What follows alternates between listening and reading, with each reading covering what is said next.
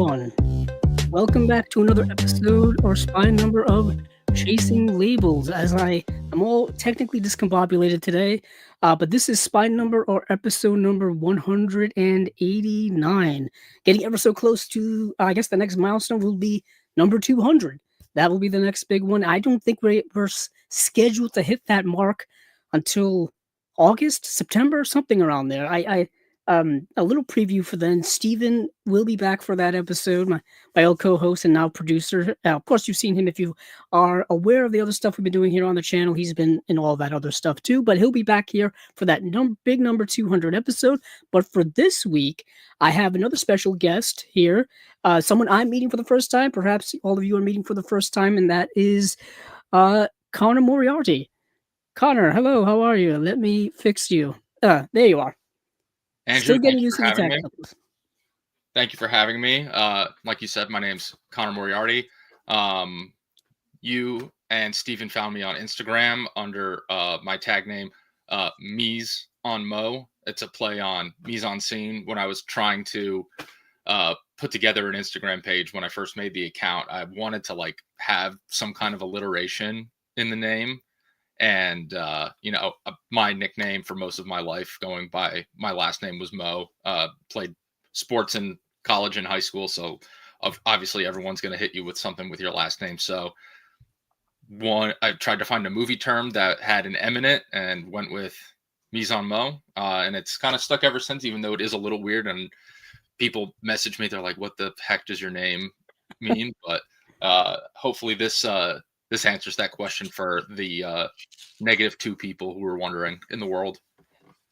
Yeah, indeed. People don't know what mise en scène means.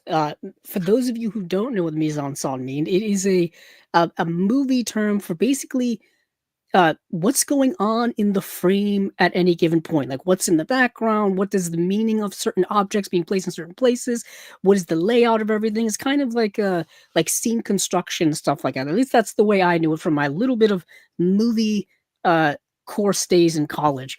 But great to have you here. What is your relationship with movies? I guess we should start there. I guess it's the most important thing. Yeah, I have loved movies for most of my life. I think getting into it, it kind of did start as a really little kid. I was a huge fan of Thomas the Tank Engine, the original model series. And I talk about this a lot when people ask me this question because these models are incredible. They even hold up today. If you watch any of the episodes from the 80s or 90s where George Carlin narrates them, it really is just inspirational as a kid when you see something like that and you're like, wow, they put together this entire world and made it feel real. And these models, the faces aren't even animated. So it's really inspiring to see that as a kid. And then, growing up, obviously I had, I think, the same kind of formative movies that most people have, Jurassic Park, Terminator 2, Lord of the Rings. But one thing I also always remember is when I saw a movie that I really loved, I always wanted to have it and have access to it whenever I wanted. Wanted to have the tape, wanted to have the DVD, and that grew into obviously today the Blu-rays and the 4Ks, and it went from me loving 10 movies to loving all these movies that are behind me on the shelves here. And that is really what has catapulted me for most of my life. Collecting, renting, watching, borrowing from the library, whatever I got to do to see what I'm interested in. As far as Instagram, I'm a much more infrequent poster now than I used to be. Also a sort of lapsed YouTuber, made a handful of video essays a couple years ago. Mostly the bulk of my creative time, I'm an aspiring author. And by aspiring, I mean, I have lots and lots of drafted material that I'm not in a position right now where I'm, happy to try and share it with the world. So, maybe that will come down the line. Would definitely be posting about that on Instagram when it gets to that point. But that's where a lot of my, creative juices are going these days. Nice. Yeah, it's interesting.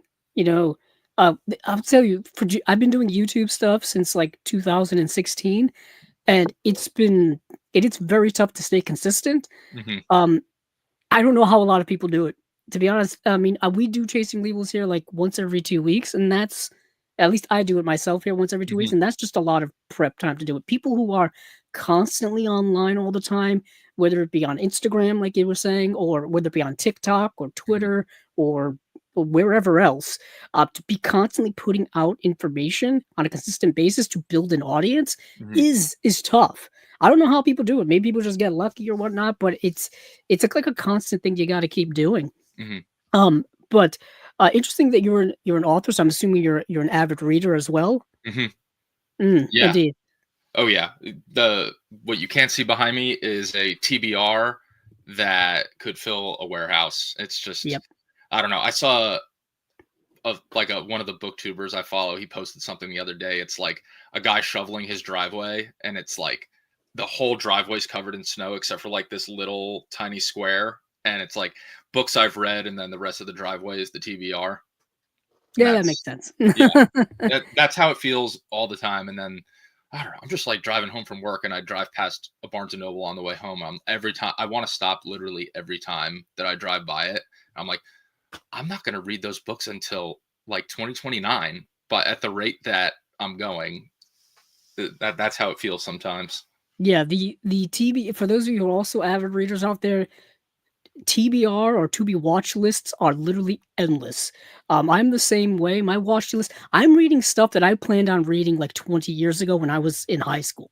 Like I'm Hmm. going that far back to reading stuff that I was like I wasn't quite ready for at the time. So now I'm going back to reading it now, like long-term reading goals. Because over time you just add and add and add to the point where you may forget earlier things. At least for me, I've been an avid reader and book lover since I was super young. Super young. I think movies and book loving has gone hand in hand with me throughout my whole life.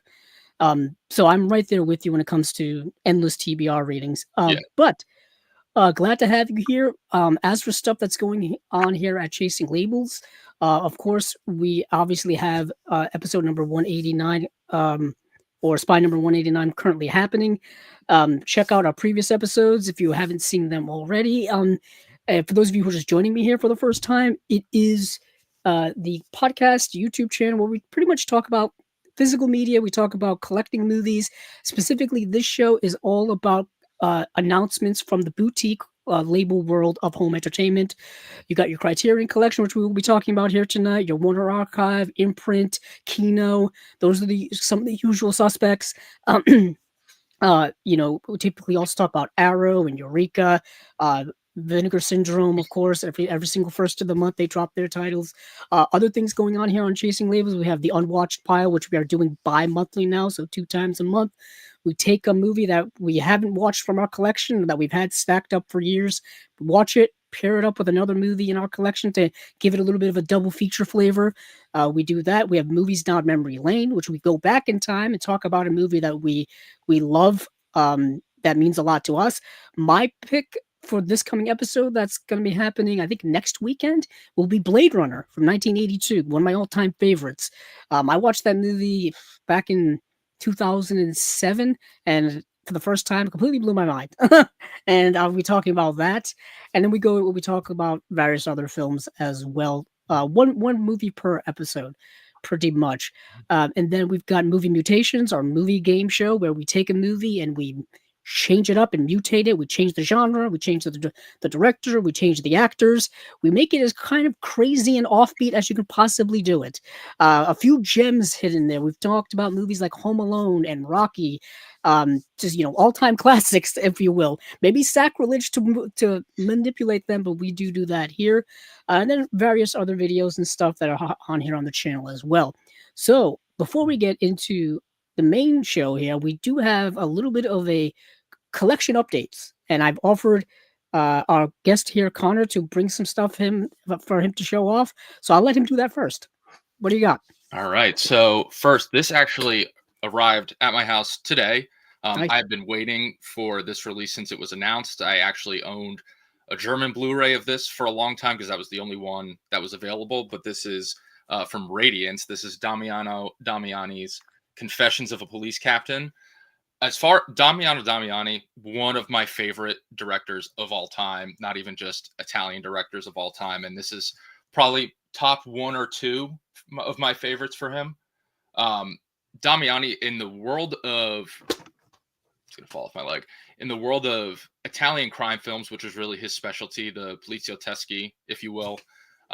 He really struck a balance between films that were more thought provoking and uh, had a more deeper exploration of what Italy's political landscape was like at the time, and the action of something that you would see in like a Castellari or a Lenzi film.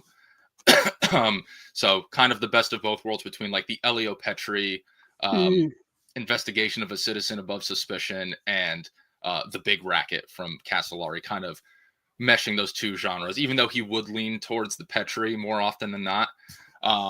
And his portrayal of the mafia, I think, is really striking too, because if you watch, like, if you're into American mafia films like Goodfellas or even, shows like The Sopranos, they're depicted very differently than in Italian films. I think the Italian portrayal of the mafia is much angrier, and they're viewed a lot as kind of this like scab that's left over from Mussolini and mm. the Nazis, and it's kind of, they're all kind of packaged into the same oppression on their nation. And it's really interesting to see that portrayal after, especially, growing up being exposed to, so many Scorsese films and things like that, just to see them put in a different light from, where they originate. It's really fascinating. The film has a great Riz Ortolani score, composer of Cannibal Holocaust and many, many other Italian films.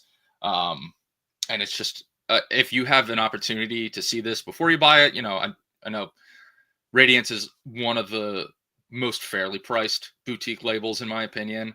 But I understand not wanting to drop $27.99 on a blind buy. So if you have an opportunity to see this before you watch it, highly recommend it. Franco Nero, Martin Balsam, a lot. If you're familiar with Italian genre films, there's a lot of like, ooh, that guy, I've seen that guy in like 100 Yeah, movies kind of thing. So just great all around. I'm really, if you can't tell, I'm really happy that this is out in a great new release.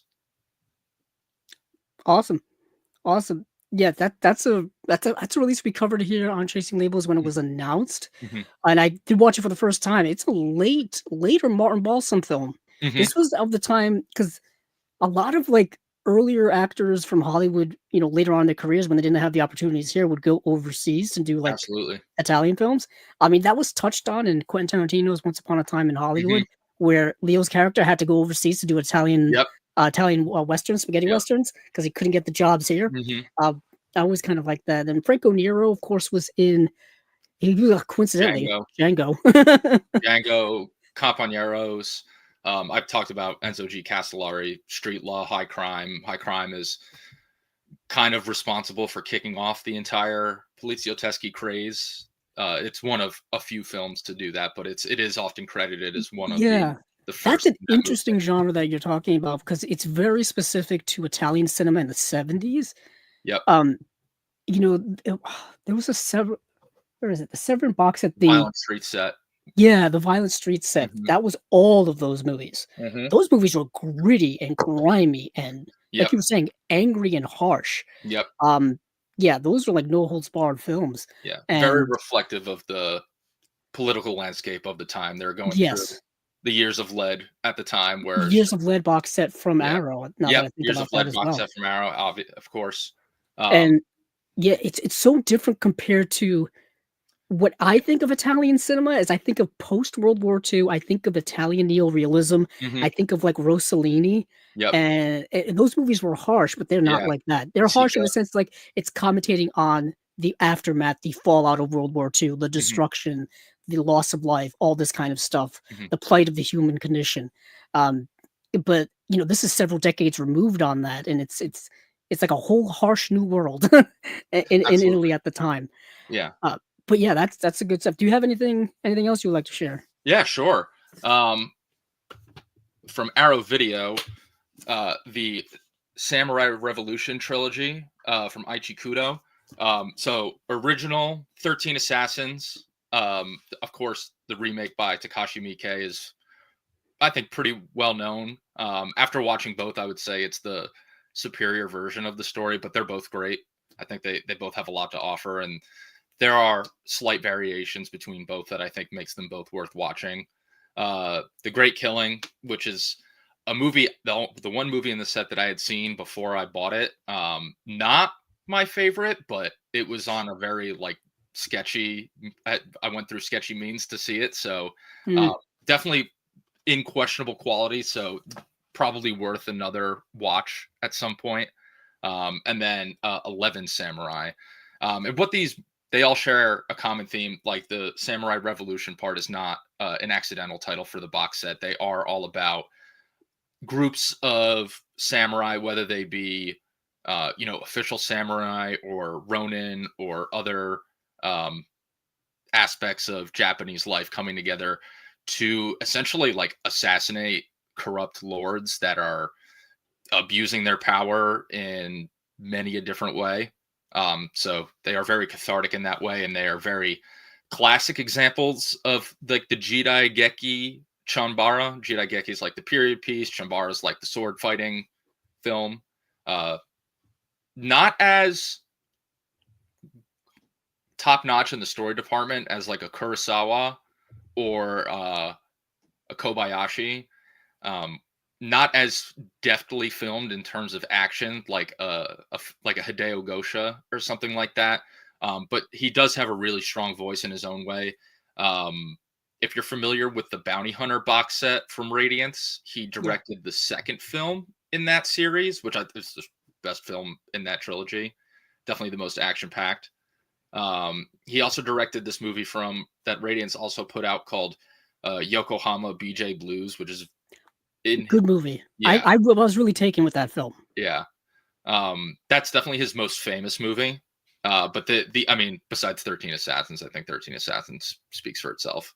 But it's these three films were on DVD from a now defunct label called Animego, which was, it's in the name. They released a lot of anime, but they also released a lot of samurai cinema. And that whole catalog is just like begging to be restored. So hopefully this sells well, and Arrow, Radiance, all these guys, they see the value in these movies, and we get them on restored editions because there's some great Toshiro Mifune movies Mm. that are on that label that are still stuck in DVD purgatory and are super out of print. Probably like not the most expensive thing if you want to eBay them, but you're just like, it's I one of those want them. things, as soon as you pull the trigger, someone's going to announce the 4K. Oh, yeah, that happens. I think of those things every single day when I look at my Yeah. collection. I'm like, I need to upgrade that from DVD to Blu-ray, but it's like, there's gonna be a 4K announcement soon. Hmm. I, Michael Mann's film Ali, his biopic about Hmm. Muhammad Ali. I have the DVD. I've always wanted to get the Blu-ray, but I know as soon as I buy the Blu-ray, it's gonna trigger something in the universe that's gonna make the 4K available. Because I feel like Michael Mann's movies are slowly starting to get 4K releases. Hmm. We've gotten Heat. Thief has a 4K now Hmm. from Criterion, so I think we're slowly getting more from them. Collateral already has a 4K as Yeah. well. So I don't know. I feel like it's just a matter of time. You But strike anyway, for that out of print Scream Factory Manhunter, and the next day yep, yeah, oh yeah, Criterion's going to announce it or something like that. oh I know that's gonna happen. Yeah. I Yeah, that always seems to be the case. When it comes to me for some collection Yeah. updates, couple of films I've got a bunch here, I got a Hmm. ton, but some things I picked up here on I think we're just cheap on Amazon because Hmm. we talked about Shout Factory a little bit. Things are going weird over there. They Yeah. may be going out of business, may not be going out of business. All I know Yeah. is their stuff is starting to sell for cheap, which is not something typically was a Shout Factory thing Yeah. for the longest time. So people have been taking advantage of that, and so have I. So I picked up their Shout Select release of a movie called Going My Way, Okay. which is a Bing Crosby film. It's the 75th anniversary edition of this film, and the reason why I wanted to, because I've been wanting to watch this for years, it's a Leo McCarey film. Leo Okay. McCarey did many, many excellent films from kind of the golden age of Hollywood, several starring my favorite Cary Grant. But this movie is, I think it was a Best Picture winner actually going my way. Okay. So I have a Best Picture section in my collection that I've Yeah. been building for years since it started, and this I think was Best Picture win. I want to say 1944 or so. Mhm. But also there's a sequel actually to this movie called The Bells of St. Mary's, starring my favorite actress of all time, Ingrid Bergman. And I've got this OCD thing where I can't just buy a sequel. I got to get the first one too. Of So course. I've got to get that. So I've been eyeing this for many years, and it's been relatively cheap now. So I decided to finally get it. Something from a label I don't talk about a lot, but I have talked about before. VCI is the movie Rain, starring Joan Crawford. Okay. 90th anniversary edition of this film. I think it's the first time it was on Blu-ray. I remember when this was announced in 2022, and I was just shocked that this was um this was being unearthed Mhm. essentially. Yeah. Not that people hadn't been aware of it, because Joan Crawford, one of the all-time Yeah. favorite Especially actresses. that era for her. It's her early stuff is stuff that really doesn't get a lot of love in HD. Her 'cause people don't, I think, know this, but Joan Crawford, her career started in the 20s, started in Mhm. the silent era, Yeah. and went all the way up, I think up until her passing in the 70s, I wanna say. Mhm. Of course, the later films weren't all the best, Yeah. Frog and They whatnot. have their charm. They do. I mean, Whatever Happened to Baby Jane is Mhm. probably one of the better later films That's a pretty from amazing film. yeah, that her and Betty Davis in that film Yeah. are astonishing. They play that movie all the time, but this is from, I wanna say, if it's 90th anniversary, 1932, I wanna say? Okay. Yeah, 1932. They put a black background with gray lettering on the back here. Not the best to see. But, I talked about this at the time, and I wanted to get it, and I just, for the last 4 years, didn't get the opportunity to. No, that's Uh definitely on my radar. Did you get the Todd Browning Criterion Yes. set? Where did I put it? I have it Yeah. somewhere. That she's in The Unknown with Yes. Lon Chaney Sr. Yeah, and that's a silent film, That's and, a yeah, silent film. she's That's like getting 19. knives thrown at her in that movie Mhm. because she plays a circus or a carnival Mhm. performer. Where do I have it? He's like throwing knives at her with his feet. Here it is. I knew I had it here on the so on my couch, I've got a lot of stacks of Yeah. movies. It's because, shelf space is not available. So here's Freaks. When this was announced, I wept with joy because I wanted Yeah. Freaks so bad, and this was stuck. You talk about DVD Mhm. purgatory. Todd Browning's Freak was stuck in DVD purgatory Yeah. forever, Yeah. Never but knew if it was gonna come from them or come from Warner Archive, just somebody. somebody, and this, yeah, because it was a Warner Brothers DVD release, Mhm. and they were That's such a nice good enough to set. put The Unknown on here as well, Mhm. another early Todd Browning film. Yeah. People were mad that this was only a Blu-ray, and I was like, you could imagine what the elements were Yeah. for Todd Browning's Freaks. Probably Absolutely. not as up to par that you would need from to make a 4K. Yeah. You I know what I think mean? we were lucky that it's a Warner Brothers product, and it was probably kept in and Warner Brothers, the studio, was responsible for preserving it. Otherwise, who knows what. True, and it was a controversial film when it was made. Mhm. So who knows what the storage was like for the Right. original camera elements, if indeed they still exist, which I'm not Yeah. even sure if they do. Oh. But I've got other stuff here. Mhm. I've got a whole stack of things. So I'll let you talk about one. I'll let you talk about Yeah. something before I Yeah. whip out this stack of 10 I have. Sure. Sure. I'm gonna combine these two into one. So this is 1984 and Quatermass in the Pit. These are both the BBC broadcast versions of these stories. 1984, this is just like, what a cast. Peter Cushing, Andre Morell, and Donald Pleasance. Very early roles for all of them. And then Quatermass in the Pit also has Andre Morell, but even like hammer bit player Michael Ripper makes a appearance in this one.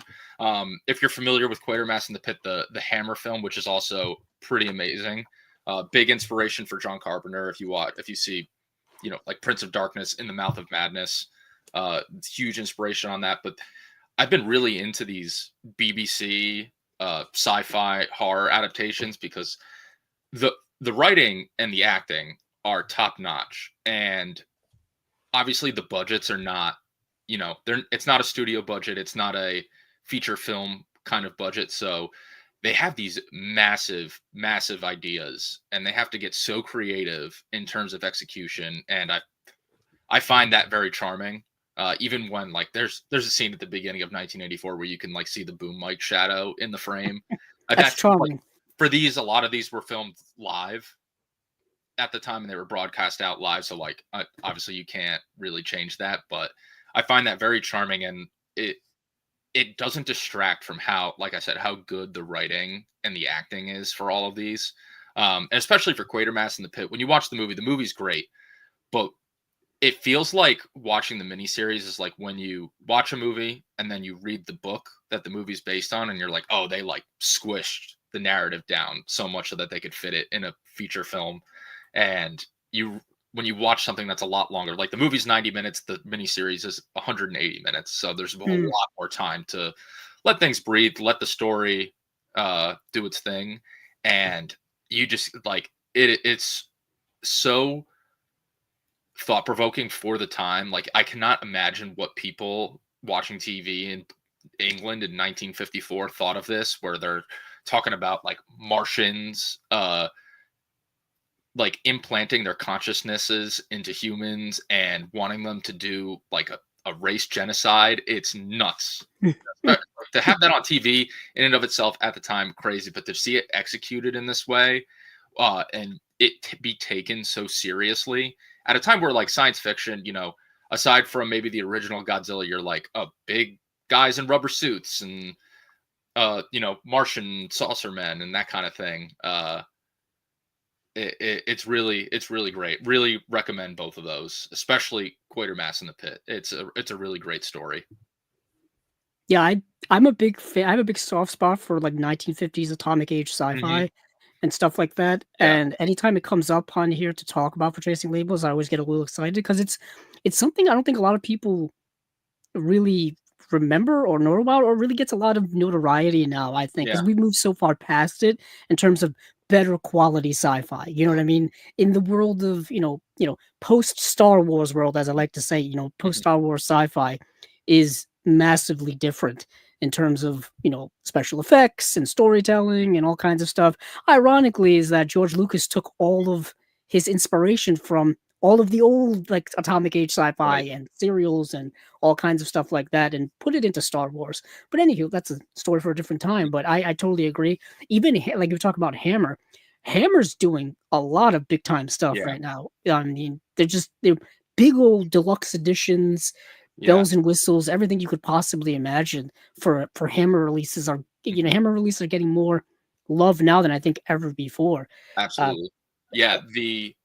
So this miniseries, it's the third miniseries that they did. So there's Hammer, of course, they released the big deluxe box set editions of the Quatermass Experiment and Quatermass 2, and those both come with the BBC miniseries that preceded them. The first miniseries, only 2 episodes survive, so that's like the other kind of crappy thing about being into this stuff is that like it's not guaranteed that all of this stuff even exists anymore. Yeah, it was the same way with Doctor Who. A lot of the old Doctor Who episodes are just gone because they would just either get rid of or just basically tape over and reuse stuff. But anyway, that's fascinating. Yeah, Nigel Neal. If anybody is into that era of filmmaking and those kinds of stories, Nigel Neal is a name to remember and seek out. Cool. So I've got I talked about this last time, I think, but Warner Archive was having a sale, or rather moviezing.com was having a Warner Archive sale where it was I always think of the old 4 for 44 deals, but that's not what it was. It was, I forgot what the sale was exactly. It's hard to go back. They were like $13.95. Yeah, it was like $13.50 a piece or so. Something like that. So it was like 4 for 55, 4 for something like that. I don't know. I can't do math right now. Yeah, come on. Matt, there's a reason we're talking about movies, and there's a reason. But either way, my strategy for sales, whether it's Kino's website or whatever website, I just go in and start adding stuff to the cart, and I'm like, I'll make this decision later. I just add, and then I go to my cart, and then I start, eliminating things, like wheel it down. I start talking to myself like, "Oh, do I really need this? Do I really need that?" Yep. Anywho, I got it down to 10 from like 24 titles. I got it down to 10. And um ironically here we're just talking about Joan Crawford and I got 3 Joan Crawford titles right off Oh, the bat. feels so Uh good to clean up like that, doesn't yeah. it? And the thing for me is that those are the times when I start buying things that have been on my wish list for like Mhm, years and years and years. I finally, pull the trigger on it, and there's nothing better than getting something that you've been wanting to get for a long time and you mhm. just haven't. It's like a weight lifted off your shoulders. It's Yeah, so nice. Uh, check it off the list. check it off the list, and then you always end up adding more. But anywho, Yeah. first up here is Humoresque. This is who directed this? Why is it being so? Oh, directed by John Negulesco. Joan Crawford, John Garfield in Humoresque, one of her more notable films. And then I've got The Damned Don't Cry. This is Joan Crawford and David Bryan. And this is another really great film. I talked about a lot of these because these were recent announcements in the last Mhm. couple of years from Warner Archive. Now, ironically, we'll be talking about Warner Archive tonight anyway. And this is another film, but this is directed by Michael Curtiz. Oh, This is Flamingo Road. okay. This is a really great Joan Crawford film. Um, I highly recommend this Okay. film. Sidney Greenstreet's in the film, and yeah, it Zachary Scott. This is an excellent, excellent Good film. cast. And It Michael is a good Curtiz, cast. that's a And then I've got some other. What I great ended up filmmaker. doing was because I've got certain actors and actresses that I like to. I want to buy all their films from. Yeah. For Betty Davis, Joan Crawford, Katharine Hepburn, Ingrid Bergman. Another one here is Audrey Hepburn. So I got Love in the Afternoon, a Billy Wilder film. One of I would say Billy Wilder's later films. I think it's from 1959, 1957. Okay. Certainly one of Gary Cooper's latest films. This is a excellent, excellent Yeah. film. Then I got a movie I've actually had on DVD. So this is a DVD to Blu-ray upgrade, and that's The Nun Story, the Fred Zinnemann film. I think Fred Zinnemann is one of the most underrated directors I agree. ever. I think he won, 2 or 3 Oscars for directing, and he has a great catalog of titles. But this has been on DVD for the longest time and recently got a Blu-ray release. This is like I said, excellent film where Audrey Hepburn portrays a nun. If you didn't get it by the title, but she goes to a convent and has like crisis of faith and things like that. It's a very personal, like personal journey of a story there. Speaking of actresses, I want to get everything from. Here's Elizabeth Taylor and Spencer Tracy in um, Father of the Bride. Classic. Now, this I've had on a wish list since I think it was announced way back when. I've had this on a wish list. Oh goodness, since 2016. I think I've wanted this, and this is if you're familiar with the Steve Martin film from the '90s, which is a remake of that. Spencer Tracy here portrays a father whose young daughter is getting married, and it's all about having to come to the realization that your child is now an adult and is now going to no longer be around. They're going to go on to live their own life and stuff like that. It's a very Ozu story. It reminds me of Late Mhm. Spring, Yeah. which is one of That's a Ozu's greatest films. that's a very apt comparison. Yeah, I just popped in my head actually. Yeah. And here's a great '90s film. Yeah, 1990. It counts. Pump Up the Volume, starring Christian Slater, who was his star was on the rise in the '80s and Mhm. '90s, and I don't know if people realize how big of a star riser he was back then. But this is an excellent movie where he's in high school and he's running this kind of um, pirate radio station out of his garage, I think, or out of his home. And it's just like this countercultural radio show pisses off the authorities in his town, like the school authorities and principals and stuff like that. And the thing is like he's so cool on the radio and he's like this cool disc jockey, but in school, like nobody knows who he is. He's Yeah. kind of a nobody, kind of an Oh, outcast. I love that. And I it's this it's is so I'm adding great. this. Yeah, that sounds amazing. Yeah, it's such an underrated gem from Christian Slater from that time. I think people mostly remember him from like Heathers and all the other stuff that Yeah, he True did. Romance. Yeah, True Romance, and he was in Robin Hood, Prince of Thieves, if I do recall. Right. He is in that. Um, Next is Judy Garland in The Clock. When people think of Judy Garland, they think of musicals, think of The Wizard of Oz, typically. But this is one of her more serious, dramatic films in The Clock, where she meets I believe this soldier who is on like a 24-hour or 48-hour leave, and they have kind of this whirlwind romance. Hence the title of the movie, The Clock, because not a lot of time for these two people to kind of meet and fall in love and whatnot. Really good movie. Really good movie. Always been a fan of Judy Garland. One of my favorites. If you've not seen her version of A Star Is Born, you're really missing out because I think it's the best version of that story. Another actress whom I love a lot is Marlene Dietrich. Marlene Dietrich is something else. Her work with um, Joseph von Sternberg, Mhm. whether you've got this collection from Criterion or whether you've got the one from Indicator, it's the same movies. Uh, and her work is just extraordinary. Such a presence on screen, daring presence on screen. This is Rancho Notorious, which is another one of her great films. I think this is directed by Fritz Lang. So Okay. this will go right in my Fritz Lang collection, right next to like The Big Heat and Metropolis. Mhm. And Yeah, then very last but eclectic certainly, filmography. yeah, and last but certainly not least, I love my classic animation, and I've got the Tex Avery Screwball Classics Volume 2. There's 3 volumes of this, Mhm. and I gotta get a third one. People who are longtime viewers here on Chasing Labels know that I'm also getting all of the Looney Tunes releases from Warner Archive as well. So this will go along right with those as well. Gotta keep classic animation alive. Absolutely. We're finally getting more Blu-rays of them now more than ever before, which is awesome. So Absolutely. yeah, that was my whole big spiel for my 10 Warner Archive titles that came in over the last 2 weeks or so. Uh, Fantastic. so Connor, do you have anything Yeah, left? I did Or want to ask a question though. Is there sure. anything that ties those all those actresses that you're collecting? Is there anything that like connects them for you, or because they're all amazing, but and they're all kind of from that classic Hollywood I era, think but that's I think that's the tie right there is that they're all from that classic era of Mhm, cinema, really, and all their careers started there, mhm, where they made their fame there. I think that's the only thing that really connects them for yeah, me. Some are more daring than others. I think some of the best of all time, personally. yeah, I mean, I think Joan Crawford, Marlena Dietrich, Elizabeth Taylor, mm, when they were doing their best work, they were like nobody could touch them in terms yeah, of talent, in my opinion. I mhm, feel the same way about Betty Davis. Betty Davis in the 30s in a movie like Of Human Bondage, I think is astonishing work, and a lot of work she did back then as well.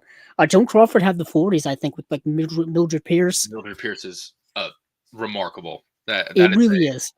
s- It if she it wasn't a star already, that's a star-making performance. it truly, truly is. It's a classic film noir, but it's also Mhm, classic drama. I mean, they play it on TCM all the time, I feel, mhm, for rightfully so. But yeah, yeah, I'm just a big fan of that era of cinema, and I guess these are awesome. some of the titans of that era. Yeah, But yeah, that's awesome. I've only got like 2 more things, like, and then I'm good. Yeah, I'll share two more. I also have two more things. So everybody got this. I was no different. John Woo, Hard Boiled from Arrow Oh, Video. Waited. I'm gonna wait for all of them on Arrow. That's the personal decision that I've made with these. The just go. I've had the Dragon Dynasty DVDs since I was like 14 years old, and I've that's had the what I've been Blu-rays. living with They're not good. up until now. That is what I have been dealing with. That's how I've been watching these movies, still enjoying them, still being into them. I think for like when it comes to Better Tomorrow trilogy and Bullet in the Head, I had these Nova Media Korean Blu-rays, which were watchable, but again, not ideal. And it's just like to go from what we had to what we're getting is like It's night and day. you didn't even think it was possible. Like there was a time where I was like, all right, I just have to like resign myself to the fact that in North America or in the West, like we're not going to get high quality versions of these films. It's too expensive, or nobody wants to do all the work involved. And I think It was a we're rights living. issue. I Yeah. think it was a rights issue. Hmm. Um, I believe the Golden Princess, that whole library was just kind of held up in Hong Kong all these years. Yeah. Um, the first time I ever watched Hard Boiled was on the letterboxed DVD version from Criterion, where it Nice. had the bars on all the sides. Yeah. That's You how have I to zoom watched in Hard on your Boiled for the first TV. time.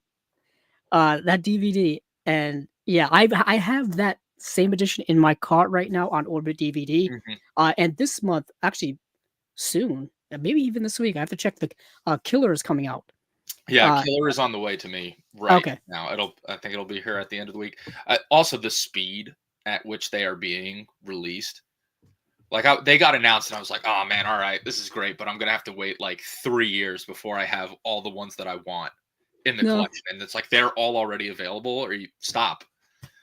yeah, Um, I've got my Arrow releases of yep, Picking Opera Blues and City on Fire yep. right behind me.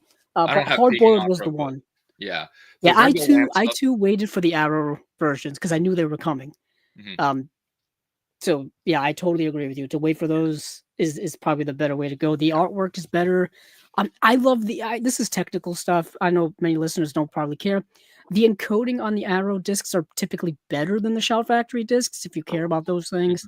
Mhm. Um, but yeah, yeah, Yeah, Hard Boiled to me, I think is the greatest action movie ever made. So I'm with you. yeah, yeah. um, And they're getting like the Ringo Lamb titles, like you had just held up City on Fire, but um, the Prison on Fire movies, yeah, School on Fire, which nobody has released yet, but is part of this. It's also part of this deal. Very exciting.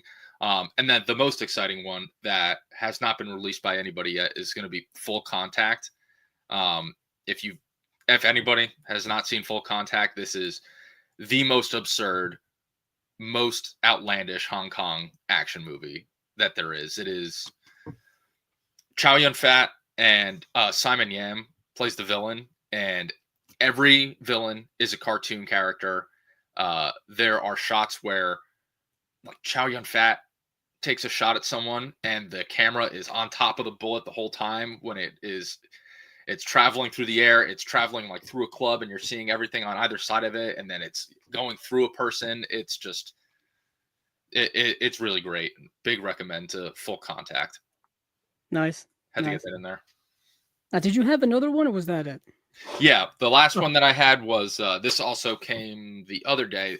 This is the only one where I've not seen any of the films on here. I got World Noir Volume 3 nice. from Radiance. Um, really bought it for the Swedish film on here, Girl with the Hyacinths. Have heard a lot of really amazing things about this. This is the only one of these World Noir box sets that I've gotten from Radiance so far. Um, have not really been drawn in by the other titles. But this is also a really great set. It comes with Peter Lorre's only directorial effort. I think that's such a fascinating world. I think that's a great like letterbox list to make actors who only made one film, and I'm only thinking of really this movie and Night of the Hunter at this point. But Yeah, that's just Charles such an Martin's film. interesting world of actors who decided to direct and they only directed one movie. Because yeah, and typically it is because the movies weren't received well, Yeah. at least in the sense of Night of the Hunter. I mean, obviously it's gotten a reappraisal now to the point where it's considered an all-time masterpiece. Hmm. There were certain actors turned directors. That's that's more of a modern concept than Yeah. most times, but I think back then, like Ida Lupino was one of the early Hmm. ones to do that, where Yep. she was an actress turned director. I mean, that's kind of a big thing for an actress to do that at that time, Absolutely. specifically in the studio system of that Mhm, time. But obviously nowadays we've seen actors do it. George Clooney, mhm. Denzel Washington, we've seen do that. Yep. Um, yeah, we've seen that happen many times. But for my last two here, I've got a movie I was praying would get a 4K release eventually, and that is Master and Commander. Uh, one of my favorites of the last, I would say 25 years, the Peter Yep. Weir film. I think Peter Weir is an underrated director, in my opinion. I think this movie's underrated, in my opinion. I know maybe people consider it a quote unquote dad movie, if you will. That's a modern day, Yeah. you can say, the modern day terminology for Yeah. that. Russell Crowe, Paul Bettany's in this film. It's a great cast. Based on a book series, actually. Um, and Not this know is that kind and this was kind of, I guess, supposed to be like kind of a launching point of maybe perhaps a multi-movie series based on those books because there was material for it, but part. never really materialized. And uh, yeah, this is Master and Commander: The Far Side of the World.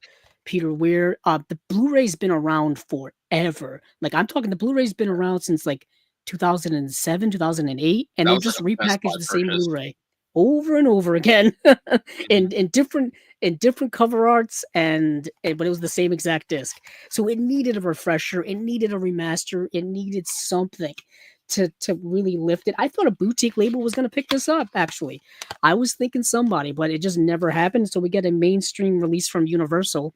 I guess this was a Miramax release at the time. That maybe Mhm. explains a little bit why it was so Yeah. hung up over the years. Um, but I've always really liked this movie. It's a historical film, takes place early 19th century. I think it's during the Napoleonic Wars of the early 19th century, where you're basically on a boat in like Southwest Pacific Ocean during the whole movie, and that's kind of the story that's going on here. It's been many years since I've seen it, but I've always really loved it. So I can't wait to give it a rewatch in 4K. And then speaking of Radiance, which we will talk about here on the show soon, uh, I've got this Radical Japan. This is the Nagisa Oshima 9-film set from Radiance. The reason why I bought this now is because it recently went out of print. Mhm. That's the one thing with Radiance, which we will talk about here. Once their stuff goes out of print, grab it while you can because it gets pricey. It's Mhm. really, really pricey. Um, Connor just showed up the World Noir set volume 3. World Noir set volume 1, which is out of print, goes for well over $100 on It's eBay. Like crazy. it's a pricey one. Mhm. Um, so once you start seeing these things go out of print, grab them while you can.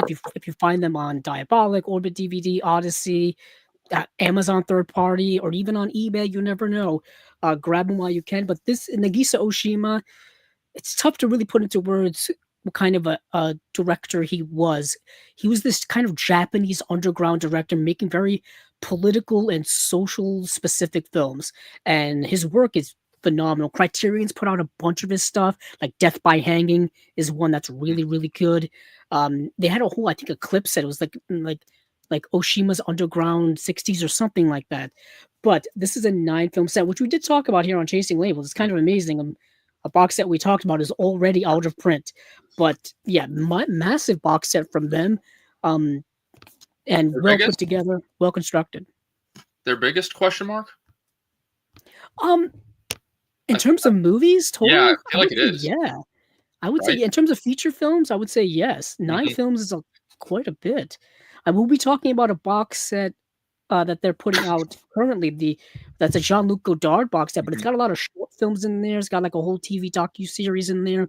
But in terms of just feature film set, I want to say this is pretty significant because even their world noir sets don't have 9 films in them. Um, some of their other sets, like you mentioned, Bounty Hunter, or even like The their Diet Shinobi sets. Gothics. Shinobi sets only have 3 movies. Mhm. So this is it's a pretty big set, maybe their biggest. Yeah. There's their Commedia Italiana. I'm looking over at my Radiant shelf. Yeah. That's why I'm looking over. Most of their sets, like, they keep it to 3 movies. Well, yeah, to about 3 movies. No, Yeah. pretty much This is no more the than, which makes one it of the exceptions. economical for both us and them. Yeah. I would assume. Yeah. I like how they stay on theme. Yes, very It's much. And as a we've had collector, it's something to appreciate.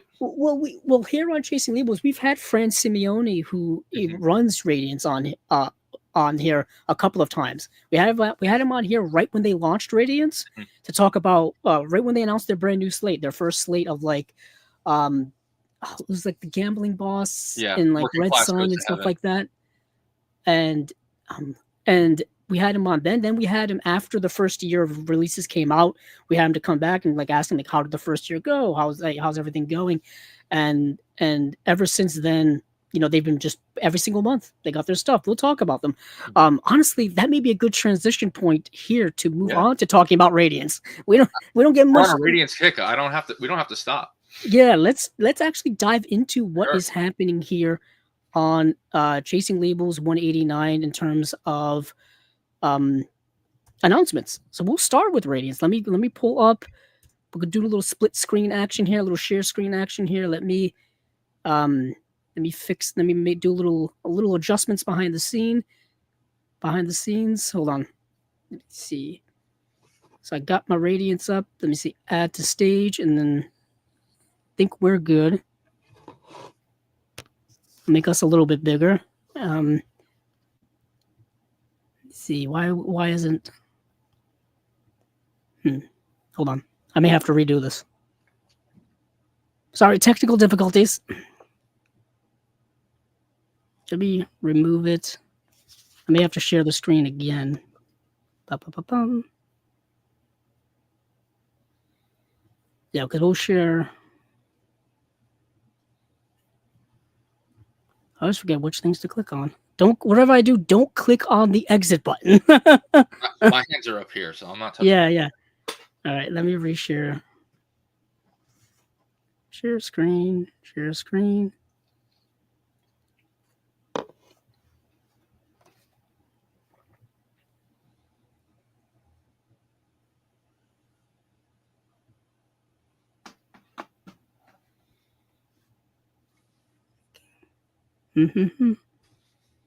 More talking about myself.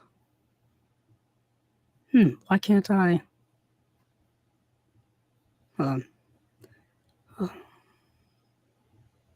Let me remove this entirely. Oh, wrong thing. Hold on. Wrong thing. That was the intro.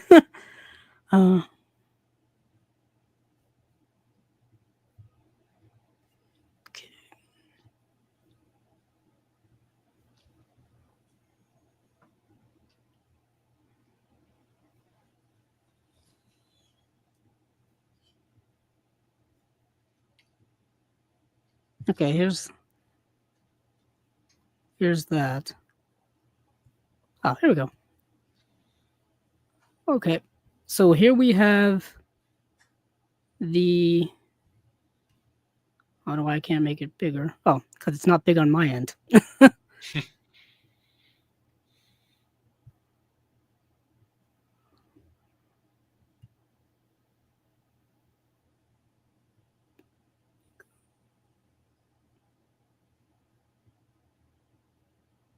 Oh, here we go. Better.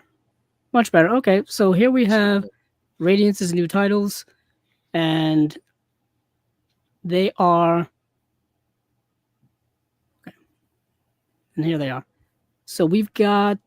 Let me read some of these bad boys off. So we've got two. We have two transmission titles, which is their imprint label. Mm-hmm. It's their imprint that puts out very specific things. We have Vampire's Kiss, and we have two boxes, Televised Terror in Franco, Spain. And we've got Histoires du Cinéma. That's the Jean-Luc Godard box set that I was talking about. We have the Hourglass Sanatorium. We've got the double, and we've got the boxer, and then the rest here were from last month. So I guess we'll start at the very beginning here. We'll start with two boxes, Televised Terror in Franco, Spain. I believe these are two television films of the time.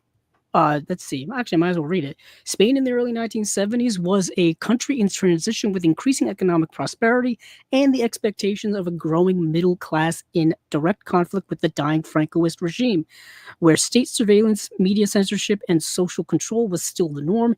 Inspired by the mystery horror anthology series such as Alfred Hitchcock Presents and The Twilight Zone, this unique period in history is depicted with terrifying clarity and dark humor. In these two infamous television films, La Cabina and El Televisor, in Antonio Mercari's La Cabina, a group of officials install a telephone box outside a block of flats. After a man enters to make a phone call, he finds himself unable to leave, attracting the attention of fascinated locals as he grows increasingly desperate to escape. A sensation upon release, La Cabina also developed a huge cult following in the UK after regulatory screenings on late-night television. In Francisco Ibanez's Serradores El Televisor, a man living a dreary suburban life has a simple dream to possess his own television. When he finally gets his wish, the dream soon becomes a dangerous, all-consuming obsession. Originally a special episode of Seven Doors' hugely popular series Tales to Keep You Awake, El Televisor's escalating dread and shocking conclusion will still retains its power to shock over 50 years later. So I did get to see both of these, and they're relatively short. films. Like I said, I believe they were made, for television of the time. And the first one is fascinating. It's like a Twilight Zone episode. This man, outside of his apartment complex, there's a telephone booth that gets installed. He goes in it to make a phone call, and he can't get out. And what happens is he's just stuck there. And people are trying to get him out. They're trying to pull the door off. He's trying to push it open, can't get it out. Construction workers come in to try to like drill him out and like saw him out. They can't do it. The police even come. Spectators come to show off. Spectators come and people start like selling like candy and stuff to like as if they're at a sporting event.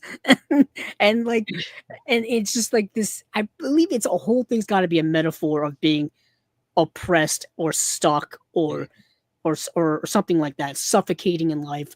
Probably a metaphor for the government of the time or something like that, or society of the time in Spain. That's my guess. I don't see a lot of Spanish films from specifically this era, so that's just me basically making guesses. So from the 70s, we talked a little bit about Italy and Spain at the time, and now this is Italy politics and movies at the time.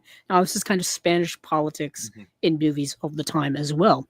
The next film is something a little more modern and contemporary. Like I said, this guy buys a television for the first time ever.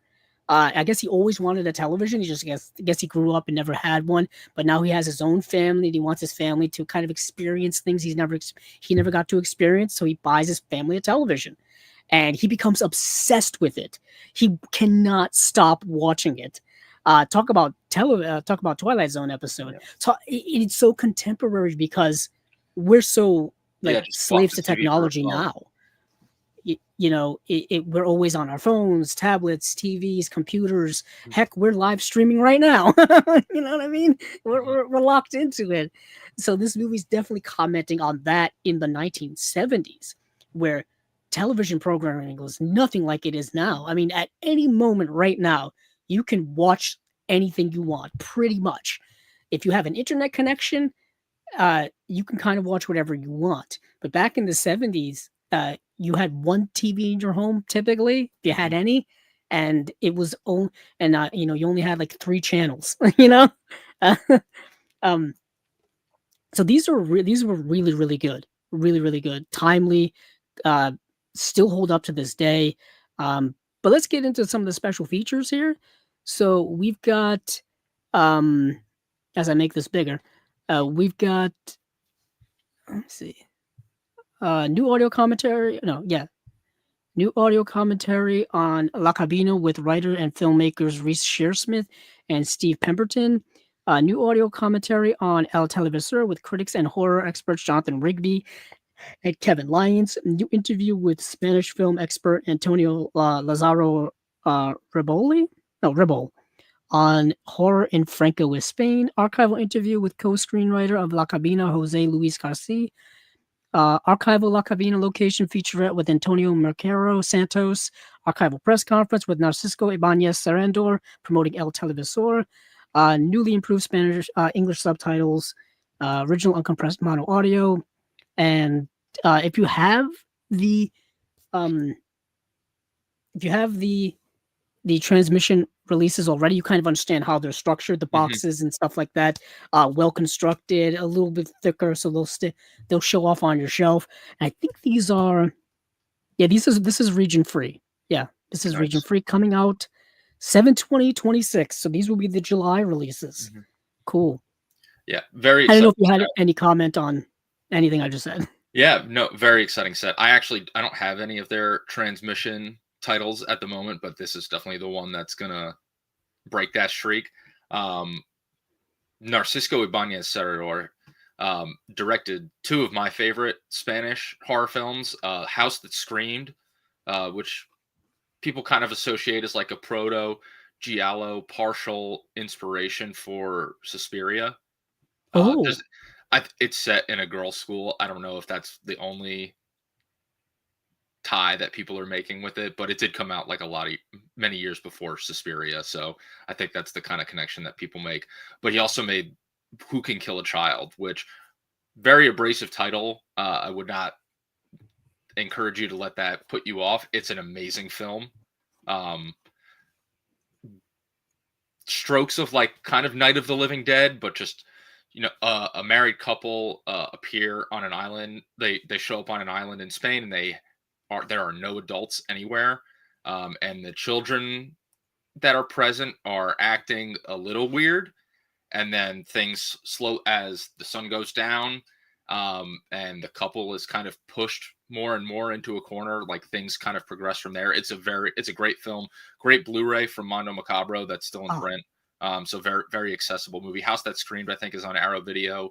Previously, a oh Scream yes, Factory that has disc. the great artwork, the Mhm. cover art for The House That Screamed. Yeah, Yeah, very yeah, iconic talked in about terms that. of that. So Narcisco Ibanez Serrador, really great director. Very excited to see this. That they mentioned the Tales to Keep You Awake.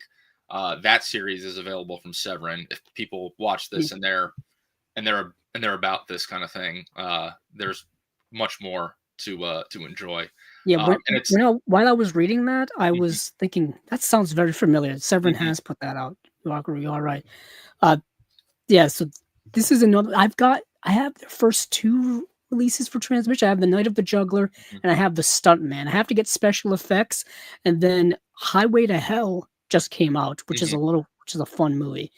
Um, but let me go back to let's talk about Vampire's Kiss. Now, this is a movie I know many people do love. I actually have it already on an MVD Blu-ray. Mhm. If you've ever seen a meme, if you've ever seen a GIF of Nicolas Cage, chances are it's from this movie. Yep, The one where he's pointing like this, like yep. at his desk, that's from this movie. Is this The where one he when he's does the walking through the street and he's Yeah. like, oh, he's like screaming. That's this movie. That's Does he from do this the movie. alphabet in this movie, or am I thinking of a different movie? Um, is what's from this movie? Where he, like, very passionately recites the alphabet. I think that's from this movie.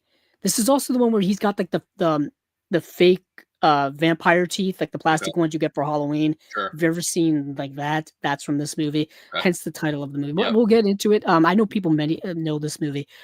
Peter Lowe, Nicolas Cage, who was in more movies than Wild at Heart, I can tell you that. Is a self-centered literary agent living a shallow existence in the money-obsessed Manhattan of the 1980s.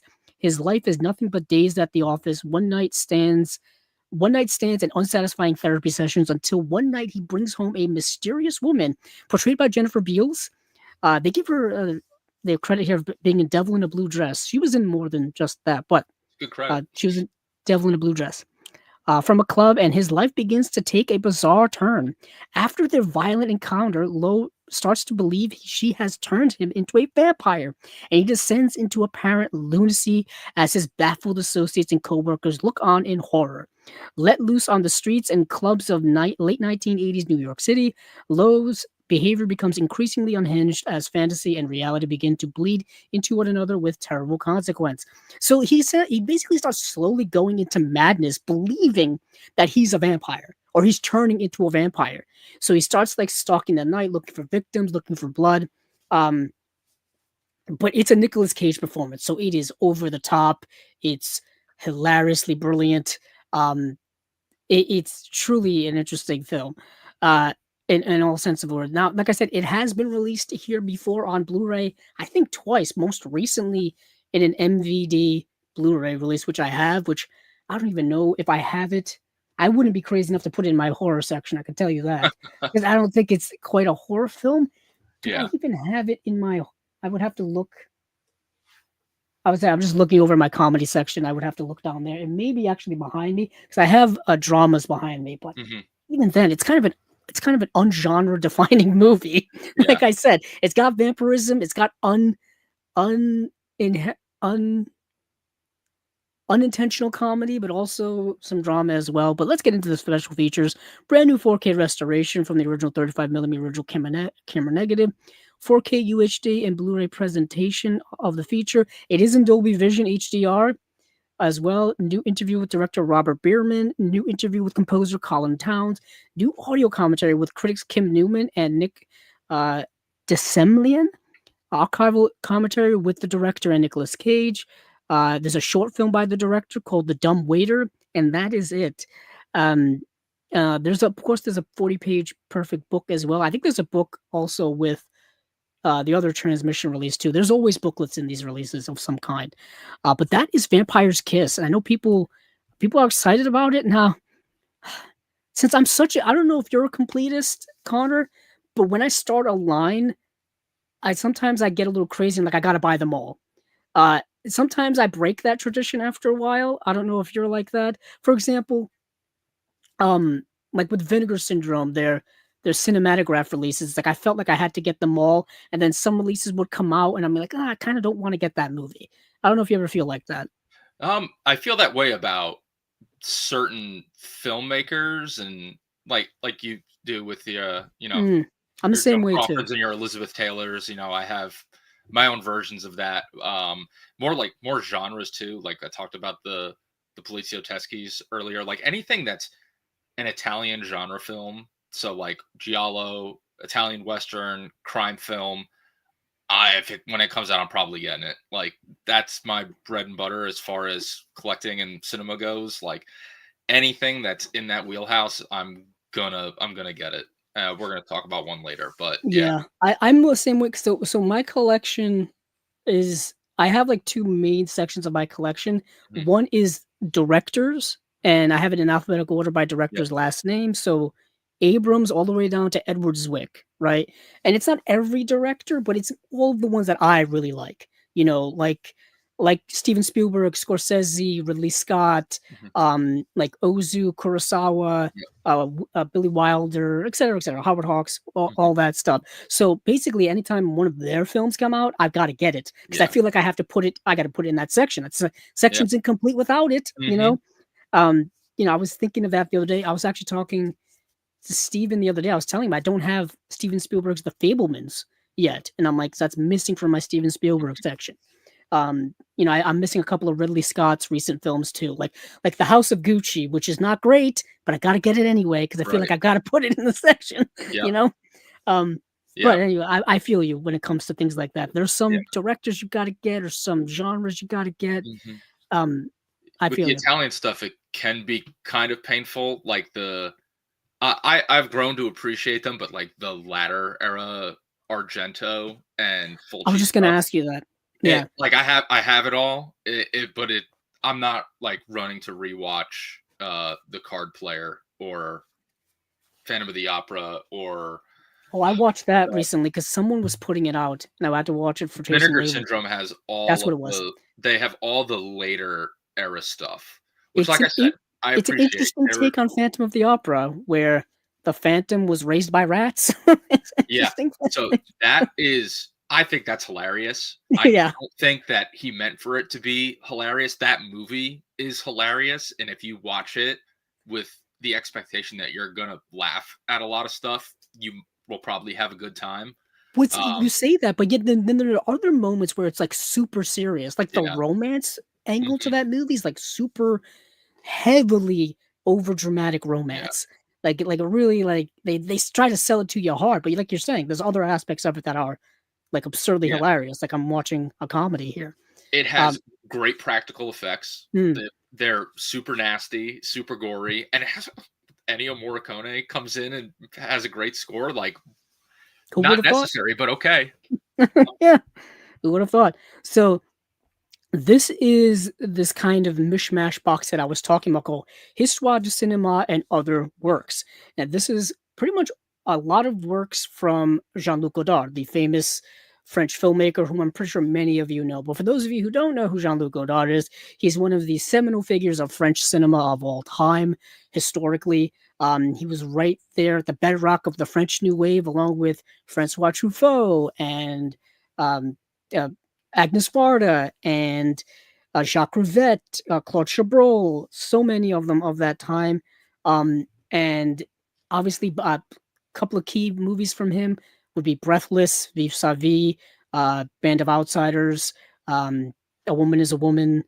So many films. His work basically went from the 1960s all the way up to 2024, actually, which his last film was released, which actually is in this box set called I think it's called Scenarios, and it's a short film and it's in here. But this box set's pretty big here.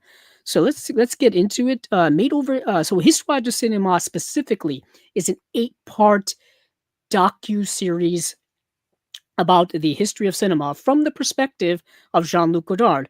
Now, I didn't watch all 8 parts. I only watched the first part, and it is as wild and insanely put together as a lot of his other work is. For those of you who don't know, Jean-Luc Godard, his whole thing back in the 60s was, I'm going to break every rule of cinema and just do my own thing.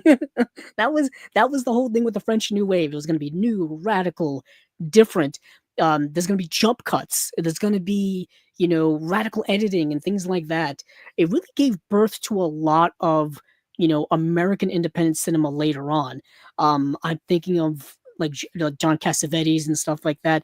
Jean-Luc Godard was an influence on many, many people. Whether you like his movies or don't like his movies, like him or don't like him, I think he is an important figure in cinema history. How do you feel about Jean-Luc Godard, Connor? You familiar with his work? Yeah, I'm definitely familiar with his work. It's been a while since I've engaged with Godard. I think like when I was first getting into foreign language cinema, you watch your Seventh Seal, you watch your 400 Blows, you watch your Rashomon, and you're going through that, and then you're like, oh, gotta see Breathless. You're into the French New Wave. It's a critical part.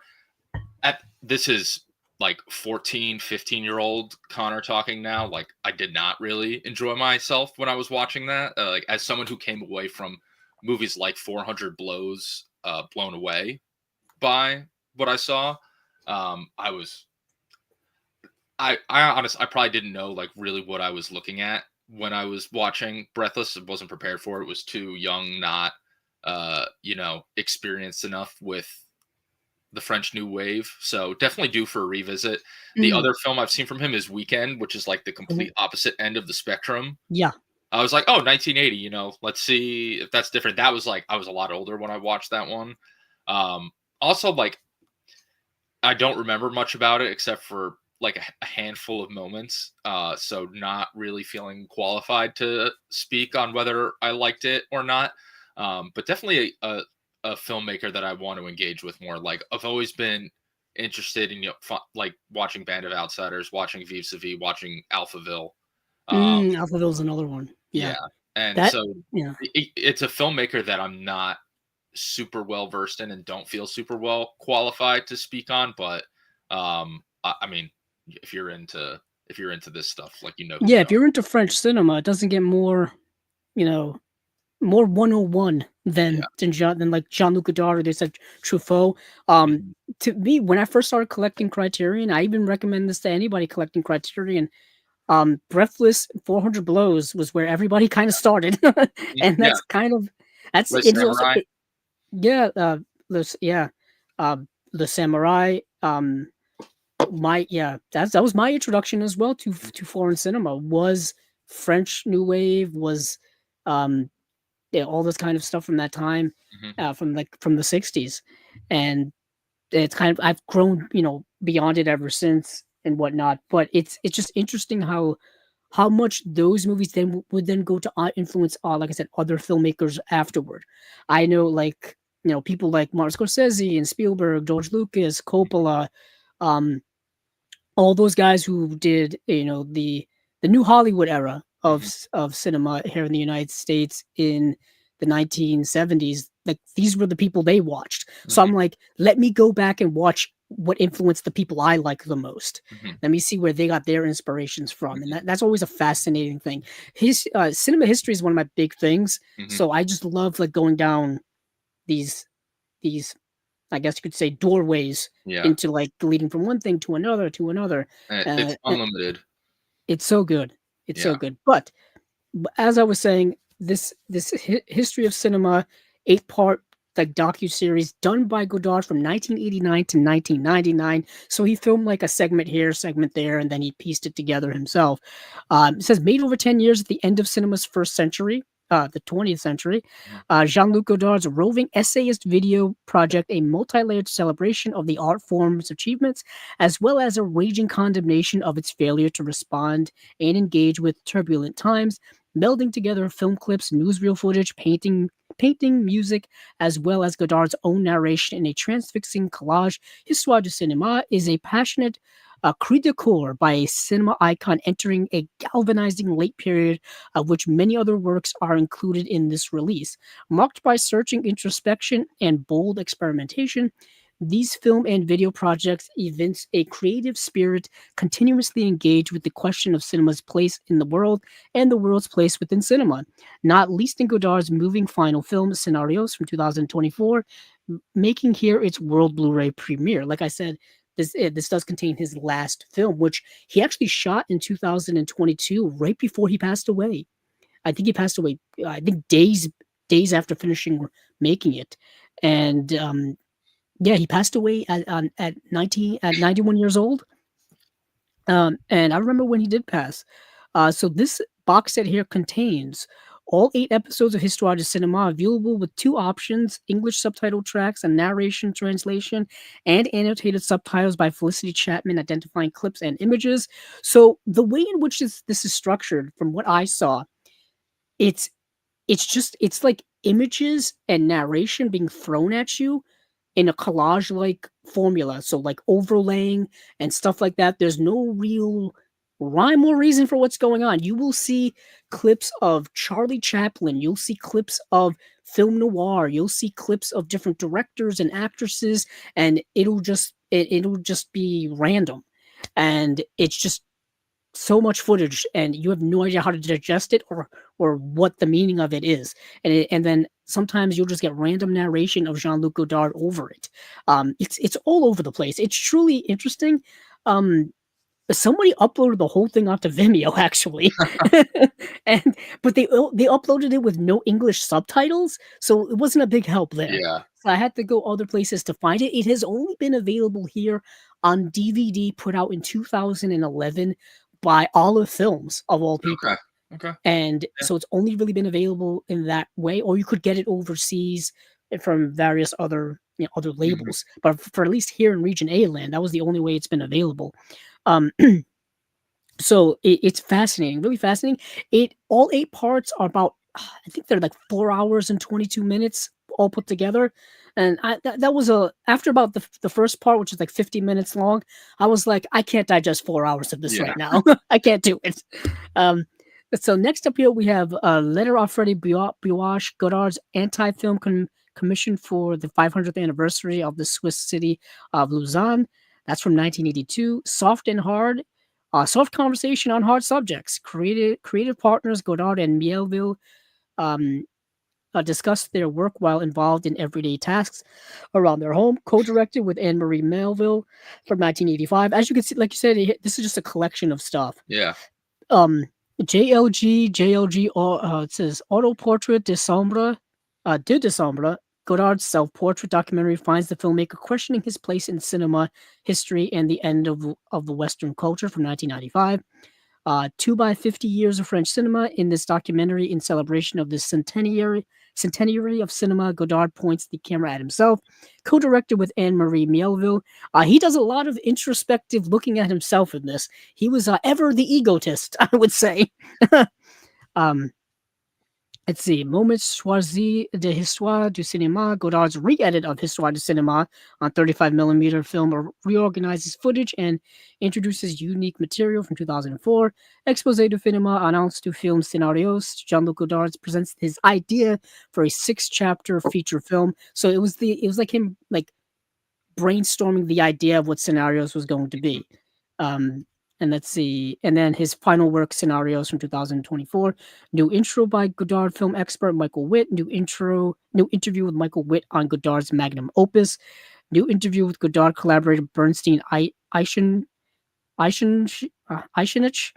on the director's working methods. Extensive archival TV interview with Godard. And then booklet as well, with an essay by Adrian Martin, who's been here on Chasing Labels before. So that's cool. Is this region? Oh, region B locked. Okay, so this is region B locked. But if you have a region free player, go for it. Also coming out on July 20th. So let's move on to the next title here, which is the Hourglass Sanatorium. This is a 4K UHD release, and it's a I'm trying to remember if I did see this. Oh yeah, this movie's insane. Okay. This movie, I Oh watched it yeah. today. This is it. This is an insane movie. Have you so you've seen it? Yeah, Okay, so then I'll let you talk about it instead of people here listening to me. yeah, So give us a lowdown of what this movie's about, because the premise is one thing, but then you get into the movie and it goes off. yeah. It is. I'm going to explain this as plainly as possible. A man is on his way to an asylum to visit his father, who is there. His father, when he arrives, may be dead or may be alive.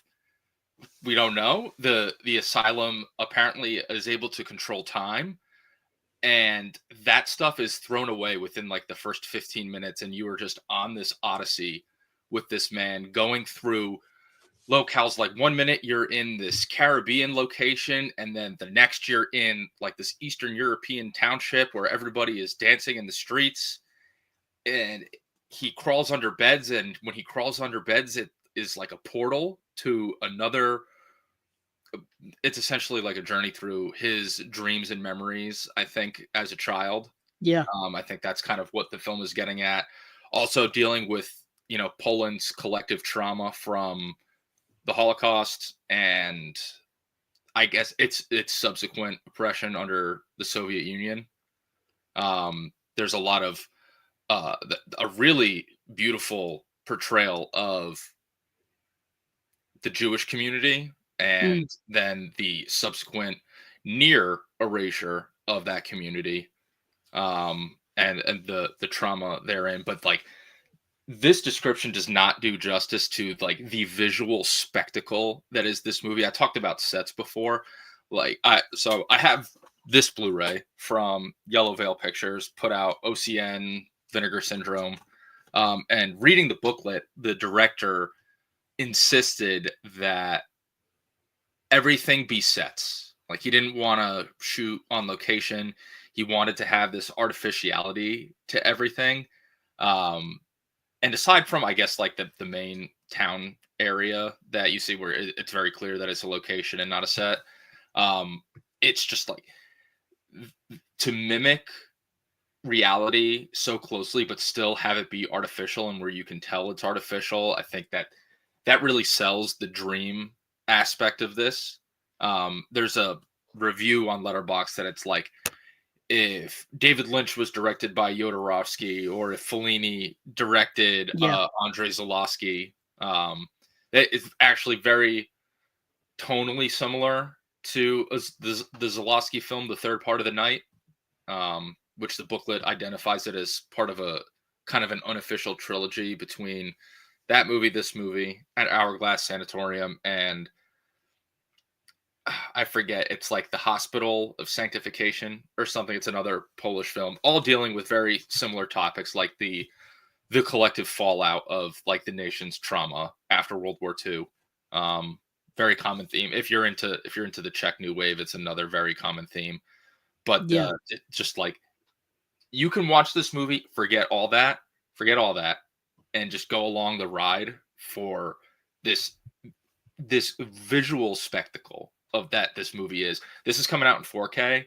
Yeah. This is going to look insane It on 4K. really is a visual treat of a movie. If you're Yeah, into surreal avant-garde cinema, this movie is definitely for you. Like all the names that Connor just mentioned, specifically of that time, of that Eastern European weird cinema, mhm, this will be something definitely for you. Um, let's get down to that was a great description because it really this is one of those movies where you have to watch it to experience it for yourself. It's yeah. kind of indescribable. Mhm. Um, I Everybody's mentioned description that is the going to other be day different. of the Brian De Palma movie Phantom of the Paradise, Mhm. where I was like, "This is a movie you have to experience for yourself." Yeah. That's what's Phantom of the Paradise about? Well, do you have 4 hours Yeah, it's to like describe the plot? it's Phantom of the Opera, but it's also weirder. Let me- uh, but that's a movie that needs a 4K release. By the way, Yeah, somebody put that out. that would I be a know it's great got Blu-ray 4K. releases from I think Shout Factory Yeah, and Arrow. That's another one where I'm waiting until that yeah. 4K gets announced That's an old before I buy Blu-ray. it. At this point, that's an old one. Yeah, I feel like right now that's I mentioned Michael Mann earlier. Brian De Palma stuff is getting 4K Yeah, re-releases slowly but surely. all the time. I mean, Carrie's gotten a 4K re-release. They just did uh I mean, well, they did Scarface. They did Mhm. Carlito's Way twice, Twice. or Two actually, different studio release and an Arrow release. yeah, and the studio I think just re-released it in 4K Mhm. as well, Steelbook. which is kind of nuts to me. Yeah. Uh, but yeah, Brian De Palma, another not underrated director, but someone I feel like people need to talk about a little bit more in terms of his Yeah. importance of movies, and not just Scarface. I know everybody knows Scarface for its cultural relevance, but Mhm. The Untouchables I think is still really really Mhm. good. Yeah. And then his 70s work is also really good. Sisters, the movie Sisters Mhm. is so, so good, in my Yeah. opinion. Obsession. His Yes. Vertigo. I just saw his movie because he did early movies with Robert De Niro in the late Mhm. 60s. Yeah. And I just saw one of them because I think somebody, well, I think was it Radiance Radiance Radiance was has putting it one of out. Radiance has Hi Mom. Yes, that's what it was. Hi, Mom. Yeah. Uh, what an interesting social Yeah. commentary of a movie. But this release here is coming out in 4K. It's a new 4K restoration from the original camera negative, presented in Dolby Vision. So they're going to bump up the colors and all that kind of stuff. 4K UHD and Blu-ray presentation of the feature, and world premiere on 4K UHD, uncompressed mono PCM audio. New audio commentary by Polish film expert Michael Brook. I know Michael Brook. He's been on here before. Um, he works a lot with Indicator. Mhm. Archival interview with production designer Jerzy Skarzinski by filmmaker Jerzy Wojcik. Man, some of these pronunciations, you have to excuse me, then I'm not Yeah. good at them. It's not easy. No. No one's judging you for No, your. thank you, thank you. Yeah. Accordion, acclaimed early short film by Wojciech Haas. Newly improved English subtitles, reversible sleeve featuring original and newly commissioned artwork, limited edition booklet as well. Let's see, it says what's the region? Oh, region A, B, and C. Oh, because it's UHD. It'll be Yeah. region free. Yep. Okay, so that's coming out July 20th as well. Let's move along now to The Double. This is an interesting film. I don't know if you got a chance to ever see this. I'm very aware of this movie, have not Gotcha. had a chance to see it. This is kind of the first way it's been widely available in Mm, decent quality. Well, we can talk about this when we get there, but like if you go to try and like watch any kind of like Italian genre film on the internet, chances are you're gonna get like the English dub version, yep. which Which is not the best not way to ideal. watch it. Yeah, not just plain and simple, not ideal. For some movies, I don't mind it, but for a lot of stuff, I prefer to watch it in Italian with English Yeah, subtitles. it That's really my all preference. depends. Like, it's interesting because some Italian films, like, they were intentionally dubbed in English, Yep. and then some not so much. Hmm. And I feel like this one maybe not so much. Well, they were all um, shot without sound purposely yes, because they knew that they were going to get dubbed into like a billion different languages wherever they were exported to. So everybody, they showed this in Once Upon a Time in Hollywood too. Everybody just speaks their own language on yeah. set, and they Well, learn it. that's the way. Heck, I mean, just going back to what people know, the spaghetti westerns were the same Mhm. way, Yep. pretty much. Yep. Um, yeah. Excuse me. Bless you. Oh, thank you. But let me get into this. So Giovanni is shot in an underground parking garage by a mysterious bearded man. Excuse me while I sneeze again. As his life flashes before his eyes, through flashbacks, we learn about his life and what led to this moment. His flirtatious wife, Lucia, and the fissures her behavior creates complications with the family business, Lucia's relationship with a traveling hippie, and her beautiful mother-in-law. With its delirious editing continuously returning us to the site of his murder, Giovanni's life turns in on itself as the film explores masculinity, eroticism, and the uncanny. One of the undiscovered greats of the genre, Romolo Guerreris, who did the sweet body of Deborah. The Double is a sexy metaphysical giallo, newly restored and officially released for the first time since VHS. That explains a lot Yeah. why the Yep. versions I saw look so bad. Mhm. That explains it. Um, so this is getting a 4K restoration from the original camera negative. You get uh, Italian with English. You have Italian or English audio tracks. Um, you have uncompressed mono audio. You have a commentary by Tim Lucas, archival interview with director Romolo Guerreri and star Eva Olin. Newly edited for this release from 2026. Appreciation by Stephen Thrower. Easter egg, and then just reversible sleeve as well as a booklet. And yeah, let's see. Is this region A and B? Okay. Mhm. Yeah, this is a tough one to find. Kind of like what Connor was saying. It's Yeah. not readily available outside of VHS quality, which is not the easiest thing to watch, especially in modern times where you're so used to decent quality. Um, a- and I'm not the only one who says these things. We have such we have movies that are available in like the best quality ever. Going backwards, you realize the step down, you really do. And I know there's a lot of people now collecting VHS is all the rage now. People love that retro style of VHS covers, the VHS tapes, watching the movies on on older TVs. And what I noticed, there are people like around our age or maybe younger, and I'm like, I grew up during the VHS era. That was the first thing I was ever exposed to in terms of home entertainment. So I got my fill of it. I want the good stuff now. Mhm. I appreciate the old stuff because it got us here, but I'm not going to go back and like start buying VHS again. I kind of don't even want to go back to buying DVDs again if I can help it. But hey, collect whatever you want to collect, however you want to collect it. No judgments here. Just everybody's got their own personal thing. But I'm just surprised how things come back in style that you thought were gone. Mhm. Vinyl records, things like that.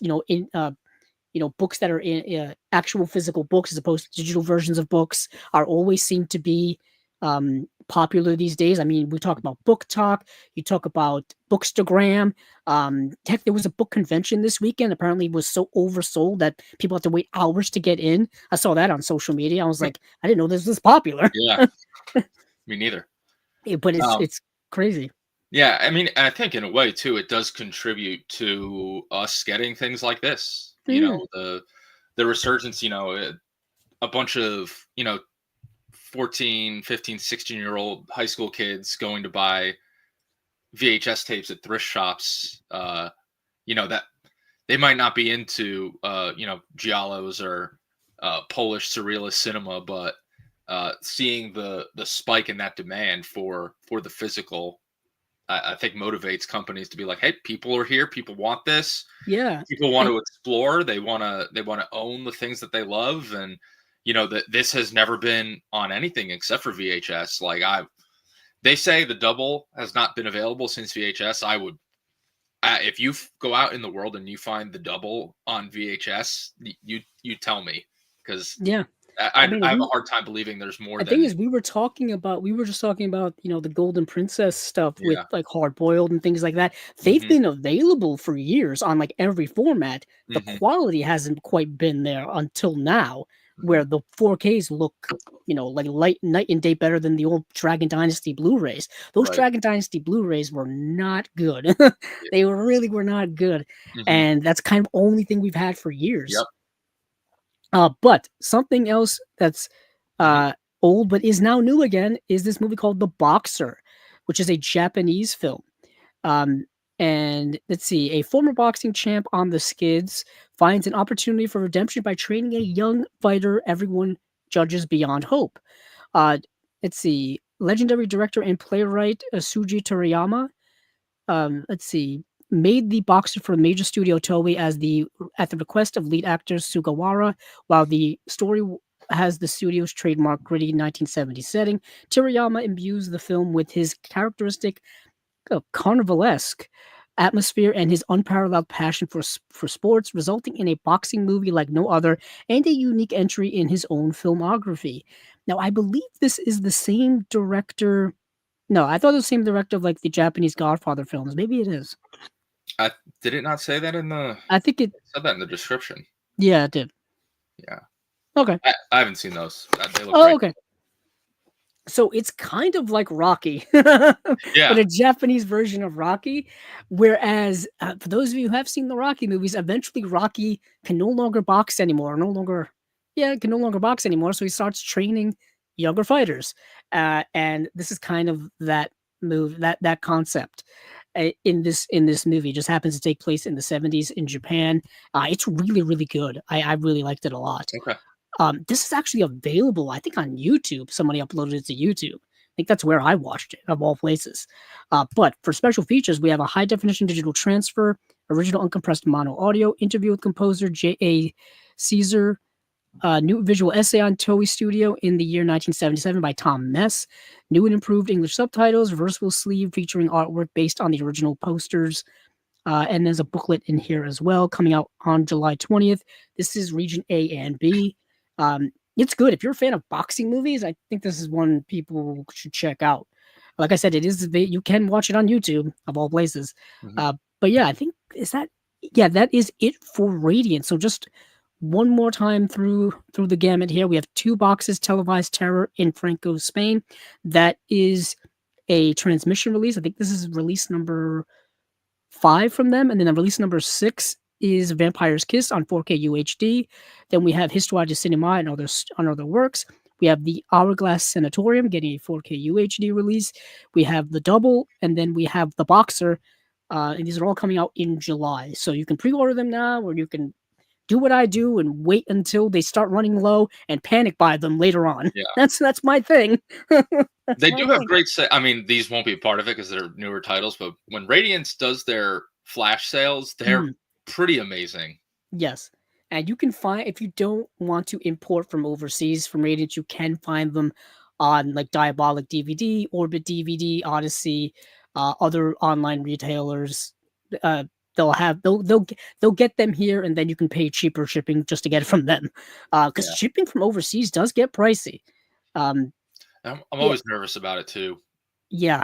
Yeah, I just know. I know if I order from Orbit or Diabolic, well, if I order from Diabolic, I'm gonna get it in like 5 seconds because I live in the same state as Diabolic. So nice, nice. That's Steven's the same way. He lives in the same state as Orbit DVD. He actually went there. One of the earlier videos we did, he visited the store. Yeah, and he said that he wanted to go back and do a visit there, because it's been a few years. He did it like during COVID and stuff. Yeah, he went and visited them. I'm lucky that Orbit, while I'm not close, actually I'm closer to Diabolic than I am to Orbit, but I get my stuff sooner from Orbit than I do from Diabolic. Maybe it all depends on what I'm ordering. Who knows? Yeah, yeah. Diabolic got free shipping though. Now they joined that three free. Nice. That's a nice little perk. Yeah. It does get you to probably buy more than what you expected to buy, but it's still nice. Yeah, it's still nice. I agree. I'm gonna buy 3 things anyway. Like who? Yeah, if I had my choice, I would too. Speaking of which, let me get to some comments. I've been neglecting the comments this whole time, and we're an hour and a half into the show. So earlier on here, we had our friend Acres of Movies who was psyched for the show. We had Illuminated Pro was here earlier. JB44 was here. JB44 is keeping that Chaser's name alive. That's kind of the name I've given people who are fans of Chasing Labels. It's not really stuck over the years, so it comes and goes. That's a good name. Yeah, I figured it's just a work on obviously Chasing Labels. Our friend Josie was here earlier. She had some movies that she's watched recently. Let me see. She watched Left, Right, and Center, which is really good. I think Indicator put out a Blu-ray of that. The Pope's Toilet from 2007, The Wailing from 2016. That's a good movie. Amazing film. Graduation from 2016. I can't remember if I've seen that. Stars in My Crown from 1950. The Exile from 1947. Children of the Revolution from 96. And then Private Lives from 1931. So I think I've only seen like 1 or 2 of those movies. Yeah, same. Let's see. Acres of Movies was here earlier. What's the best documentary of the 2010s? I don't know. Although Act of Killing is pretty amazing. Yeah. That the ending of that is like devastating. Devastating. Acres of Movies also asked what's the best acting so far of this year. I still think it's too early in the year to pick up for like 2026 movies. I still haven't come across a movie from this year that's really blown me away yet, and it's almost May. For those of you keeping up with the new releases that are coming out in the theaters week by week, I try to keep up with as many of them as I can when I'm not doing work here for Chasing Labels, but it's tough to keep up with things. Let's see. See. We've got we have a few people who said like La Cabina is a must watch, but will give you nightmares. It really does. I didn't want to give away the spoiler of La Cabina. Let's just say if you've seen Twilight Zone episodes, that's it's very much along that like that. You're just making me more excited. Yeah. Adam Schofield said he saw it in 1979 when he was around 12, because it must have been airing on like UK TV. That's a frightening movie to watch as a 12-year-old. Yeah. That's like an era that I am kind of jealous that I was not around for, like this generation of kids that watched this like super traumatic stuff on TV. Like I can't, being 14 and watching Threads on TV. Yeah. Like, yeah. like to just, and you didn't know, you're just like, oh, I'm going to turn on TV and they're putting this movie on. You don't know what it is. And then you're scarred for life. Like that is an experience that I wish I could have had. The same here. And Adam Schofield says Sarah Door 2 for 2. So those two get Adam Schofield's approval. Acres Movies asked, do I watch the program Shrinking? That's the Apple series Shrinking. That's done by Bill Lawrence, who did like Ted Lasso. He did Scrubs. He's done a bunch of TV shows, but I do watch Shrinking. Great show. It's some of Harrison Ford's best work I've seen him do, I think, ever in his career. Truly great work from Harrison Ford. It really establishes Harrison Ford as he's one of the best of his generation, in my opinion. I don't think he gets enough love. We know him as Indiana Jones. We know him as Han Solo, but he has a whole other part of his career that makes up like his whole career that I don't think a lot of people talk about enough. Like, I don't think people talk about The Fugitive enough, or other works of Harrison Ford. Truly one of the best of our time. But yeah, JB44 says they're still here. Good. Glad to see it. Acres of Movies does say, what are the special features for the Bronx Tale? We will get to that. Actually, I did want to ask our guest here, Connor, where would you like to go next? If you want to go to Imprint, we can go to Imprint. Yeah, we'll go there. Let me go to Imprint. Yeah, sure. Let me go to their website, viavision.com. Mm-hmm. So we've got their stuff here. I hate the way their website's laid out. It is chaotic as can be. It is confusing. Yeah, let me just click on their June bundle. Things I like to click on the individual titles, but we'll work with this here. Mm-hmm. So a few movies, I'll list them off and then we will get into them. So actually, I could do that. Yeah, that works. Nice. So we have A Bronx Tale. We have Bound. So this whole collection for June is all like 90s thrillers, basically. Mm-hmm. That's the through theme I got.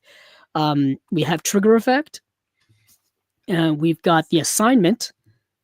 We've got Victory with a dashing looking Willem Dafoe there on the cover. There, looking like he's on an adventure. We have Killer: A Journal of Murder. This stars Rhode Island's own James Woods is in this. And then we have Henry and June. I believe that's all of them. So, Connor, any of these actually like tickle your fancy? Any of these are movies that you've seen or movies that you're familiar with? Yeah, I mean, Bound is one of the, when we're talking 90s noir, 90s thrillers, that Bound is up there, top 5, top 3 for me personally. Some of the 3 leads between Jennifer Tilly, Gina Gershon, Joe Pantoliano, that's some of their best work of their career. I would say it's the Wachowskis' strongest work. I like it more than I like The Matrix. Oh, sure. That's a little bit of a hot take, I would say. It's just more in my speed. I get you. More as far as my tastes go. Like The Matrix is amazing, but just the visual style that they're going for in that movie, combining, I think, classic film noir aesthetic with, more of a modern flavor. Yeah. is really special. And I mean, some of the best performances of that era. Yeah, Jennifer Tilly, Gina Gershon, and Joe Pantoliano, who of course would then be in The Matrix, coincidentally. Mm-hmm. And it's like great 90s neo-noir. It's sexy, it's erotic, it's kind of nasty, it's mean, it's a little mean-spirited too. Yeah, it really is. recently Criterion put out a Yeah. 4K of it, which looks amazing. I'm satisfied with Yeah, the I'm good. Criterion Yeah, version. at Yeah. least I'm good with that. Yeah. Um, I don't love I'm it, but I'm that excited for the Wachowskis. Speed Racer's finally getting a 4K release. Talk about a okay. visually insane movie. Yeah. That movie is so fascinating to me because I remember when it came out and people weren't as hyped about it as they are now. I feel like that movie's grown on people over the Mhm. years. I feel like the people Definitely. who watched it as kids grew up and were like and just loved it so much they were like, "Hey, why is nobody talking about this movie? We have to. Yeah. I want to talk about it now that I'm an adult. Where is it?" Yeah. Um, Definitely, that's a blind spot for me, so that's maybe I shouldn't say Bound is the best Wachowskis. well, And I should see Speed Racer. Speed Racer is fascinating to me because it's an adaptation of the anime, Mhm. which was popular. I think popular way back when, and it feels like a live action anime, Mhm. which people get very confused when it comes to anime. I'm gonna go on a little bit of a rant here. Excuse me. Go for it. When anime gets adapted into live action, and it's weird and it's cringy and it's awkward and parts of it can be dumb, and I'm like this is kind of all of the elements of anime that you love in an animation form, but when it's live action, there's a little bit of a disconnect there. It's no longer as charming, I guess. Mhm. And I just feel like there's a problem with that all the time when it comes to adaptations. Uh, Anime to English live action adaptation, that's a whole other different game.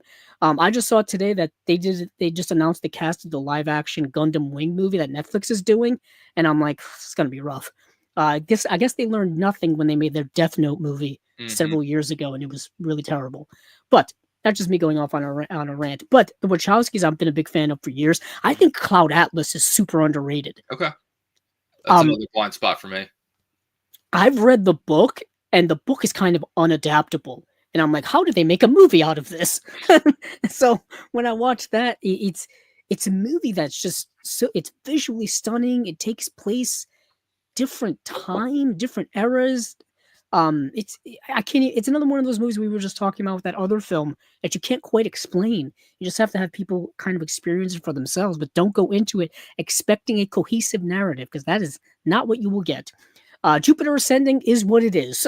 we can, Okay. it is what it is. Yeah. And the Matrix, it has its importance in cinema history, I Mhm. think, for reasons, but especially that first movie. Yeah. That first movie hit at a specific point, at a specific time, and did specific things that kind of changed movies. I think for a good decade afterward, every single like sci-fi action movie had to have slow motion in it. Mhm. Like it had to have the bullet time, it had to have the gun fu, had to have Mhm. all those things. Yep.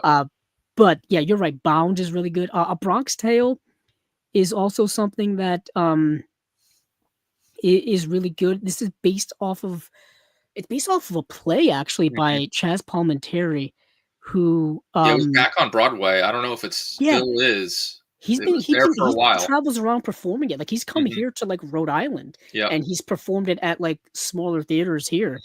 Mhm. I want to see if I can get a list of special features for these releases. I don't know if yeah, let me go. I may have to search these individually. Like I said, it's kind of a mess here. But A Bronx Tale did get a Blu-ray release a couple of years ago. Um, and yeah, like I said, it's about a young boy growing up in, you guessed it, the Bronx, and it's about him choosing between his father and this kind of gangster he starts working for. It's very Scorsese coded. It's Mhm. directed by Robert De Niro, I do Oh, believe. there we go. Yeah, Actor turned director. yeah, another director. He directed this, and I think he directed The Good Shepherd is Okay. another one. I think that's De Niro. Maybe I'm crazy and not remembering that.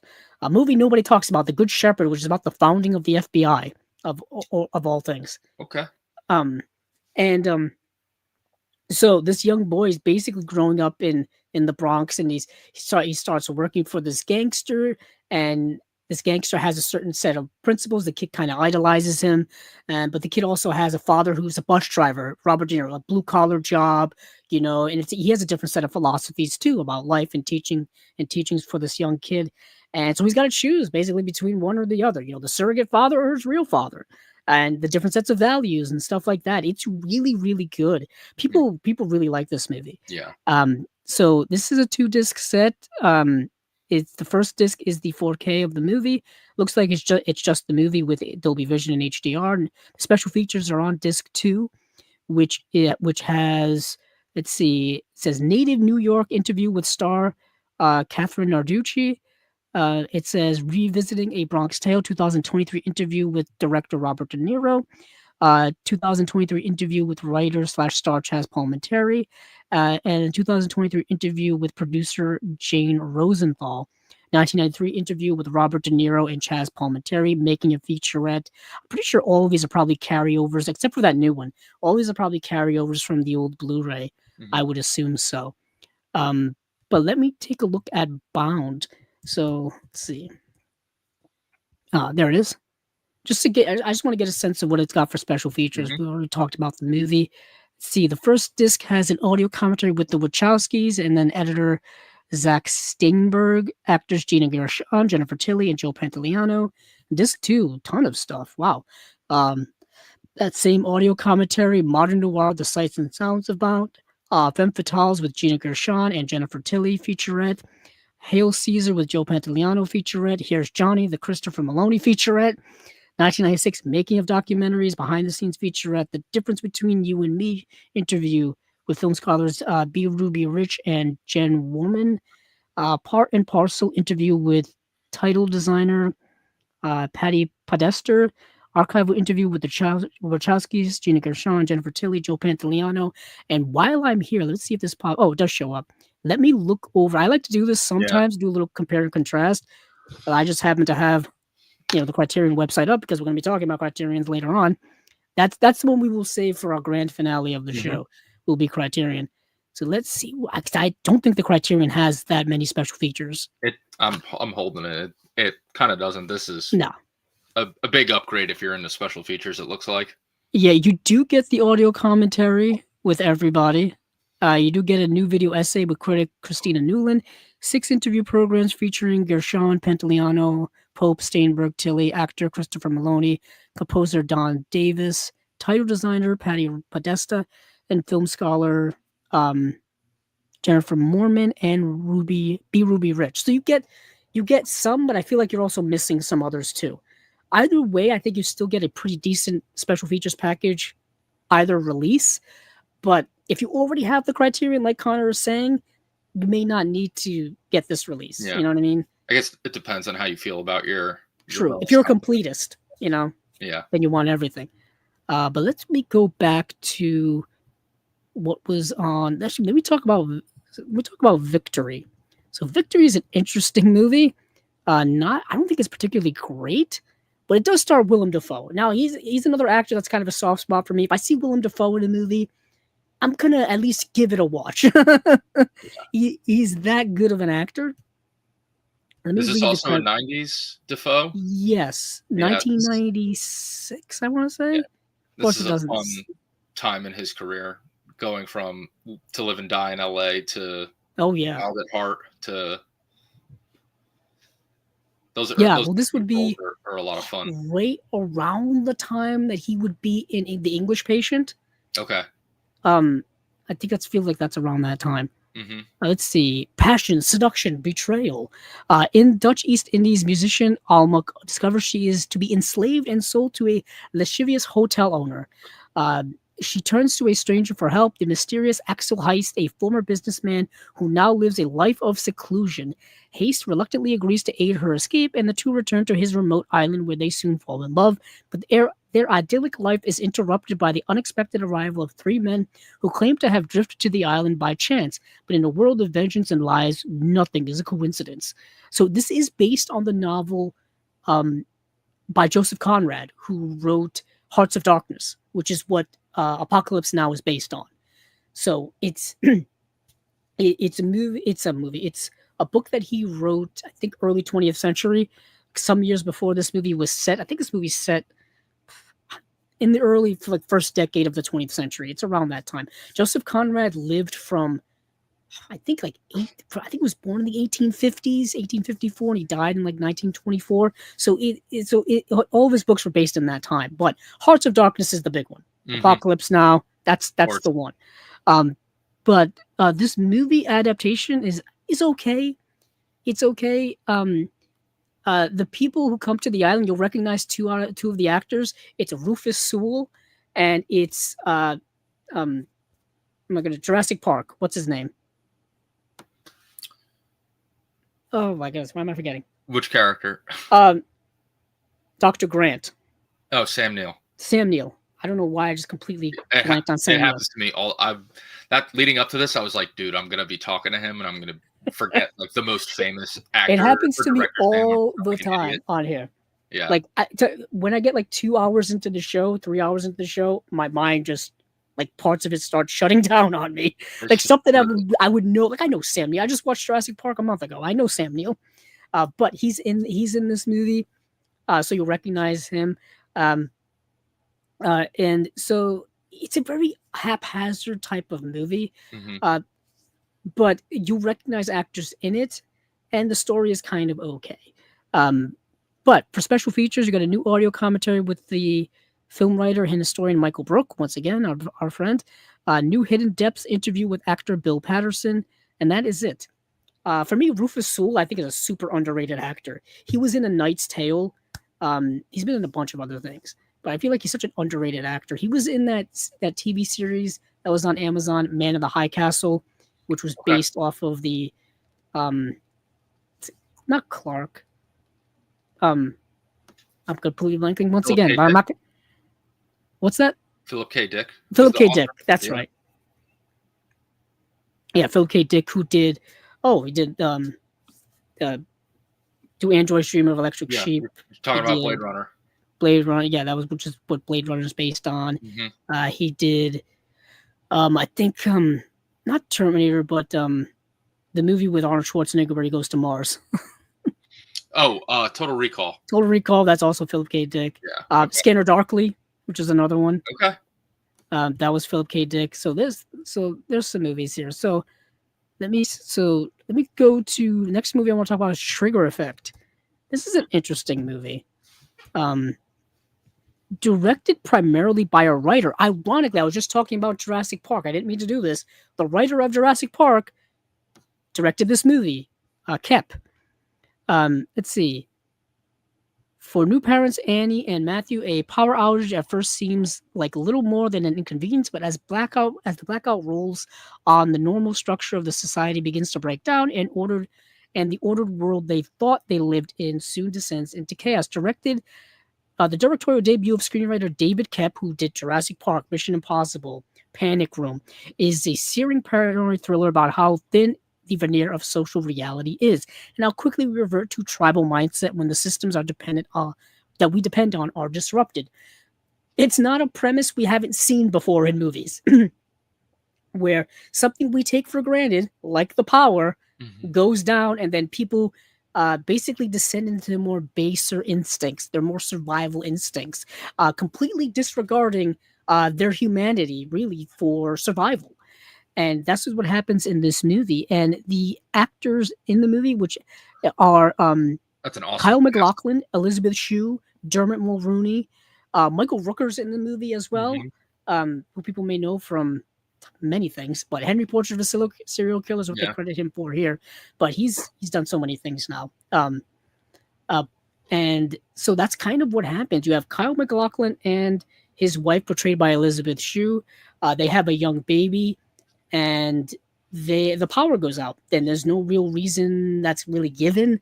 There's no real reason for it, other than that these people are kind of stuck, and their baby is sick, and they need to get medication, but they can't get the medication because the computers aren't working at the pharmacy. It's as simple as that. The phones aren't working. They can't call the doctor. So the father has to, steal medication. People are kind of like on edge. They're not quite rioting yet, but they're on edge. Lines are long at the local stores for food. People are starting to get restless. It's very interesting how we kind of lived through these types of modern time things recently with the whole COVID shutdowns and the pandemics. People get antsy when things get taken away from them. And this movie is an exploration of that. And then you have the introduction of the Dermot Mulroney character, who is, I believe, the friend like he's like a family friend who comes to basically check up on them and stays with them. And there's a whole tension there between them. So you get this tension between these three people that's going on, plus the external tension of the power being down and people being kind of a little antsy, a little crazy. So you get yourself a little bit of a thriller here. I think the movie kind of runs out of steam towards its third act, but all of the things I just said I think, were handled pretty well in the movie. I'm a big fan of Kyle MacLachlan. Twin Peaks is one of my favorite shows of all time. Yep. So same. That I have a little bias. Elizabeth Shue, one of my all-time favorite like actress crushes of all time. Elizabeth Shue. Okay. So I'm a little biased there. Of course, she was in so many things. I remember her from Karate Kid. Obviously, she was in Leaving Las Vegas, where she won. She was nominated for an Oscar for Leaving Las Vegas. Coincidentally, not too soon before this movie came out. We were talking about Nick Cage earlier. That's his big claim to fame, is winning an Oscar for Leaving Las Vegas. But yeah, I don't know if you've seen the movie or if you're familiar with it, but it's a decent 90s thriller. Yeah, I recently just went on. I don't know if anybody else does this. I don't know if you do this, Andrew, but like when I watch any movie of any genre, and I'm like, damn, that was awesome. I got to see like more. I just want more. It's like the Star Wars meme, more. And I just go on a kick, and I just have to watch like everything that I can get my hands on for that genre. So recently, that was 90s thrillers and 90s noir. This did not make it into that kick, but I mean, the people involved in this are definitely enticing. I mean, like you said, Kyle MacLachlan, Twin Peaks, one of my favorite shows of all time. Blue Velvet, one of my favorite movies of all time. Obviously, his Lynch collaborations are legendary. Acres of Movies in a comment mentioned Pacific Heights. That movie did make it in, and that's a great candidate for a restoration. That would be very welcome. That's a great. I don't know if this is ignorant to say, but like rare Michael Keaton villain role. Oh, okay. Where he plays like he is a super duper scumbag in that movie. And it's very interesting to see. Cool. I have not seen that, but I definitely want to check that out. Yeah, definitely recommend. But this, I mean, like I said, this fits right into that, right in that wheelhouse. Yeah, I'm also fascinated with we talked about actors turned directors earlier, or in this case we have a screenwriter turned director now, which is another kind of thing that you don't really hear a lot about. Sure. But it happens more often. I like to see what happens when certain people switch. As you could say, switch specialties, if you will. Like cinematographers will direct a movie, like John DeBont. He was a cinematographer in the 80s, and then he directs Speed. You know, and sometimes you get like good ones, sometimes you don't get so good ones. For example, Wally Pfister, who was Christopher Nolan's cinematographer for a lot of movies, went on to direct his own movie, and it was not very good. The one he directed with Johnny Depp, where he becomes like Transcendence, I think it was called. I didn't see what it is. Yes, glad you're here, because I couldn't remember the movie. And I was excited for that movie too, because I was like, oh, Wally Pfister, I love cinematography. Nolan's movies look amazing, so he's going to be a great director. And it turns out he makes a stinker and doesn't really direct after that. You know, sometimes you only get one chance. Exactly. But this movie here has, let's see, vintage interviews with Kyle MacLachlan and Elizabeth Shue, Dermot Mulroney, and David Koepp, and that's it. Like an EPK type. Yeah, probably some older. I'm guessing like vintage, like old stuff, probably from the time. Probably from Twilight Zone earlier. Isn't this kind of a Twilight Zone concept where a street I feel like it is all their power? Yeah, I feel like it is. It's like I said, it's not a concept that hasn't been done before. I mean, you just mentioned like you mentioned Threads or any other kind of like world-changing event. Right. In this case, it's a local blackout. I don't think it's world-changing, but like a nuclear event or something like that. Like those were like all the rage in the 80s. Yeah. To the point where like it's kind of a whole subgenre.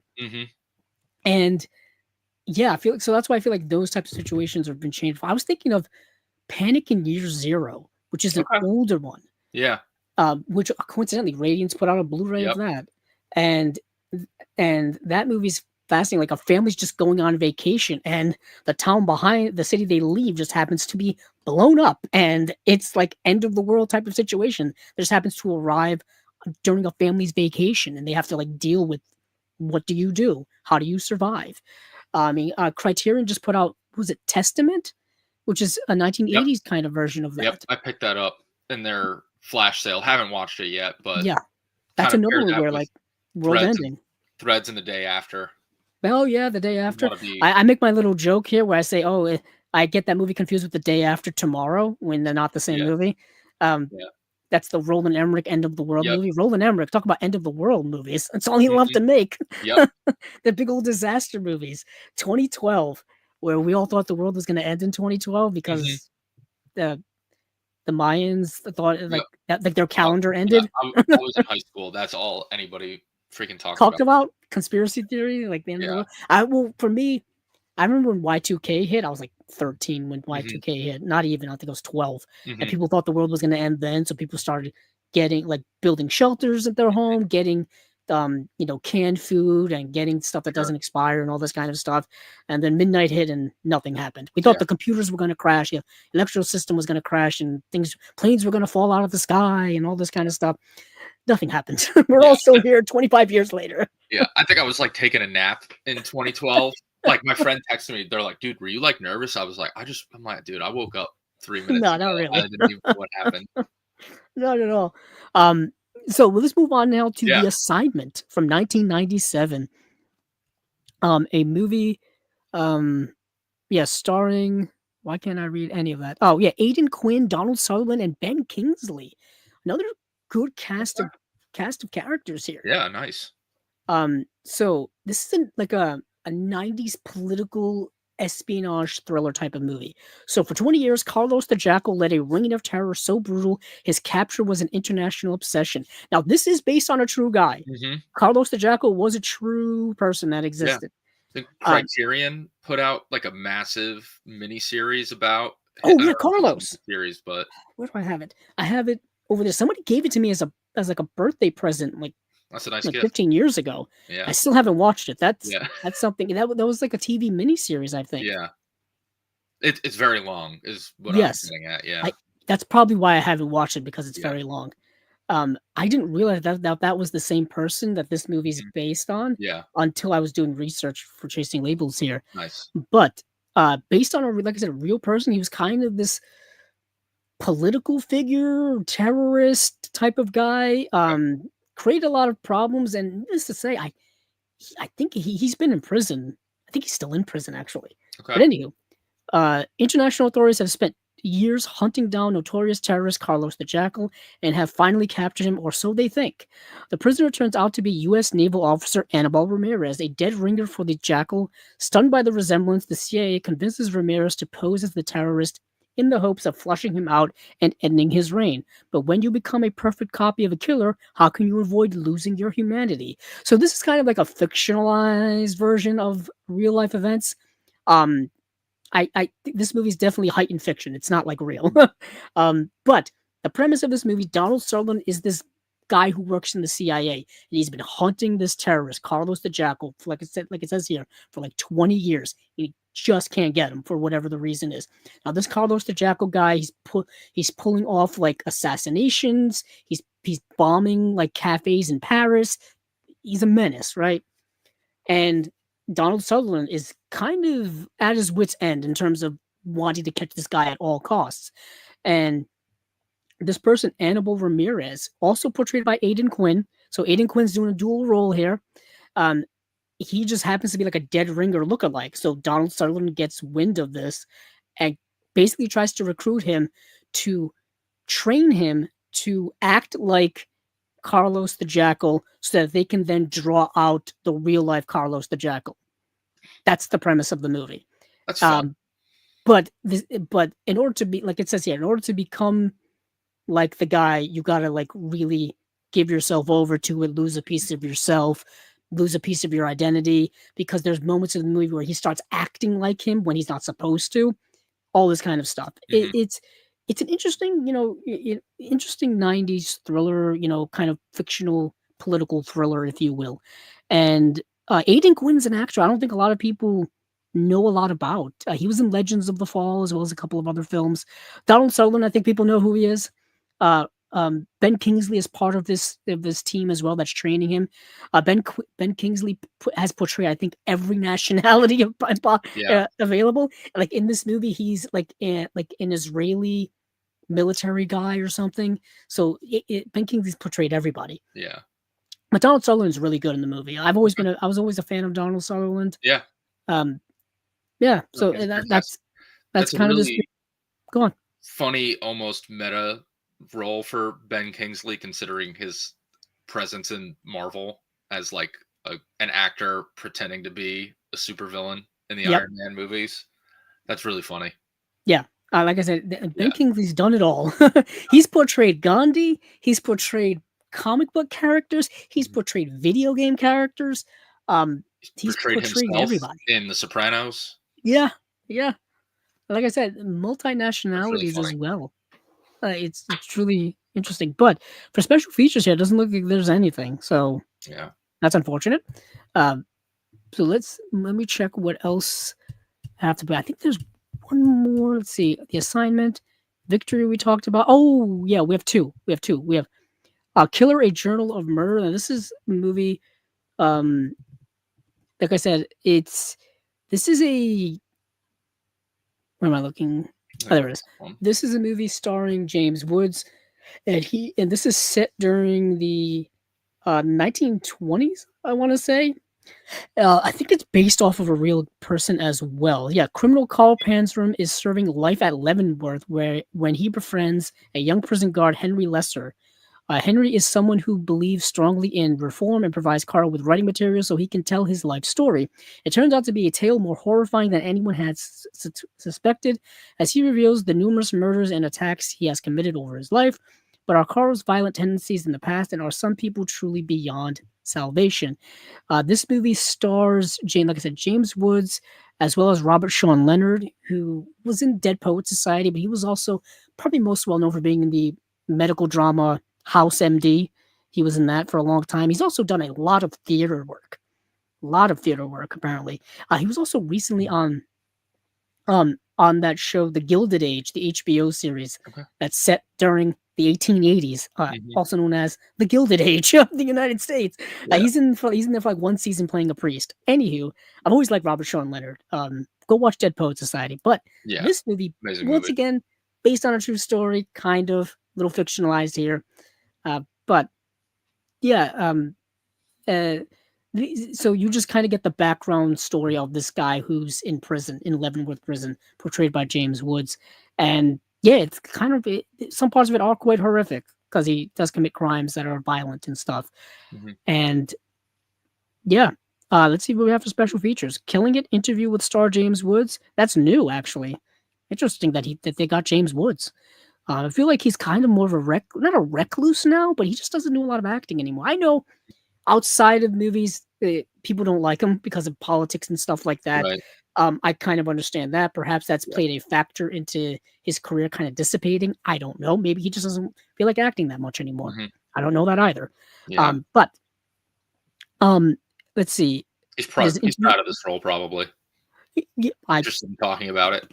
Yeah, I guess if he wants to talk about it, specifically because you don't see a lot of actors coming back to talk about to talk about these movies. Mm-hmm. I'm assuming it's expensive to get them, and a lot of the prominent actors in these movies are probably busy with doing work. Yeah, that seems to be the case. I mean, I know certain people, like certain collectors, will bemoan the fact that they don't get interviews with some of the prominent actors for the special features for some of the Blu-rays and 4Ks. Mm-hmm. But I'm like, realistically, realistically, it may not be in the budget, Right. I mean, I would have loved to have seen Jim Carrey talk about The Mask again for the Arrow release, but I don't think he was interested. I don't think he was interested. That's just the case. But this is different, I guess. So you have an interview with the director Tim Metcalf, interview with producer Janet Yang, interview with author James Long, and that's it. But these are all new special features, which is that's great to see. That's great to see. I don't know if you're familiar with this movie or with James Wood's work in general. James Wood's in the 80s was doing some really good stuff. Yeah. I mean, Videodrome, I think, is the one Yeah. that comes to mind the most from that time period. I know Salvador is like his Yep, that's another Oscar one that just got a role. release recently Yeah. too. I've That's never pretty I've never seen that, but I'm aware of it. I'm always interested in a good prison film. I Yeah. I think it's a undermined genre, like an undermined topic that doesn't get utilized a lot. I think there's you get your Shawshanks and stuff like that, I was gonna but say Shawshank is probably playing on television somewhere right now. yeah, I think that's the one. yeah. And I think it's just cool to see it from different perspectives. Like on Radiance, they put out this movie called The Rapacious Jailbreaker, which is a Oh yes. Japanese prison movie. And apparently, after watching that and like watching the features and reading the booklet, there's a whole subgenre from that era of Japan of prison films and their unique take on that genre. So I just think it's interesting to see different voices, different cultures, different nations all have a different take on this system. That's fascinating because not every prison system or judicial system is the same. I Yeah, think we're sure, so all used to different. just seeing the one here in the US because that's the one that gets depicted in movies Mhm. and television the most. Yeah. But it's different depending on which country you're in. It could be harsher, could be lighter. Hmm. The judicial system could move faster or slower. You Hmm. don't really you don't know unless you experience it. But I mean, fortunately, you don't want to Yes. experience it at all. No, thank you. The movies are as close as we get. Yeah, that's as close as I want to get. Yeah. Fictionalized versions. We talked about Oshima earlier. I was thinking of Merry Christmas, Mr. Lawrence, Hmm. which take place in a penal colony. Yep. I would say POW movies are kind of part of that Yeah, they're part of it subgenre. for sure. I'm thinking of Stalag 17. Alex 17, yeah. Yeah, The Great Escape, obviously. Bridge on the River Kwai. Bridge on the River Kwai. I'm thinking of what was it? The Criterion put out the movie Ride in Cell Block 11. Yeah, that's a great Don That's Siegel movie. that is a great, great Yeah, movie. Yeah, there's the other one by that's Jules very Dassin. I raw. can't remember.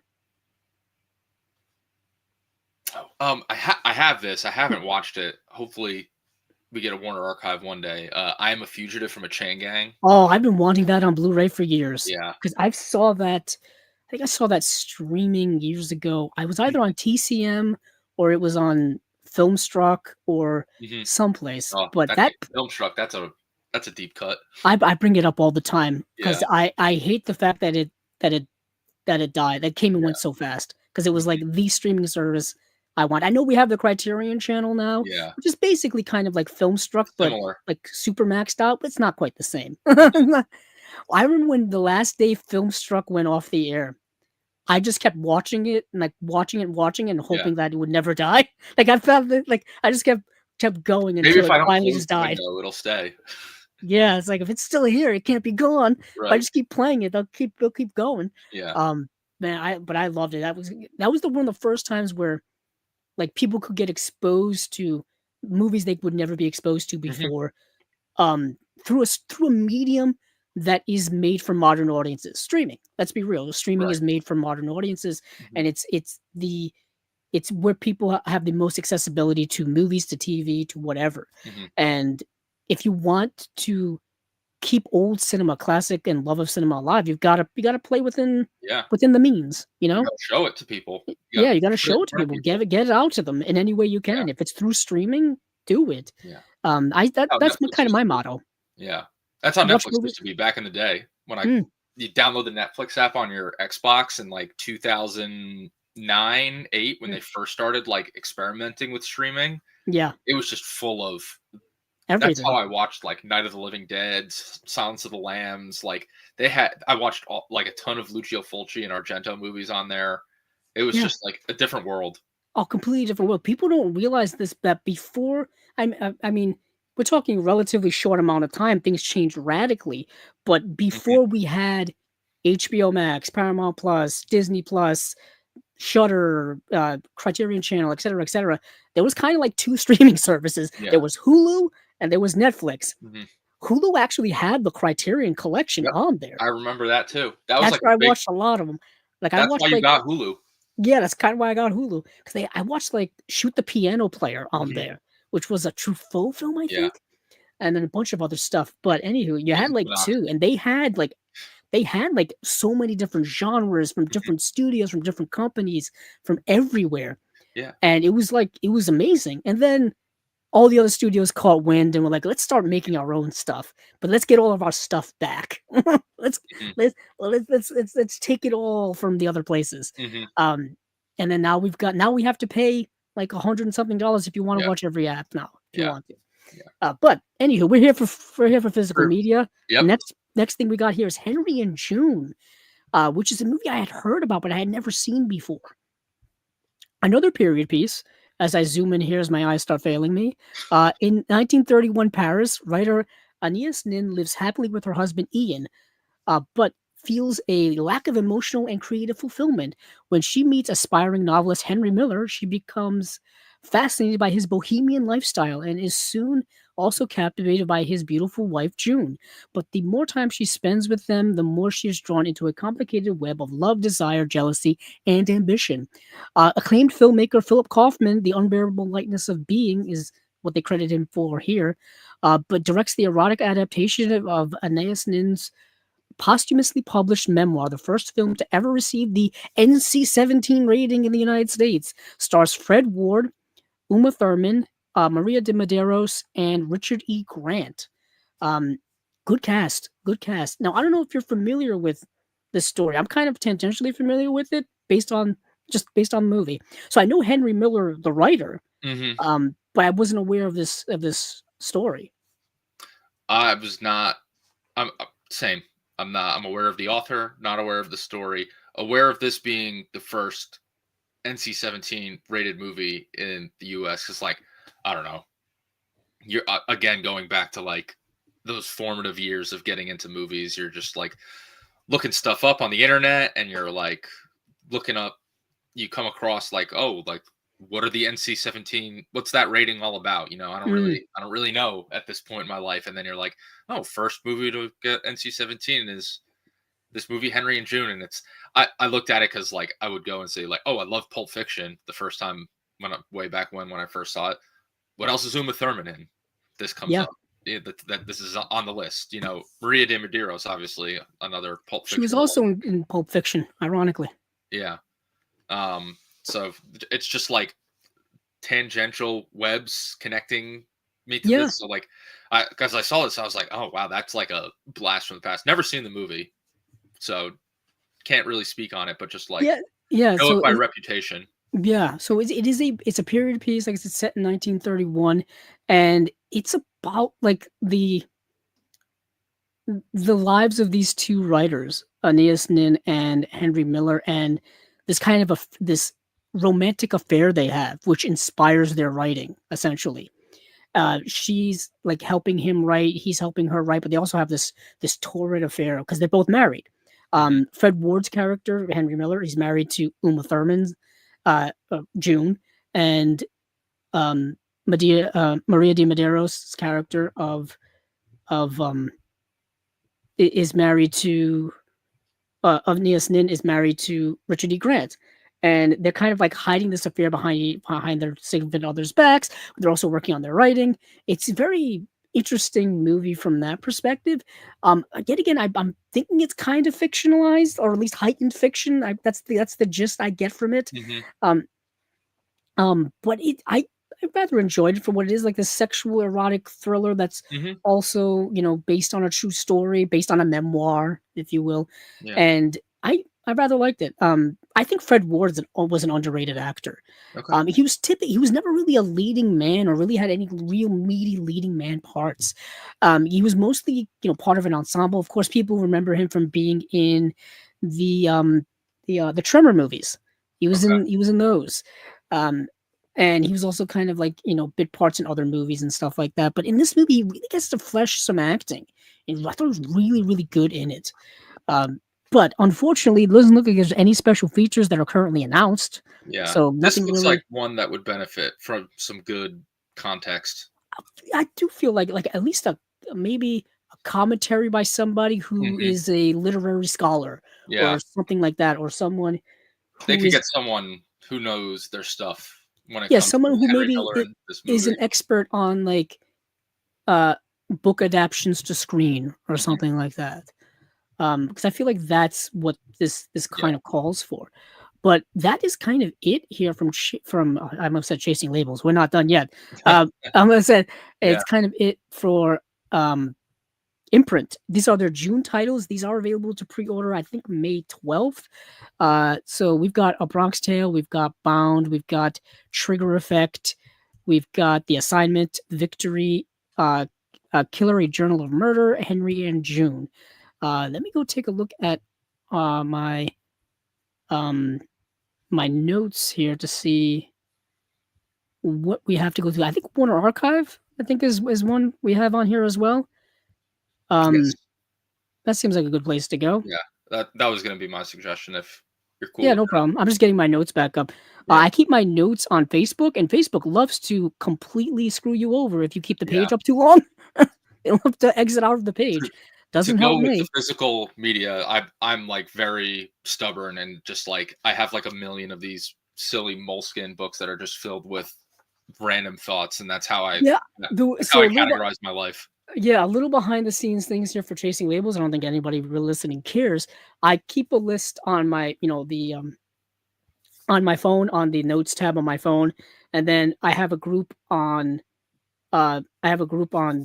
on Facebook that I put them all into, and then I take that gets like copy and pasted and put onto the YouTube video when things get all situated going. So it's a multi-step process here. But on YouTube, if you keep it open for too long, it exits out of the page for you, which is not helpful if you're trying to do this, on the screen. But like I said, we'll go to Warner Archive now. Where do I want to go to see Warner Archive? Typically, Blu-ray.com has Yeah. a list. I just got to go and dig and find it. And I usually pull up these tabs before the show starts, but I was running behind, so I don't have them. So I'm gonna have to. That's You're all gonna good. guys get to watch me search down the list of stuff. Let's see. There's the imprint titles we just talked about. So we're getting closer We're here. I getting may close. have this Crime 101. Let's see. It's gonna be so exciting when we finally hit this. Yeah, it's gonna be so exciting when this thing pops up. I could just look up one of the titles. I hate Probably, yeah, and it'll take you to the article. It'll take you to the article. Let's see. Yeah. Game of Thrones getting a complete series set. It took them a little too many years to do that. I think it's a 15th anniversary. I can't believe it's been that That long. that is I was my wife and I today, we were rewatching Battle of the Bastards, and I'm just like, I was surprised. I was still like caught up in like obviously I know what happens, but I'm just like caught up in it. It was really weird. I remember when that first came out at the time, and I was just completely taken by the production of that Yeah. sequence. Let alone the storytelling aspects of Mhm. There's Warner Archive.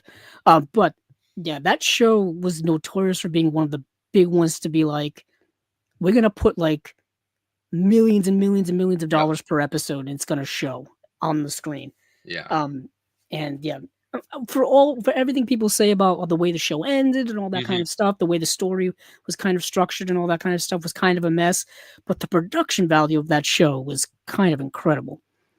But okay, I found Warner Archive. So Warner Archive's May releases. So we've got a plethora of films here. We have The Five Man Army from 1969, Follow Me Quietly from 1949, Seven Faces of Dr. Lao from 1964, It's a Wise Child from 1931, Possessed from 1931, The Late Show from 1977, Monogram Matinee Volume 3, 1946 to 1949. Now, I know a bunch of people in our comments here, if I can go back to, they were talking about The Late Show earlier, people really buzzing about it. And I have to say, we don't typically get um a lot of uh buzz about certain titles, but we did get one for The Late Show. I guess I'm gonna scroll down and talk about The Late Show. Let's see. The Late Show description: aging private eye Ivor Wells. Yeah, okay, this is the one with Art Carney as a private eye. This is like a neo noir from the 70s. Now, Okay. Art Carney, I completely forgot was in The Honeymooners. Um, he was the neighbor in The Honeymooners. But he's a in this movie, he's like a retired, like semi-retired private eye, and he comes out of retirement as and decides to go on a case. So has agreed to help a Hollywood kook named Margot, who's portrayed by Lily Tomlin, locates to locate her missing cat. Little does he know he's got a tiger by the tail. Written and directed by three-time Oscar winner Robert Benton, who did Kramer versus Kramer. The Late Show is brilliant, funny, and gutsy proto-noir homage to 1940s thrillers. Like his contemporaries Philip Marlowe and Sam Spade, gimpy-legged Ira's one of the great ones. Art Carney won the 1977 National Society of Film Critics Best Actor Award for his work here. Okay. When this film opened in February of 1977, New York Times critic Vincent Canby gave the film a rave review, stating The Late Show deserves to be the year's first unequivocal hit. Mr. Canby's prediction came true as the film quickly became a favorite of both critics and audiences alike. Now, almost 50 years later, its first premiere, The Late Show, finally arrives on Blu-ray with a sparkling new presentation derived from a 4K scan of the original camera negative. So, yeah, it's a neo-noir from the 70s and kind of its 70s somewhat gritty style. But what's so fascinating about the movie is Art Carney. Art Carney's character feels like a character from the 40s who got transported into the 70s. And he's kind of like just the way he talks, the way he carries himself, the way he acts. Like I said, it feels like Philip Marlowe. Yeah. It feels like Sam Spade. Mm-hmm. But he's a man from a different era trying to solve this case. That sounds awesome. It is really cool. It is great. really good. I really liked it a lot, actually, and I can understand why people were buzzing about it.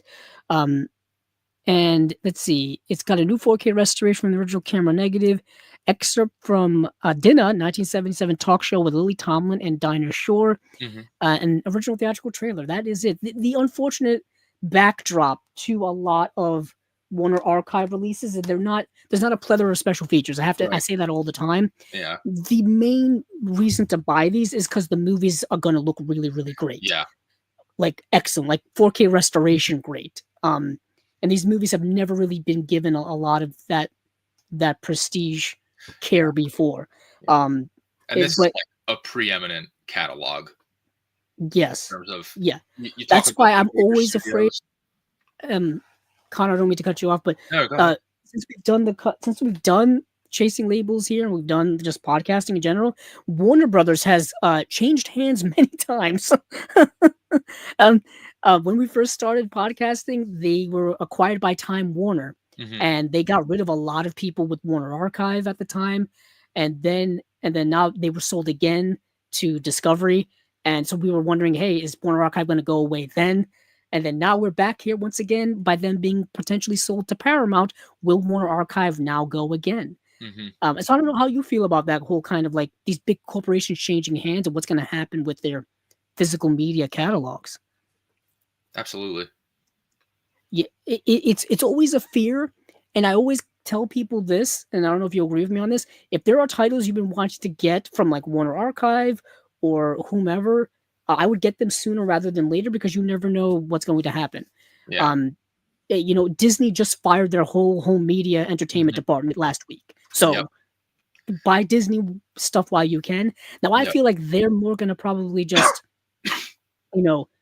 license out to some other vendor to handle that rather than pay for it themselves or whatever.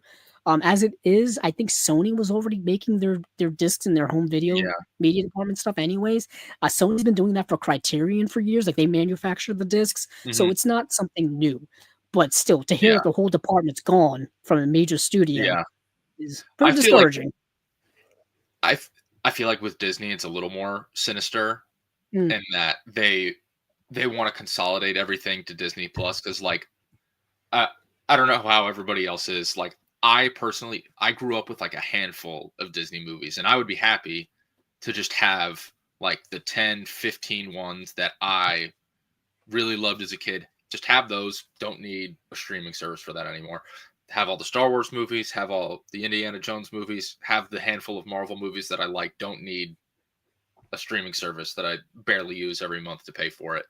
But that's not the average person's mindset. That's not everybody's mindset. You could even get away with, something like Disney where like those are some of the most popular movies that are around. Like your public library is going to have those on DVD or Blu-ray. And not everybody owns a Blu-ray player these days, though.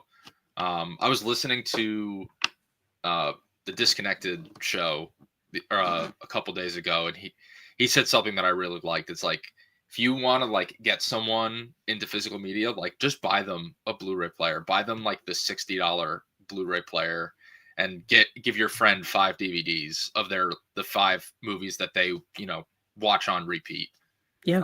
And then then the world is theirs. They can take it as far as they want, but they'll always have access to that, and they won't have to go and sink money into something that if you're using Disney Plus to watch the same 5, 10, 15 movies, then like just buy them at that point.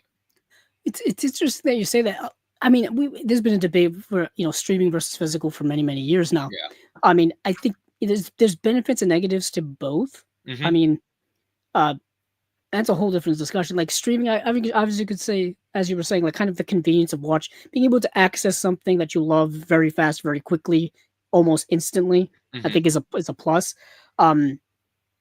I mean, and then physical media, I guess it's more so, and maybe a little like you have to go get it, you have to put it in, all this kind of stuff, whatever, extra steps, whatever. But as you're saying, also the technology now I think is more affordable than ever before. Mm-hmm. I think people seem to still have that idea that it's very expensive to get into physical media, which it can be, depending on what you're buying, where you're buying it from, and all that kind of stuff. A couple of episodes ago, I went on a little bit of a rant here because I saw somebody said they bought 4 Criterion DVDs for $150. This was like a random tweet or something.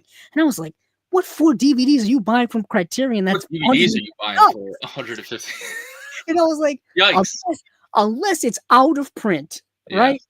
There was no reason why you should have been spending that money. Unless it's an out of print version of like the Sallow DVD, or the original unless Sallow. It's stuff like The Grand Illusion, which has only been available on DVD, you can't get anymore. Or The Third Man, which is out of print on both DVD and Blu-ray from them, or something like that. I mean, there's no reason why you should have been spending that kind of money. Maybe they were just joshing or lying or whatever the case may be. I don't know, but still, I know there are still people who do pay more than what they should. And I went on this whole idea of realistically, as somebody who's I've been collecting since like 2007 when it comes to DVDs and stuff like that. So I always keep my thing every day is to always check prices, check where things are most affordable, check where things are cheap. For a Criterion Blu-ray, you should be spending no more than $20 to $25 in that range. Yeah, I think, and that's regular price. Yeah, don't pay more than that sale price. Unless you really want it and you can't. Unless you really want it, unless you're desperate, unless it's going out of print, unless it's all this kind of stuff. Yeah. But regular extenuating circumstances have regular price, non-sale Criterion. You can buy them currently. I know people hate Amazon. You can get them from $25 to $30 in that range, 20 to 30. 4Ks, 30 to 40. That seems to be the range that I would say for regular price 4Ks for Criterion. Anything beyond that, unless it's a box set, multi-movie set, stuff like that, those are extenuating circumstances. But 4 DVDs for $150, I'm like, they better be special. Yeah. Because I used to go to stores and I would see, like we were just talking about Disney.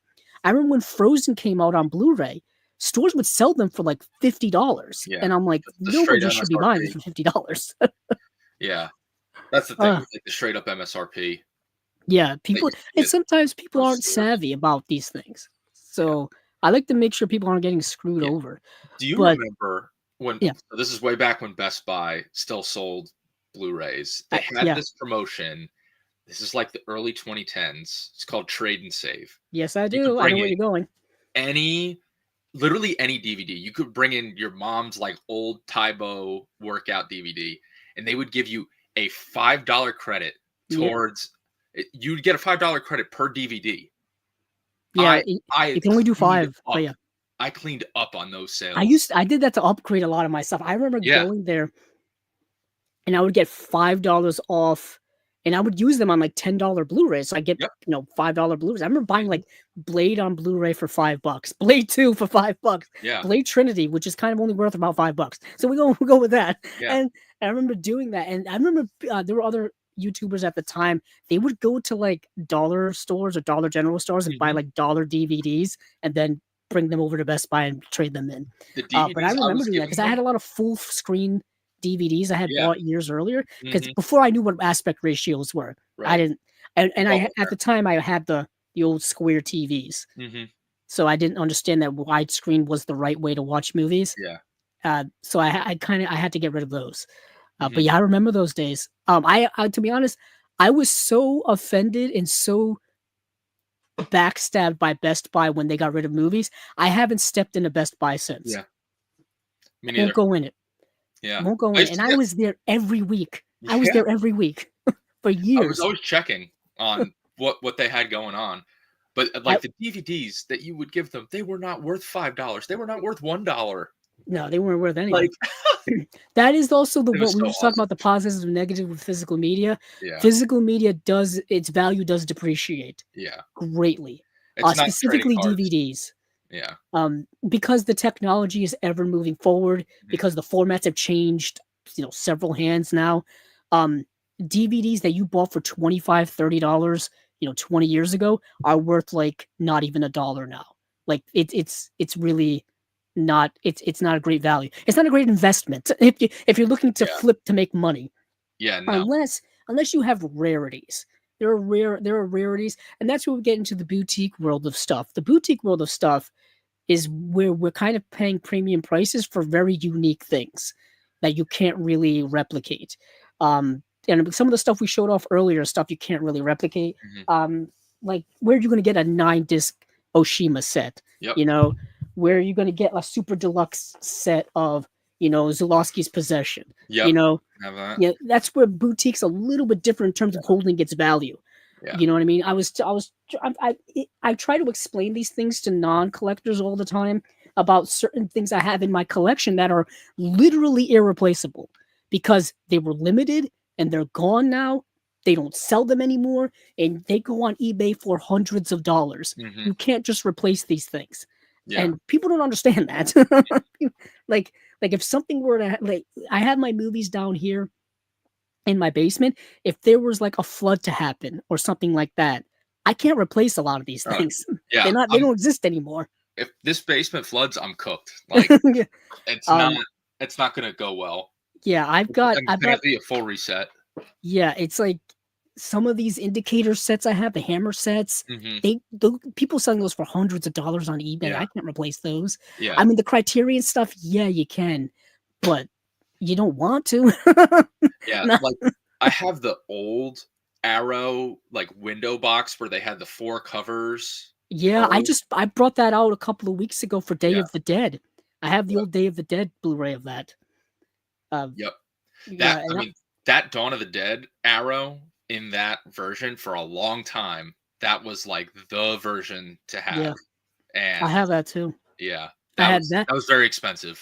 that and Dawn of the Dead, and I had to explain to people how, like, the late 2000s, there weren't a lot of boutique labels, and there weren't a lot of boutique labels that were stateside, like in the United Mhm. States. Yeah, Arrow was only in the UK, and you had Mhm. to import, and that was they my were first typically import. only did horror. They only Mhm. did horror at the time. Mhm. So that's where you would get like Deep Red or like you said Dawn of the Dead and Yeah, stuff like that. yeah, And those were the best editions too, because the yeah. ones we got here weren't that great. That's Especially how on I got Blu-ray. the Beyond.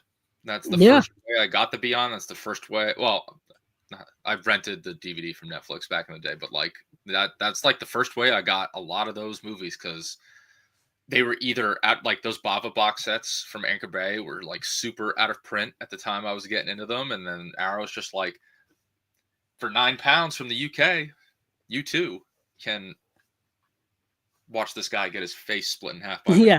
machete. But what was cool about collecting back then, it was kind of like an underground secret. Mhm. Like like I remember people like talking about like importing and how cool it was and stuff like that. And then, oh, what is Arrow Video? Like, what are they Mhm. all about? Like, because I didn't know. I was a young collector at the time. Mhm. And it was like you're in some like super secret club. Now Arrow is about as mainstream as a Yeah, boutique label as you can get.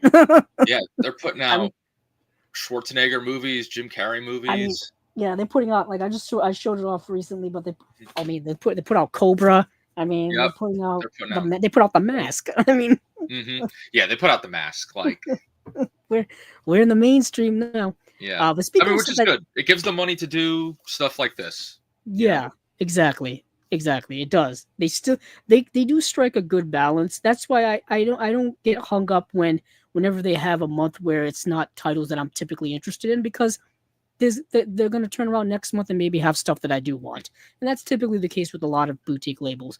But speaking of stuff that's a little bit off the beaten Yeah. path, back to Warner Archive, Yes. we've got the 5-Man Army. Yeah. When the army leads, action fans, especially spaghetti western fans, will want to follow. Set during the Mexican Revolution, the 5-Man Army is a niftily executed tale of mercenaries who, on behalf of rebel forces, take on a mission to rob a trainload of gold. Make that a suicide mission because the train is heavily armed with troops, cannons, and machine guns, and traveling a route guarded by more soldiers. Peter Graves, then known for his role as Mastermind Jim Phelps on TV's Mission Impossible, that's where Peter Graves was from, faces another odds-defying task as the Dutchman, leader of a hand-picked commando squad consisting of a strongman, an explosives expert, a circus acrobat, and a samurai swordsman. This cult favorite film co-stars James Daly and spaghetti western favorite Bud Spencer. Let's see. And the screenplay co-written by Dario Argento. Okay. Famed composer Ennio Morricone's throbbing score amplifies the on-screen action.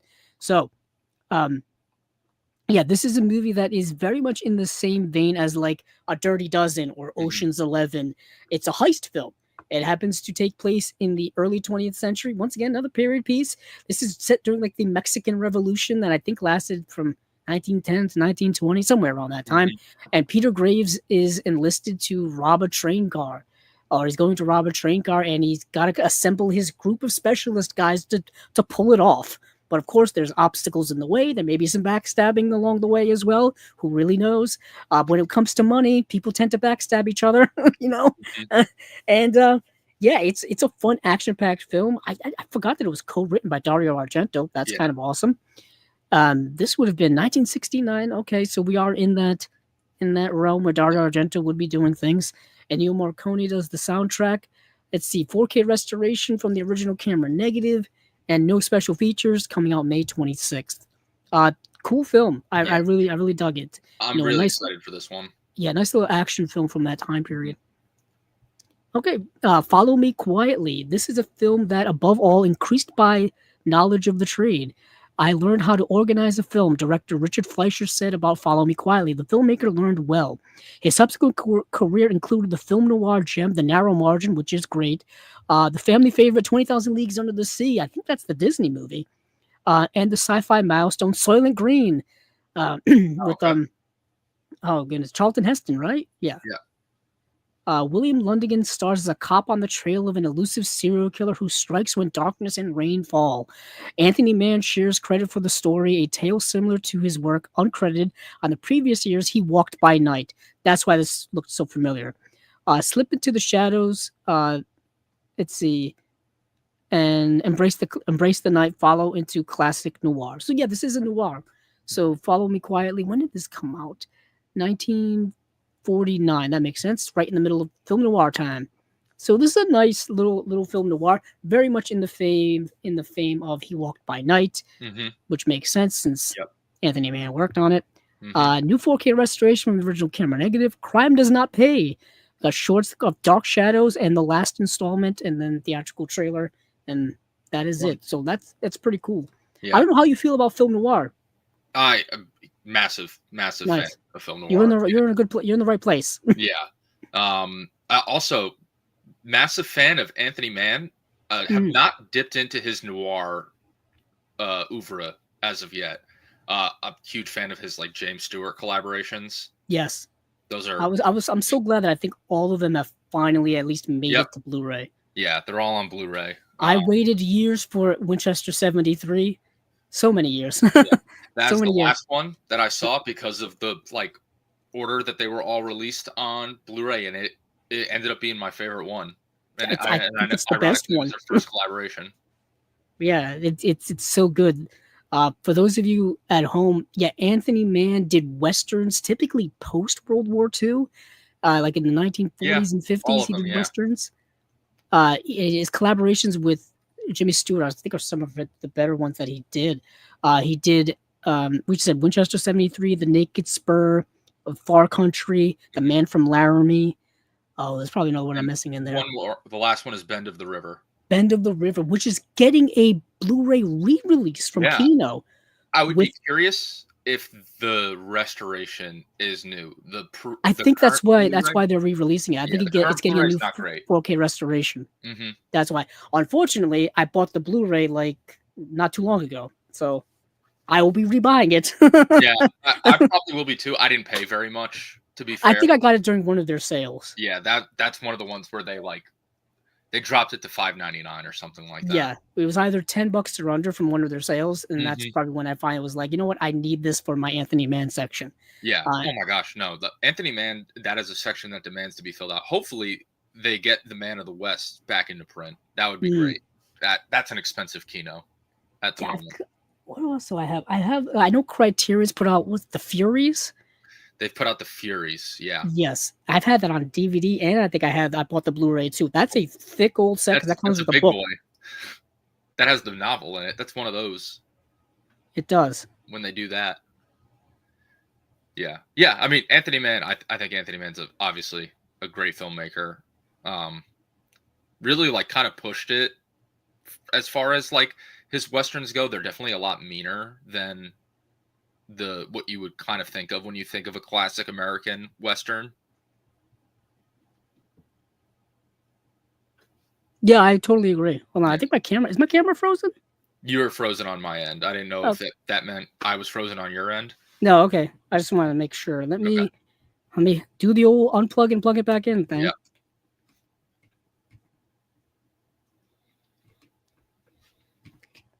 I think you can still hear me, right? Yes. Okay. This happens to me from time to time. Okay, make sure. Let me go in.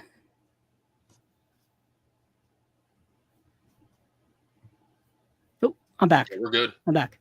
Yeah, that happens to me. So it hasn't happened in a while. Because I have a separate, like, just camera software that I use. Sometimes that freezes, and once that freezes, the whole thing freezes. Mm-hmm. I'm glad I caught that. Hopefully, I wasn't frozen too long. I'll tell you the one. I think we were only talking about Anthony Mann and Five Man Army. I got so excited, I got frozen with Anthony Mann. But yeah, I'm excited for anything he ever works on. Yeah. But let me see. There's been a lot of comments I'll get to after we're done with the Warner Archive stuff. So let's see. Oh, Seven Faces of Dr. Lao. This movie's kind of nuts. So description. Imagine a dusty western town on a hot summer afternoon. Suddenly a bearded man named Dr. Lao appears out of nowhere, perched atop a yellow mule and prepared to change the town forever with his magical mystical circus. So begins this enchanting fantasy adventure starring Tony Randall in the most remarkable role of his career, who is Dr. Lao, and he is Dr. Lao. And why has he ridden into Avalon to present his unique circus? Before the answers are revealed, the astonished townspeople are shown Dr. Lao's dazzling series of parables and visions. So you've got Tony Randall from Odd Couple fame is in the movie, and he's playing 7 roles. Chief amongst them is Dr. Lao. So imagine. So I don't know if you're familiar with Mickey Rooney's portrayal of an Asian person in Breakfast at Tiffany's. Yeah. Imagine that, but a little worse. in Tony Randall he looks like the character from Big Trouble in Little China. Like that's how he's dressed. Yeah. And it's Tony Randall, and he's doing an Asian voice, Asian stereotype voice and look and everything, right? But then sometimes he breaks the voice and starts talking like regular Tony Randall. So I was like, this is crazy. And then he portrays like 6 other characters who are all characters within the circus. Mm-hmm. It's fascinating. it's such a weird movie, and he's basically here to like teach the people of this town like certain life lessons and whatnot, and that's kind of his whole thing. And I just it's he plays like Merlin the magician. He plays Medusa with the dragon hair and everything, and he turns people to stone because he's got like magical powers. It's a it's an odd movie, um, and yeah, it's interesting. What a movie! But 4K restoration, original camera negative, vintage featurette, King of the Duplicators, Tom and Jerry cartoon, the cat above the mouse below. Yeah, the cat above and the mouse below. That's what it Interesting. is in the original theatrical trailer, and that's that. Um, I just thought it was a crazy movie. Yeah. Still trying to wrap my head around it. But it's a wise child I could not see because I couldn't find it. It's not streaming anywhere, not available anywhere to watch. And I scoured the internet for it. This movie is starring Marion Davies, who I really wanted to see. It's directed by Robert Z. Leonard, who's another kind of career working director from that era, from the 1930s. And I love pre-code Hollywood films, and this was a film from 1931, so I wanted to see it, but I just didn't get the chance to. But luckily, it's going to get a Blu-ray release, so I don't have much to say about it. Possessed is another Joan Crawford movie. This Yep. one stars opposite Clark Gable, Nice. who are magnetically locked in a passionate affair. One rumored to be as real off-screen as on. Clark Gable seemed to have that thing going on with a lot of his co-stars. Uh, I believe it. that was the thing. That was the thing. In this pre-code classic, Crawford plays an ambitious factory worker who dreams of satin gowns, diamonds, and penthouse apartments. Well, who doesn't? Gable is the man able to make her dreams come true. In an influential New York lawyer with political aspirations and aversion to marriage, Cable gives her everything she desires, including a wedding ring. But there's a catch. The ring and a fictitious married name are merely designed to legitimize their affair. Okay. In reality, she's still a single woman open for disgrace. Interesting. I've seen this movie years ago. I can't quite remember it, other than the fact that I really liked it. Mhm. And like I said, I'll watch anything with Joan Crawford and or Clark Gable. Old Hollywood fans really hate Clark Gable a lot. But I'll still watch him in movies. Of course, he was in. Oh goodness, he was Oh, boy. in. Um, he was in Red Dust. He was in Mogambo. He was in so many movies of that time, of that era. I'm completely. Why am I? Is Gone with the Wind not the one? Yeah, Gone with the Wind. Okay. I'm completely blanking on Gone with the Wind. Okay. Don't I've ask never me seen why. Gone with the Wind, so I don't know for sure, and I didn't. It's a long film. Yeah, no, It's- it's on the list. That's like the go-to answer for all. Yeah, all those that's blind like spots. it's like the classic of classics. Like even people who don't know classic movies have at least heard of Wizard of Oz and Gone with the Wind. I feel Absolutely. they both came out the same year. They're both in Yeah. Technicolor. Yep. They're both these grand movies that have Yeah. been culturally significant for decades Exactly. upon decades. Yeah. Gone with the Wind, I feel like it needs a 4K release and doesn't have one yet, but it's gotten so many Blu-ray releases that I feel like it looks good by now. I have an older, those large Warner Brothers collector's editions Yep. that they used to do, the Mhm. large Ugh. rectangle ones. I got one for Casablanca. Yep. I've got one for Gone with the Wind. I have one for Wizard of Oz. I Yep. have the Wizard of Oz one that's 3D. Remember when they were doing that whole 3D Yeah. craze? That was huge. Yeah, it's huge. So I have that, but I still want to get I heard the Wizard of Oz 4K looks really, really good. Yeah, as it would, That's a beautiful movie. Yeah. Just that Technicolor is nothing like it. Yeah, Uh, it's funny but you this brought that up 'cause I have the Ben-Hur version Oh, of that. yeah, and I that's got like, that. Where'd I put that bad boy? I got it it's right just here. like- Yeah. yeah, one of these days, maybe upgrade to 4K, but like that Blu-ray, like I have that Ben-Hur big set as well. it's the same thing that they would do with like I don't know what to call these, but the Citizen Kane Blu-ray that Yep, they I had. got that Citizen Kane one too. Yeah, like I don't have the Criterion because it's like I just have this. Like I don't really think I need it at this point. Yeah, sure. For me specifically, Orson Welles is like one of my cinematic heroes. Yeah. So when that Criterion came out, I was like, "This is the." I think I literally said it on camera here that this may be the biggest release of all time. This may be my favorite release ever. Accurate. Yeah, I was like, because I don't think Citizen Yeah. Kane. I think it may have had a laser disc from Criterion. I Yeah, it don't did. remember. Yeah.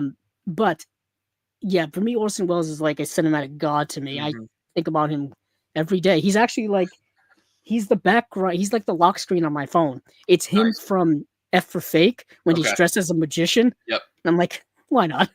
Yeah. And life's an illusion anyway. You got the if you're talking Orson Welles, you have like a spade of choices to make. I Yeah. would personally go with the wine commercial, but Oh God, yes. Paul Masson will sell no yeah. wine before it's time. They still make Paul Masson wine. I'm not an alcohol drinker at all. I don't Okay. drink it, but if I ever had an opportunity, it would be to drink Paul Masson wine just so Yeah. I can say I have that connection to Orson Welles. Yeah. You both tried the same wine. Amazing. That's how you know each other. Yeah, that's how we know each other in another life. Yeah. Actually, I think the longest video I ever did non-streaming wise Sure. was I did an overview of my Orson Welles collection, Mhm. and it was like 40 something minutes long. The raw footage for it was like an hour long, so I Mhm. had to edit it down from like an hour to cut it all down, and it took me forever to edit that. I think I was doing it on an old, I don't know if it was this computer or my old computer, but it took forever to edit it down. Um, and I just went through every release I had up to that point, and I Mhm. think it was kind of everything. Maybe except because Citizen Kane hadn't come out yet. Um, and yeah, it just like I love the fact that Criterion put out a lot of his stuff that I was Yeah. waiting years for them to Mhm. come out. Like They fill those Othello little blank spots. and things like that. His Shakespeare adaptations, I think, are extraordinary. They're Yeah. so surreal. Chimes at Um, Midnight is Chimes at Midnight. amazing. I can't. That's another movie you have to watch and experience it for yourself. Uh, to truly understand it, to truly appreciate it, really. His version of Macbeth, I think, is the most surreal thing I've ever seen. The sets in that movie are just crazy. I also love how, like in Othello, he had to like it took him years to do it because he had to like get the money, shoot some stuff, Yeah. ran out of money, shoot some stuff, get Like the money, shoot some story of stuff. his later career. Yeah, I've seen documentaries about him and his unfinished work, Mhm. which is it's like so much of his work was unfinished. The Yeah. Other Side of the Wind, Other Side of the um, Wind, yeah. which Criterion finished years ago. I think it's going on a decade now. Yeah, that A was de- on Netflix, right? yeah, Netflix like put the money in to finish that, Mhm. and it's because that was the movie he was working on before he died, Mhm. and we were supposed to get a Blu-ray release or something for that, and it just Yeah. hasn't happened yet. Mhm. I'm hoping Criterion does it. I'm not sure what the status is of who It owns the would be them, rights, his wouldn't it? estate or whomever. Yeah. But yeah, I would absolutely love that.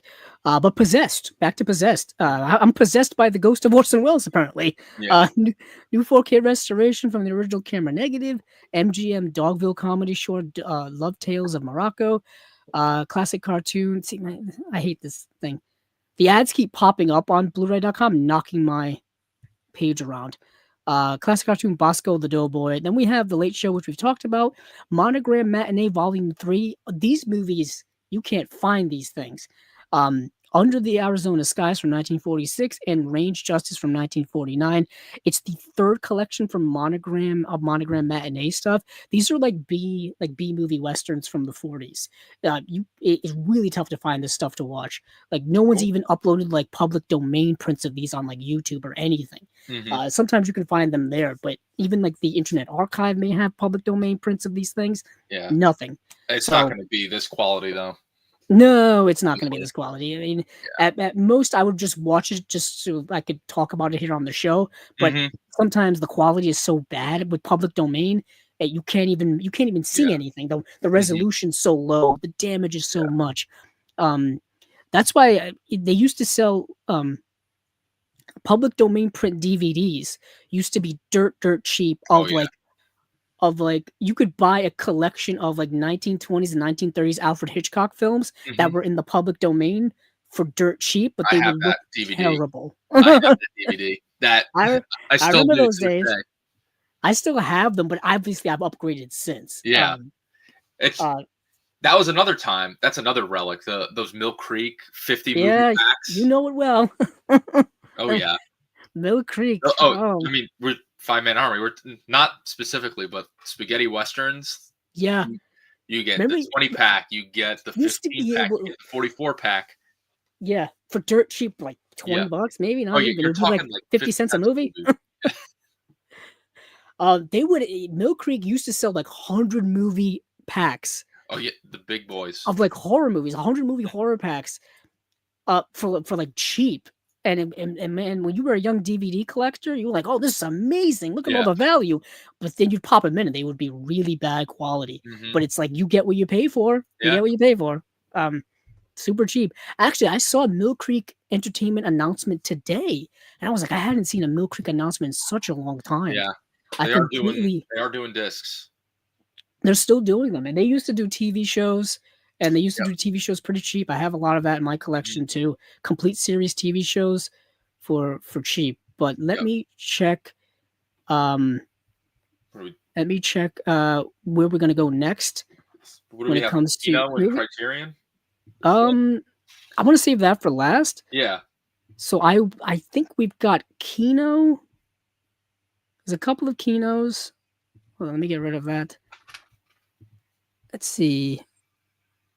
Yeah, there's a couple of Kinos. We did the Deaf imprints Crocodile. already. Deaf Crocodile's got 2. Studio Canal is putting the man who fell to Earth. They're giving it a 50th anniversary release, and then we can go to Criterion. So Sure. let me bring up Kino. Hold on. Let me actually bring up the camera so I know where I'm going. That's the one. This is only the second episode I've done with the screen sharing, so this is new to me. I just got to decide where to go. So I'm going to go to Facebook. Everybody can see my personal Facebook. That's great. Hey, everybody. Kino Lorber. Studio Classics. Now they are having a sale that I think ends tonight. Well, it's already past midnight. So I think Yeah, it's ended it's over. already. But don't worry. Oh yeah, it will. See, there it is. Final action. I did want to mention this too. So, and don't forget, the Wild Supplies last sale is going on. At the end of this month, all of these titles here are basically going out of print from Kino. So you have the 7th Dawn, 63 Squadron, Mosquito Squadron double feature, Alias Jesse James, Breaking In, Chato's Land, Comedy of Terrors, The Diamond Wizard, God's Gun, Golden Needles, Lilies of the Field, which stars Sidney Poitier. That's the movie he won his Oscar for. Masquerade, The Naked Ape, Night Terror, The Party, Pocketful of Miracles, The Raven, which stars Vincent Price, I believe. Yep. Salt and Pepper / One More Time double feature, Shake Hands with the Devil, Take This Job and Shove It, Tomb of Ligeia, another Vincent Price film, Treasure of the Four Crowns, The Two Worlds of Jenny Logan, Vera Cruz, which stars Burt Lancaster, and Where the Lilies Bloom. Those are all going to be out of print from Kino at the end of this month. Yeah. If anybody has been wanting those releases, specifically the Vincent Price ones, Yeah. I would recommend. Comedy of Terrors is also Vincent Price. It is. Yeah. What's crazy to me is I feel like I was just talking about a lot of those titles here on Chasing Labels, and now they're going out of print. Yeah. Well, this is the second. They were on Shout Factory. They have those Vincent Price collections. I got all 3 of those. 2, which never came out. I don't know how I miraculously got volume 2 on eBay for like retail price. Yeah. But I did, because that one went out of print really fast, because that has the House on Haunted Hill. Yep. Which is the most famous one. Yep. And that went out of print, but I've luckily got all 3 of them. They're all in my horror section. Mm-hmm. So I technically have all of these movies, but I think the Kino ones have different features. Yeah. So that's always a thing. Maybe I love Vincent Price so much that insane set again. Yeah. That was an amazing. Their Vincent Price box set is unbelievable. You talk about the Arrow one? Yeah, the 6 Gothic Tales. That's an old. That red set is. I don't have it personally, and that's like that would be a grail item if I got that for not $500. Yeah. So I think I'm going to start here with the Atomic Man.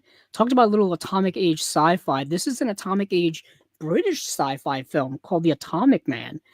There was another title to this as well that I'm completely forgetting, but it's getting a brand new 4K restoration. It just says coming soon on Blu-ray. And this is a fascinating movie. I'm going to have to go over to IMDb to get the synopsis for it, because I will absolutely botch it if I do it. Let's see. Practical Magic 2 trailer dropped today. Whoa. If anyone is interested. see. The Atomic Man, there it is. 1955, right in the middle of the era of Atomic Age sci-fi. Oh, Time Slip. That was the alternate title. Was Time Slip, which is fascinating to me.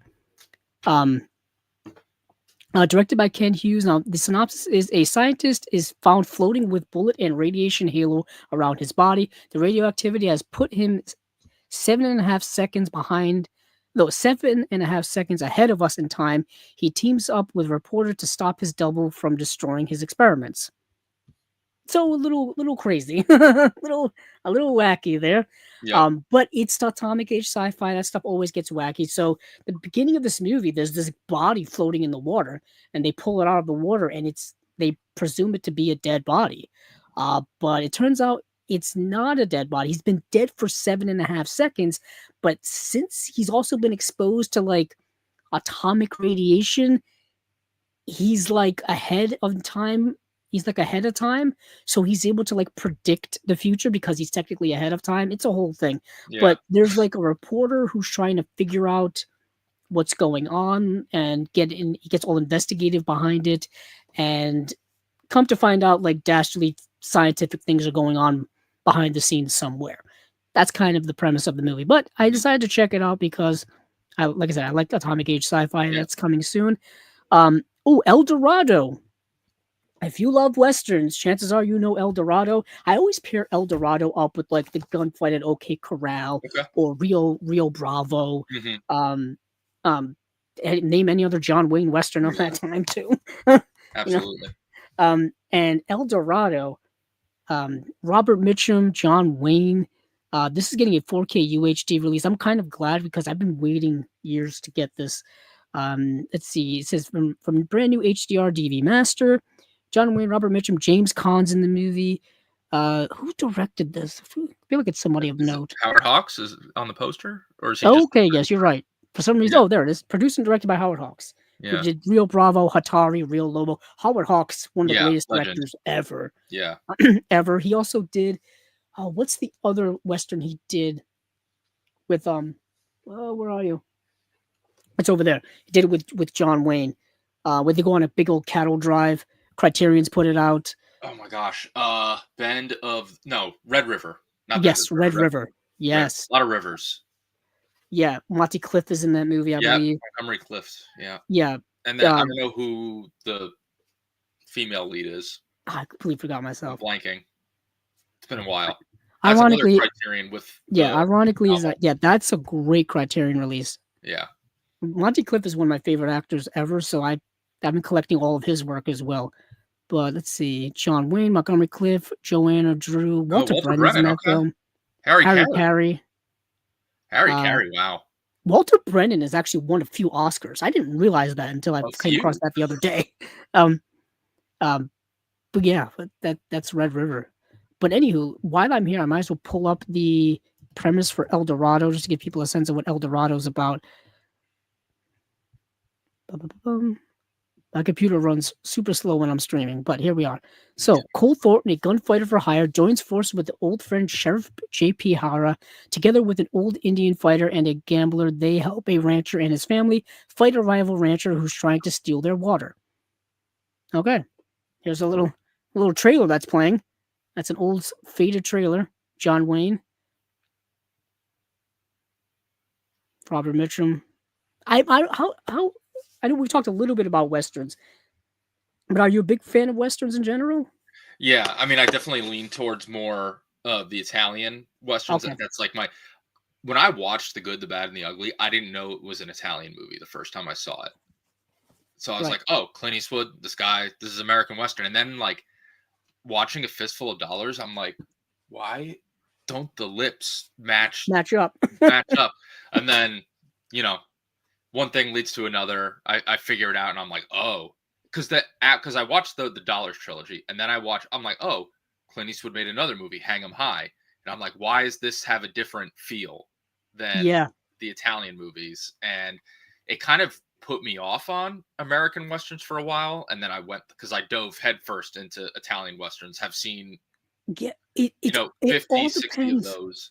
I totally agree with you. It all Yeah. depends on which westerns you discover Yeah. first and what kind of gets you in, or maybe kind Mhm. of puts you off to westerns too. Yeah. If you go, because if American westerns have a different vibe. Yeah. Early American westerns, John Ford, like we were just talking about with Howard Hawks, different vibe. Spaghetti westerns would not come until the mid '60s, Mhm. mid to late '60s, and then that influence would come over here to the United States, where you would get like Sam Peckinpah's The Wild Bunch Yep. right there. Like that's heavily influenced by spaghetti westerns. Absolutely. Um, and and then westerns would get more and more like Europeanized, if you will, or Mhm. more spaghetti westernish. Yeah. And then, but there would always be people or directors or people like John Wayne who would hold on tightly to the old western. They were making those old fashioned westerns with John Wayne pretty much up until he passed in the late '70s. Yep. Um, even his last film, The Shootist, The Shootist. I is although very good, it's an old-fashioned western. A Mhm. lot of the movies he was doing in the '70s were old-fashioned westerns. I mean, and there was still an audience for it, obviously, Mhm. but I feel like the genre had evolved past at that point. I Right. think John Wayne notoriously hated spaghetti westerns. Yeah. I Also, I think hated the Wild Bunch too. yeah, Was yeah, pretty was pretty not a big fan of the Wild Bunch. no. Um, Coincidentally, I think they both came out the same year he was in True Grit. Sure. And Yeah, maybe. Yeah, and True Grit, yeah, I think they both came out in 1969, which Yeah. John Wayne won an Oscar for. So there you Mhm. go. Yeah. My introduction to Western, I think, were more modern Westerns. Ironically, I say True Grit, and the Coen Brothers' True Oh, Grit was one of the it's an earlier amazing Westerns that I movie saw. too. I That mean, it's an amazing movie. yeah, I've also Coen read the Brothers and book Grit. recently as well, and the book is also really good too. Mhm. Really excellent. I've been seeing that making the rounds. Yeah, it's really fantastic. I've always been westerns are kind of like a dead genre, but also kind of the influence of westerns and the themes of westerns just kind of permeate into other genres as well. But we got an Italian film. No, French. Yeah, French. Birds of Prey or Le Rapace from 1968. This has a 2019 HD master by Studio Canal from a 4K scan of the 35mm original camera negative. New audio commentary by film historian Sam Deegan. And it's the iconic tough guy Lino Ventura stars in this ravishing action thriller from author slash filmmaker Jose Giovanni, whose hard-boiled novels Classe du Risque and Le Deuxième Souffle. Le Deuxième Souffle, that was a Jean-Pierre Melville film, Yep.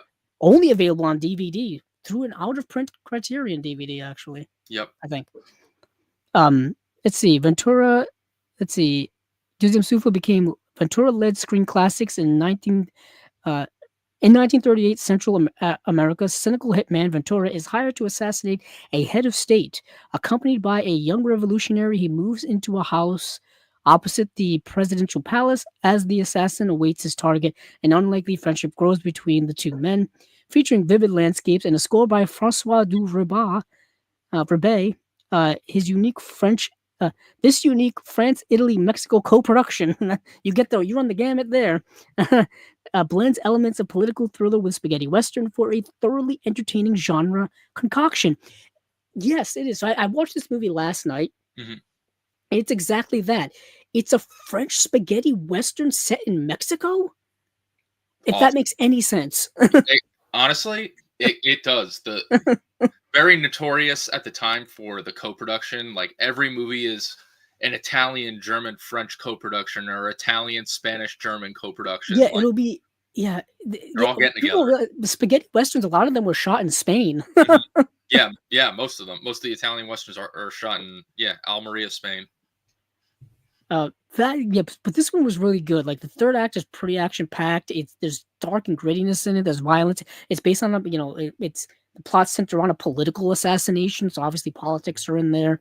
Lino Ventura is a great actor. I really dug it. I really dug the Yeah, movie. that sounds awesome. Then we have Vertigo for a Killer. A great title. Great That's right. title. So this has a Nice. 2023 HD master by Studio Canal from a 4K scan of 35mm original camera negative. New audio commentary by mystery writer and filmmaker Max Allen Collins and film historian and host of Serial at Midnight podcast Heath Holland. So if you're not subscribed to Serial at Midnight, that's a popular YouTube channel Yep. here. He talks about all kinds of stuff. And his name's popped up on a lot of Kino Mhm. releases as well as Imprint releases too. Let's see. I saw this movie as well. Marcel, boy, that's a name. Bazoufi, Yeah. Sylvia Costina, and Michelle Constantine give perfectly hard-boiled performances in this Eurocrime gem, directed by Jean-Pierre Dessagna. When Hitman Mark refuses to liquidate his friend Rene, he becomes a target himself. In order to escape his former bosses and his ruthless thugs, he seeks support from the sultry Sylvie Dussart, who offers him shelter on the Riviera. What Mark does not know is that the lady has a hidden agenda swirling with Hitchcockian suspense and Euro-Western score. Vertigo for a Killer delivers the neo-noir goods. Okay, got that out. Now, this seems right up your alley, Yeah. Connor. This is great. Have not seen this, but definitely interested. Marcel Boussouvi. If you've seen The French Connection, he plays a pretty prominent role in that movie. He's also in a movie I watched recently. One of my kicks was a Robert Altman kick. Watched like everything I could get my hands on from him, and he plays a really prominent role in Images, which is like his horror movie. Great role from him in that. He also, I know this is we said this is a French movie, right? Yes. Yeah, this is a French movie. He also is in a lot of Italian movies. He's in Fulci's Contraband, plays the villain in that movie. And he's in a movie directed by so his name's Marino. If you've seen Inglourious Bastards, you'll know this last name, Gorlami. Oh, yeah. Who is the father of Enzo G. Castellari. Guy directed like Zombie Holocaust and all these other movies. But he directed this movie called Rome, The Other Face of Violence, which Bazoufi stars in. Not available on any format as far as I'm aware, but it's a great Italian crime movie that Kino, Radiance, anybody watching? Rome, The Other Face of Violence. It seems like a Radiance release. I don't know why. It just feels like it. Cool. So I think the rest of these things I've talked about in various forms before, like Robert Zemeckis' Flight's getting a 4K release coming out in July.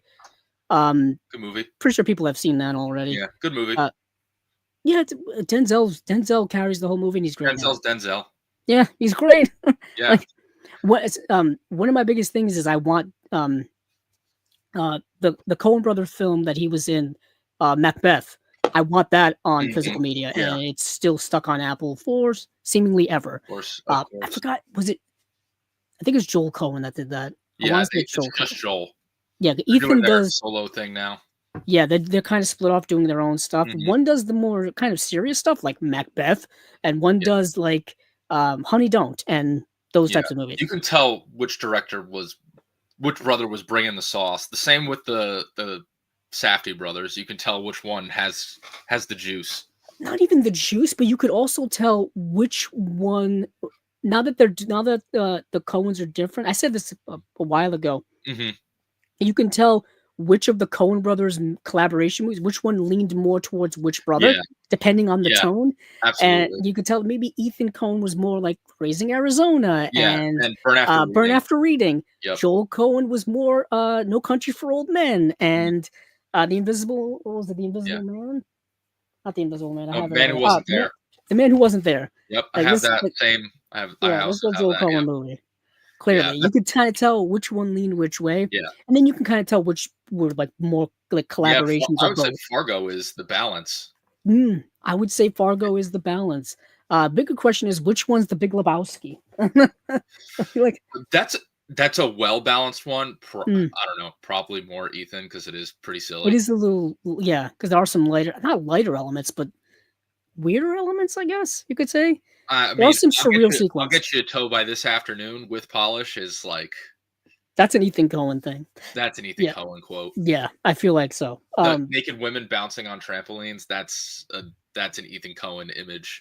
Yeah, and you can. I mean, I know with the Safdies now, we've only gotten like one movie apiece. We got the Smashing Machine. We've got Marty Supreme, and you can kind of tell that when it came to the thriller aspect of like Uncut Gems and those movies, with just that pacing, that sense of irkiness, that sense of anxiety, that was such a, the one who directed Marty Supreme, Josh Safdie. Yeah. Like that felt like that was definitely more of his input in there. At least because Marty Supreme felt like that. Yeah. Marty Supreme feels like a thematic continuation of Good Time and Uncut Gems. And Uncut Gems. Good Time could use it's got a Blu-ray release, I think put out by Lionsgate or someone. It's like when A24 was still getting their stuff put out by Lionsgate as opposed to doing it themselves. They still, That would be a great thing if A24 could like reclaim the catalog that Lionsgate has and re-put them out. That would be great. And that their would be little barcode editions. There's quite a lot of early A24 films that they could get their hands on. Enemy, Denis Villeneuve's Enemy. If that got a nicer release, that would be phenomenal. That would be kind of nice. They even like I think The Lobster was an A24 release. That's Yorgos Lanthimos' film. Yep. There's so many. For those of you interested, go to Wikipedia, look up A24, and go back to the early days, because I remember when they first hit in the theaters, and I saw their logo, and I was like, I didn't know who they were because they were brand new. I saw The Witch in theaters. I'm like, oh, it's just like I like movies about witches. Like, I got to see this. This looks great. I saw Swiss Army Man in the theater. Yep. It was just me and my friend and nobody else because nobody knew what the movie was. Yeah. My library got talking about Western Slow West with Michael Fassbender. Oh, that Blu-ray is actually quite sought after. So really? If anybody has that Blu-ray in their collection, hold on to it, I guess. You would be surprised what movies go out of print, what Blu-rays randomly go out of print. Yeah. So I'm a big fan of the Peanuts, like Charlie Brown, Snoopy, all that kind of stuff. That movie that they did a few years ago, that Blu-ray is like out of print now, because they've changed hands in terms of who owns the rights to the Charlie Brown and the Peanuts. So if anybody has that or anybody sees that lying around in like a store somewhere or wherever, grab it while you can because it's apparently quite valuable. I didn't know that. There's just random things that go out of print. But we're all pretty much done with Kino. Let me go over to Deaf Crocodile's website because they've got a couple of announcements. Here they are actually. We have Legend of the Sacred Stone, and we have Black Rabbit, White Rabbit. Unfortunately, unlike when we talked about DEFA Fairy Tales, which is talk about crazy stuff, I didn't get to see either of these releases, so we'll just quickly go over them that they are indeed coming out. Deaf Crocodile is continuing to put out some of the most unique things I've ever seen get physical media releases. Stuff you've never heard of in your wildest imaginations. So Legend of the Sacred Stone. Don't ask me to pronounce it in its original title language. Came out in the year 2000. It says Pili International Multimedia, Director Chris Huang. If you've ever dreamed of seeing a wuxia martial arts epic filled with occult secrets and black magic spells, incredibly choreographed sword fights with spinnings, flying, and leaping combatants, hidden tombs, lakes of fire, the eternal battle between darkness and light, but told entirely with puppets, then your wait is over. This has all of my favorite things in it. That is the most Deaf Crocodile description I've ever heard. I've ever heard. Yes, it is. I don't even know if I have to continue with the description here because that sells it harder than I could ever sell it. Right there. It's based on a popular Taiwanese TV show, Legend of the Sacred Stone. This looks amazing. It says the Taiwanese TV show is named Pili, launched in 1984, that uses traditional Chinese budashi glove puppetry to tell amazingly elaborate wuxia stories, packed with nonstop action and swordplay. It's Shaw Brothers martial arts movies, but with puppets. Sure. The movies are. It says Thunderbirds Are Go, Team America, World Police, and Jim Henson's beloved The Dark Crystal, and Legend revolves around a group of warriors of Wulin led by white-maned hero Su Huan Zhen, trying to prevent Mo Kuei and his spectral assassins called the Unkind from gaining possession of the all-powerful Sacred Stone. Okay, it does feel like it's in that vein too, like a Dark Crystal, Labyrinth, all that kind of stuff from that era. I mean, honestly, very, very common-ish wuxia plot. Like Yeah, if you watched there's always like a Burning Paradise or like some type of supernatural thing or Mhm, item that someone has to get or wants to get, or you got yep, to prevent a bad guy from getting it, mhm, or whatever the case may yeah, be. Human But Lanterns. yeah, but for special features, it's new video interview with Chris Huang and members of the Peely puppeteering team. It's in Taiwanese Hokkien with English subtitles, new audio commentary with puppeteer. Uh, it says, and filmmaker Ben Wolf Page, associate editor of the Puppetry Journal for the Puppeteers of America. Puppets, Wuxia, and Spirituality, the lore and inspiration behind the legend of the Sacred Stone. New visual essay by film historian Evan Chester. 2 original trailers for the feature with English subtitles. There's a character spotlight here and new wrap artwork as well. The deluxe edition has some bonus content of a slipcase, a 60-page illustrated booklet, new essays, 2 new essays, sorry. And yeah, 1,500 copies, a limited edition. And when is this coming out? Why do I always miss the? I don't think it says it on here actually. Anywho, coming soon to a theater near you. Well, not really. Coming soon to a store near you. So Black Rabbit, White Rabbit. Too much Sound Looney. like Elmer Fudd there. Oh, this is from 2025. Mm-hmm. Um, is another mysterious MC Escher-like meditation on reality and illusion, doubles and doppelgangers and uncanny synchronicities involving stories within stories set during production of a film by a director named Sharam, already blurring the lines between film and reality. Guns play a strange and mystical part in Black Rabbit. On the film set, we meet armorer Babak, played by the great Iranian actor Babak Karimi. Let's see. This production marks his 40th, and he's paranoid he won't get through the day without a terrible accident. This is getting very similar to real life occurrences from recently. Mm-hmm. I've discovered something. Let's see. Interesting. I'm just reading in my head for no particular reason. Bad podcasting on my part, but it seems like a movie about movie making. That Mm-hmm. seems to be the case, and I know nothing about the movie. I haven't seen it. I don't think I've even checked it out on Letterboxd actually yet. But it's got a Deaf Crocodile release coming out, and they don't typically release newish movies. Yeah. This is kind of like a first to release a 2025 film, which is super new.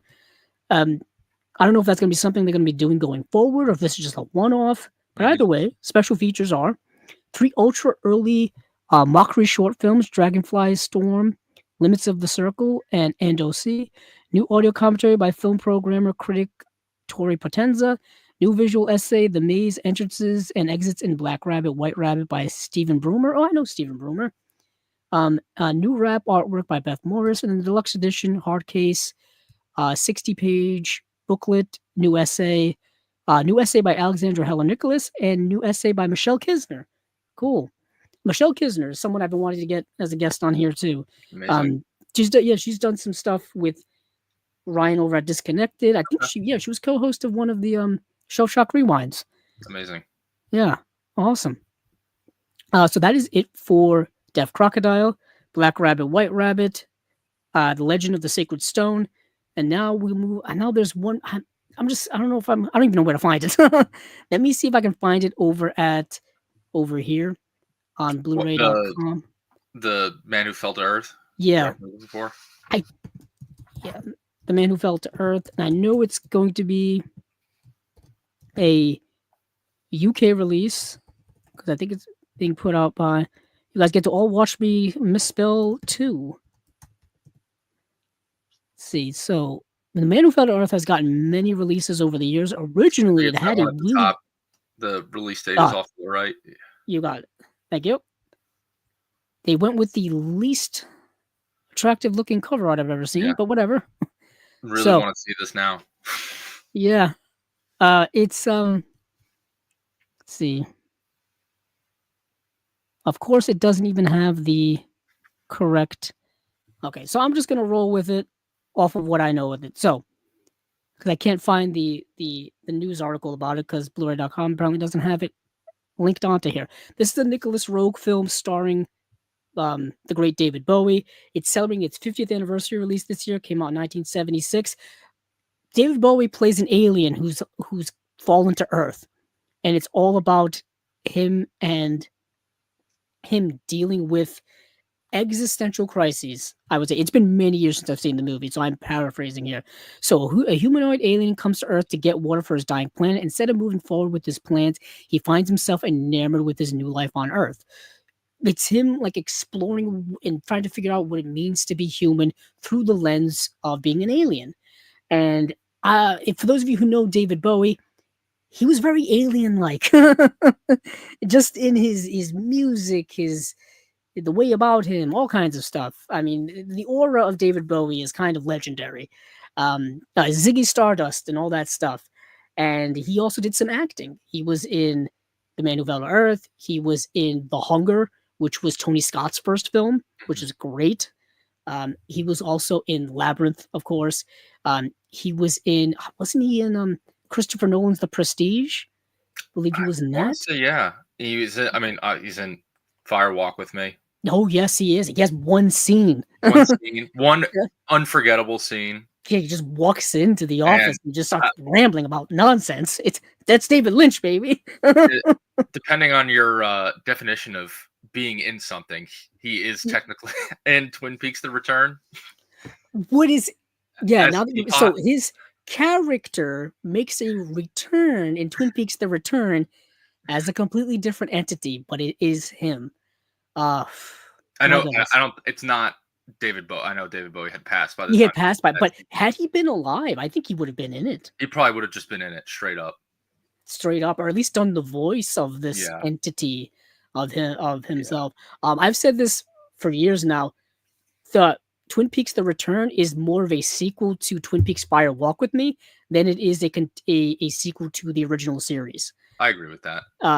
Just in its tone and its storytelling and its mythology building, its lore building, it's legendarium. Yeah, that's like you hear about Lynch. Like if Fire Walk with Me had been a success, they would have made more movies. I feel like that was the original plan. What The Return is. It was the first movie of what I think was supposed to be a trilogy of movies. Yeah.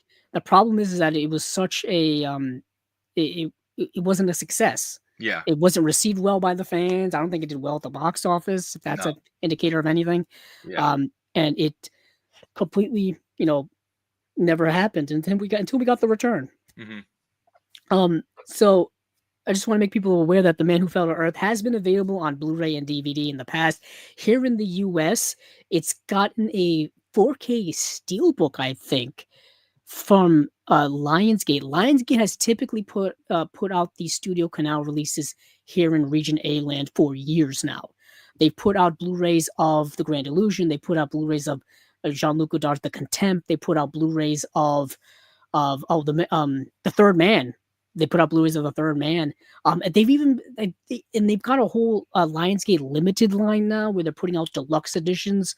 They really kind of pick things up a little bit over the last few years, but The Man Who Fell to Earth, I think, is a great movie. Nicholas Roeg is an excellent director. He's one of my favorites.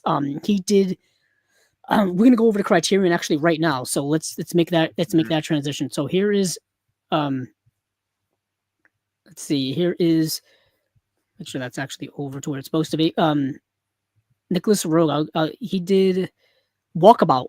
That's what he did. And Don't Look Now. Don't Look Now. Performance is another Nicholas Roeg film which just entered the Criterion. There we go, right here.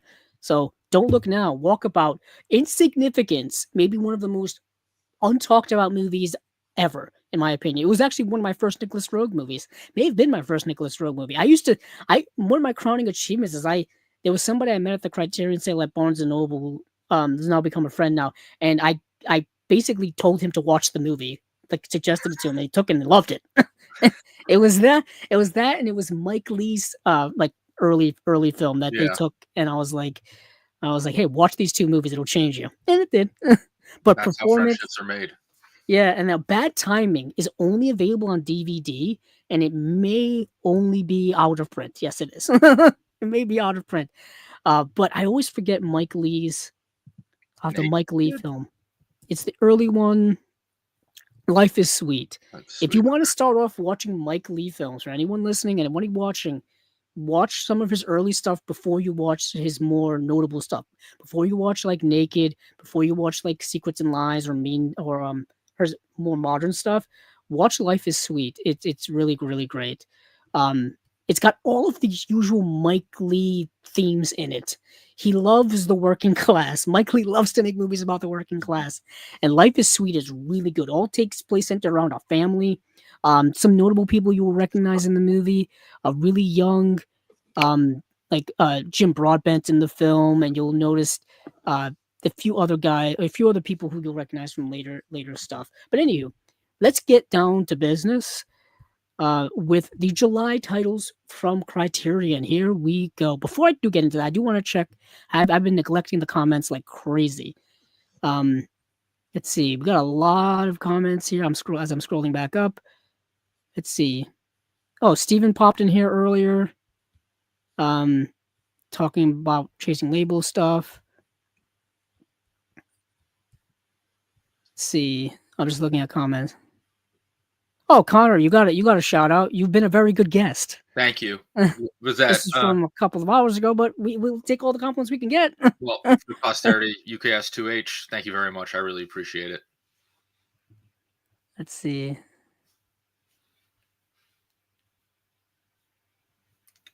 What is that? That's tough to say. Cover art of the year so far. I don't think I've seen a cover art that's been. It's probably going to be, you know what? Hard Boiled, the one that you showed up earlier, is probably one of my favorite cover arts of there. Anything done by Tony Stella is kind of the best cover arts you're ever going to see. Tony Stella and Sean Longmore. I love Sean Longmore's art. So he does a lot of work for 88 Films. Yeah, so Tony Stella, his stuff's all like like hand painted. Yeah, we had him here on Chasing Labels a couple of years ago to talk about his process of all this kind of stuff, and it's all like hand painted and stuff. And he's a real true artist. So anything by Tony Stella is good to go. Yeah, when people get that Bullet in the Head edition in their hands, that's my favorite Woo cover that he's done so far. Yeah, it's just it. Thing is, well, when the Shout Factory was coming out with their editions of like the Hard Boiled and all this kind of stuff, people were not so happy about the cover artwork, and I can kind of understand because they looked a little Photoshop-ish, if you will. I don't know if that's still a thing, but I kind of understood. And you can tell when certain cover art is not like they don't put a lot of effort into it. If you ever seen like a main studio cover art for some of their movies, it looks like they just ran it through some type of program nowadays. But Acres of Movies does also ask, what label is the best of the week of the output so far? For me, it's Criterion. I know I'm biased. We're going to go over them right now, but I think Criterion is going to have another great month in July, excellent month. Radiance has a nice output as well because those movies are really good. But for me, I'm biased because Criterion is putting out some of my favorites. Let's see. Let's see what the. Okay, so let's go over to the Criterion stuff. Okay, so we've got Cruel Story of Youth by Nagisa Oshima. We got the Love That Remains, which is the Criterion Premieres release, I believe. I'll Remind You of Everything, the films of Mike Mills. We have HUD, which is kind of one of my favorite Paul Newman movies ever. We've got Alice Doesn't Live Here Anymore, the Martin Scorsese movie that is finally getting an HD release. We've been clamoring for years for it. And then we have The Crying Game, which is the Neil Jordan film. And then The Elephant Man is coming back into print, not only on Blu-ray, but also on 4K. So we just talked about David Lynch. There was a Blu-ray release put out a couple of years ago by Criterion. Many people have it in their collection. Apparently recently it went out of print, but Criterion has actually bought the rights. Well, Janus Films bought the rights of The Elephant Man and is now re-putting it out. So don't go buying the way overpriced Criterion Blu-ray that was on eBay for a while, because now it's back in print. We can get it for the regular price. And I think that's it. Because that Eclipse is new. That Eclipse was from June. That was from last month. Gotcha. That was from last month. Because it looked familiar. So I don't know where you want to start. I don't know if we have to talk a lot about The Elephant Man.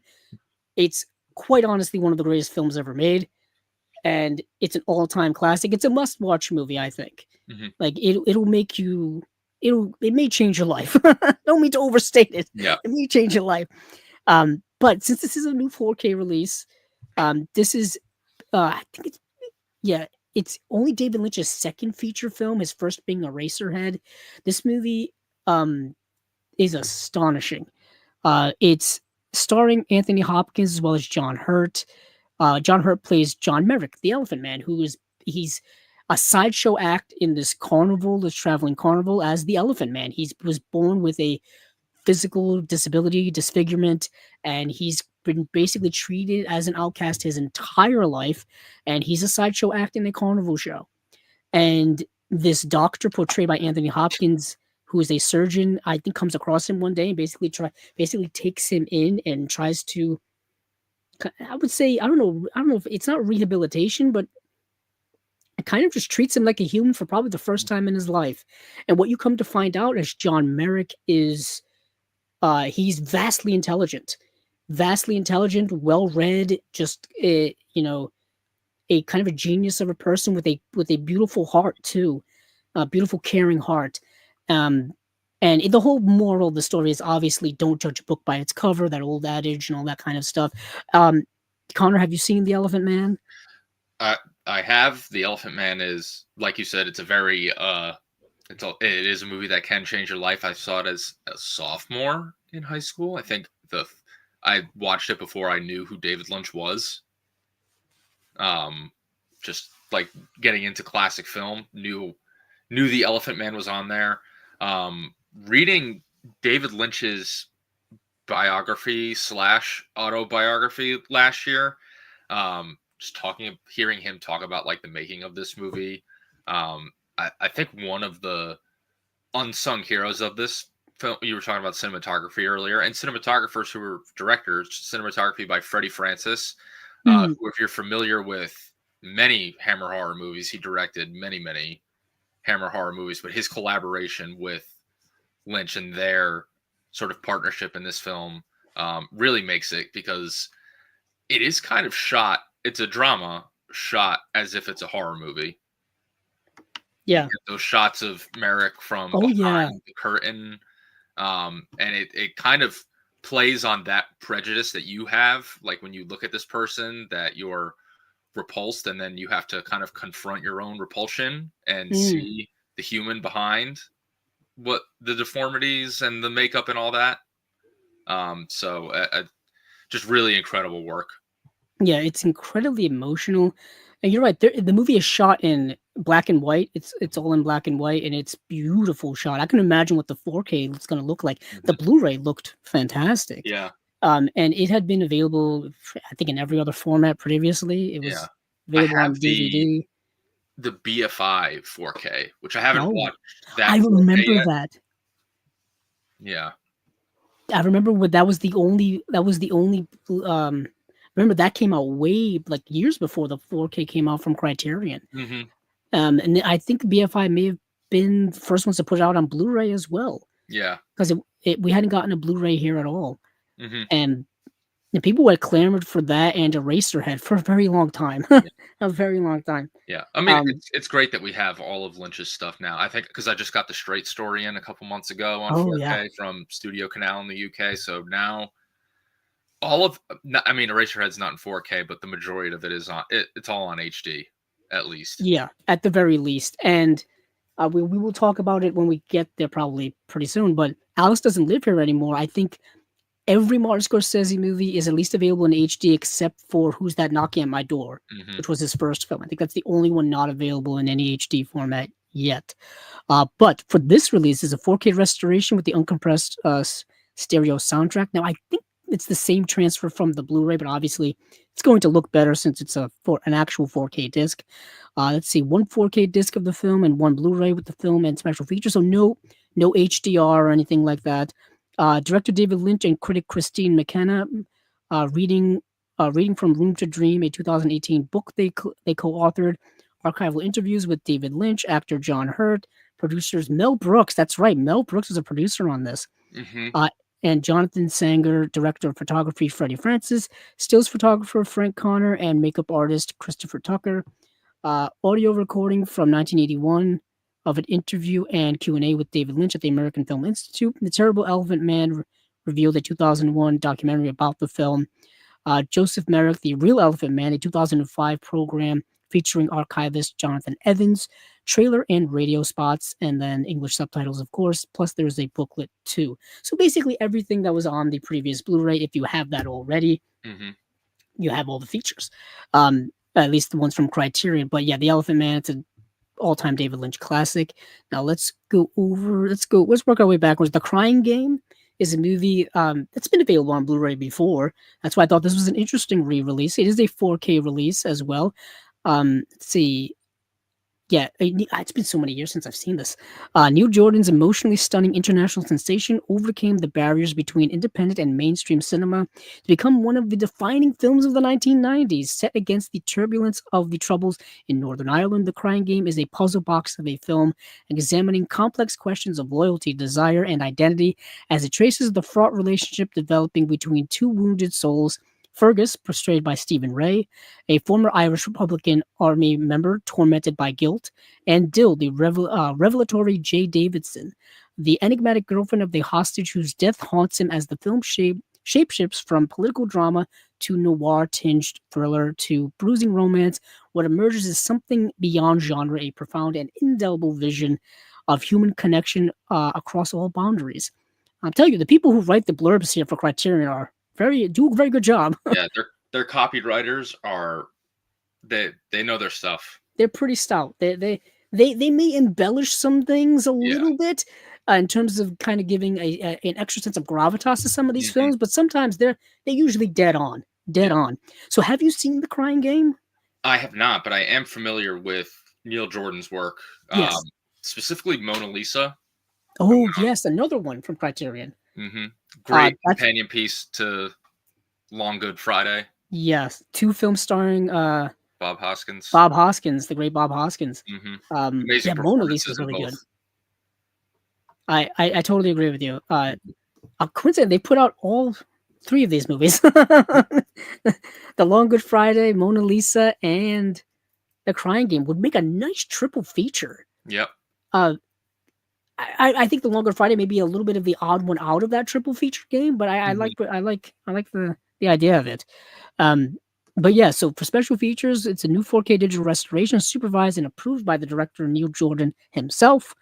There's with 2.0 surround DTS master audio, 1 4K disc of the film in Dolby Vision, and a Blu-ray, of course, with the special features. So what Criterion has been doing, the 4K pretty much doesn't have any special features unless it's a commentary, and then the Blu-ray has the movie plus all the special features. That's kind of what they're doing nowadays, and what a lot of other studio labels have done as well. Yeah, I feel like that's what they used to do in the Blu-ray days. They put the Blu-ray by itself, and then the DVD in the combo pack would have. That is an old-fashioned throwback of a thing. Yes, they did. Or back, we used to get 2-disc DVD sets, special editions, where they would have exactly what you just said. Yep. The whole second disc would just be all special features. Yeah. DVD, I get it, because there's not as much storage. There's not. Whereas opposed to 4K, there's a massive amount of storage. But I guess if you want to maximize the quality of 4K, you give the movie as much of its own space to breathe on disc as you want. I feel like Criterion is especially beholden to living up to that. Yeah, that seems like a thing. So we have an audio commentary with the director. There's a new interview with the director and actor Stephen Ray. Making of documentary from 2005 featuring interviews with Jordan Ray and producer Stephen Woolley. Alternate ending featuring audio commentary by the director and then subtitles plus essays in a booklet as well. I like that cover art. Like that hand-drawn cover art. Yeah. Watercolor-esque.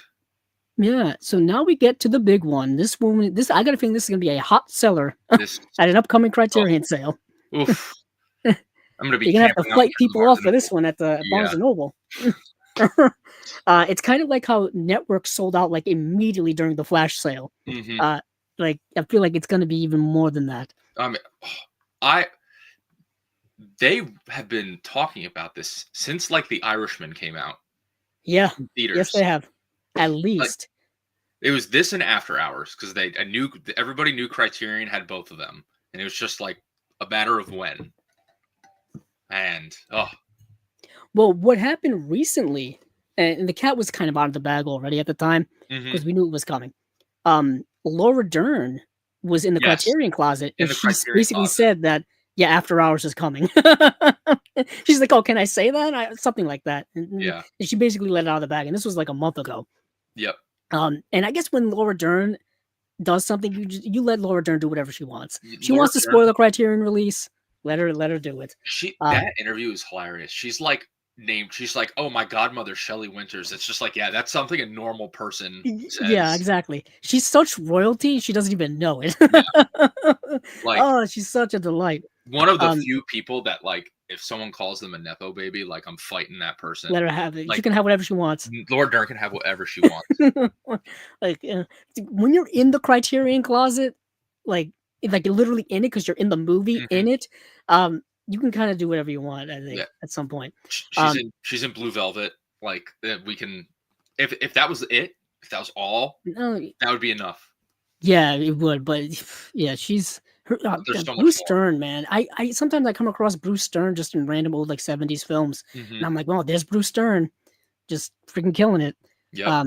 Great actor. But Martin Scorsese's film Alex Doesn't Live Here Anymore, it long been stuck in DVD purgatory for many, many years.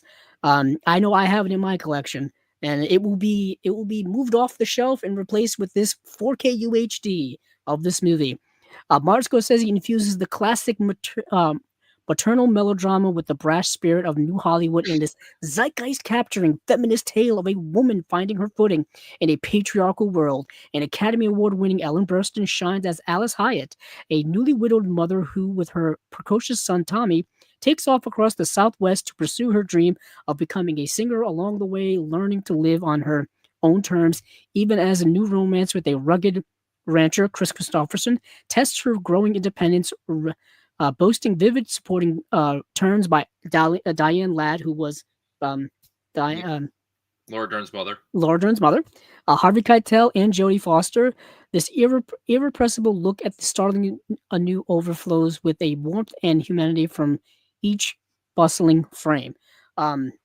Yes, bustling. But like we said, I can't wait for this to come out. I wish this was out now. This is So top one most anticipated disc. Yeah, so far. yeah, definitely. At the July Criterion sale, Yeah, I may be there like opening. I'll be there opening day. But the thing is, my Barnes and Noble's odd. Like I went there the opening day Honora came out, because what do I have? Do I have Honora? Yeah, I have Honora right next to me. Because we were interviewing Sean Baker on here nice. for specifically for this release, Absolutely. and I was like, I gotta get it before we interview him, because at the time we didn't know when it was going to happen, but I didn't want to take a chance that his people contact Steven and be like, oh yeah, he's available tomorrow. It's like, okay. So I'm like, I have to get it the day this comes out. Yeah. Jump on it So I went immediately. there. They didn't even have it on the shelf yet, so I had to ask them to get it from the back. But they had them. They just weren't out on the shelf. That's like sometimes when you go to Walmart now on new release day Tuesdays. Some Walmarts put out the new releases, some don't. Yeah. All depends. Yep. But this new release is going to have a new 4K digital restoration supervised and approved by Martin Scorsese himself, with uncompressed monaural soundtrack, one 4K UHD disc of the film presented in Dolby Vision HDR, and one Blu-ray with the film and special features.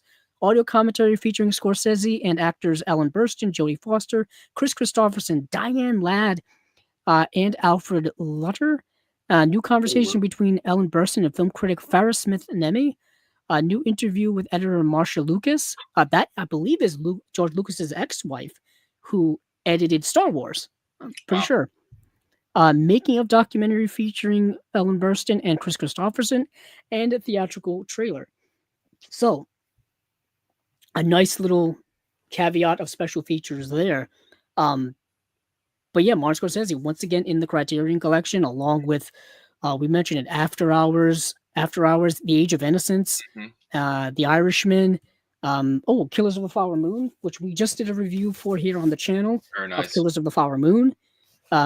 The Last Temptation of Christ. One of my favorite, we just mentioned the Criterion Closet, is when Willem Dafoe goes in there and he pulls out Last Temptation of Christ and he shows it to the he shows it off to the camera. He's like, "Oh, do you know this man?" And it's literally him on the cover. We also have The Last Waltz as well as Mean Streets, Raging Bull, Rolling Thunder review. I've almost bought that at so many sales. Just because it's a Scorsese film and I'm a Scorsese completist. And then Martin Scorsese shorts as well, which is a ton of fun. If you want to see Martin Scorsese's parents in the 70s, that's great. That's great stuff. That's a great documentary. It's so great. It's just them like at their house, like making dinner. It's brilliant. And then you see them like, it's so funny to see them that and then see them like be in his movies, like be in Goodfellas. And it's I was rewatching Goodfellas. And I was watching Goodfellas with my brother because he had never seen it before. And we got to that dinner scene where it's Martin Scorsese's mom, who I think we've improv'd all her lines. And I'm like, that's Martin Scorsese's mom. And it's such a great scene where they're all sitting around the table before they like going off to bury a guy. Bury Joey Bats. Yeah, they had to go get the shovels. And then the shovels. And she's showing off like a painting, whatever. Yep. And they're eating. And I think one dog going this way, one dog going that way. You can buy that painting. I almost wanted just to put it up so that people will ask me, like, you know, why do you have this random painting?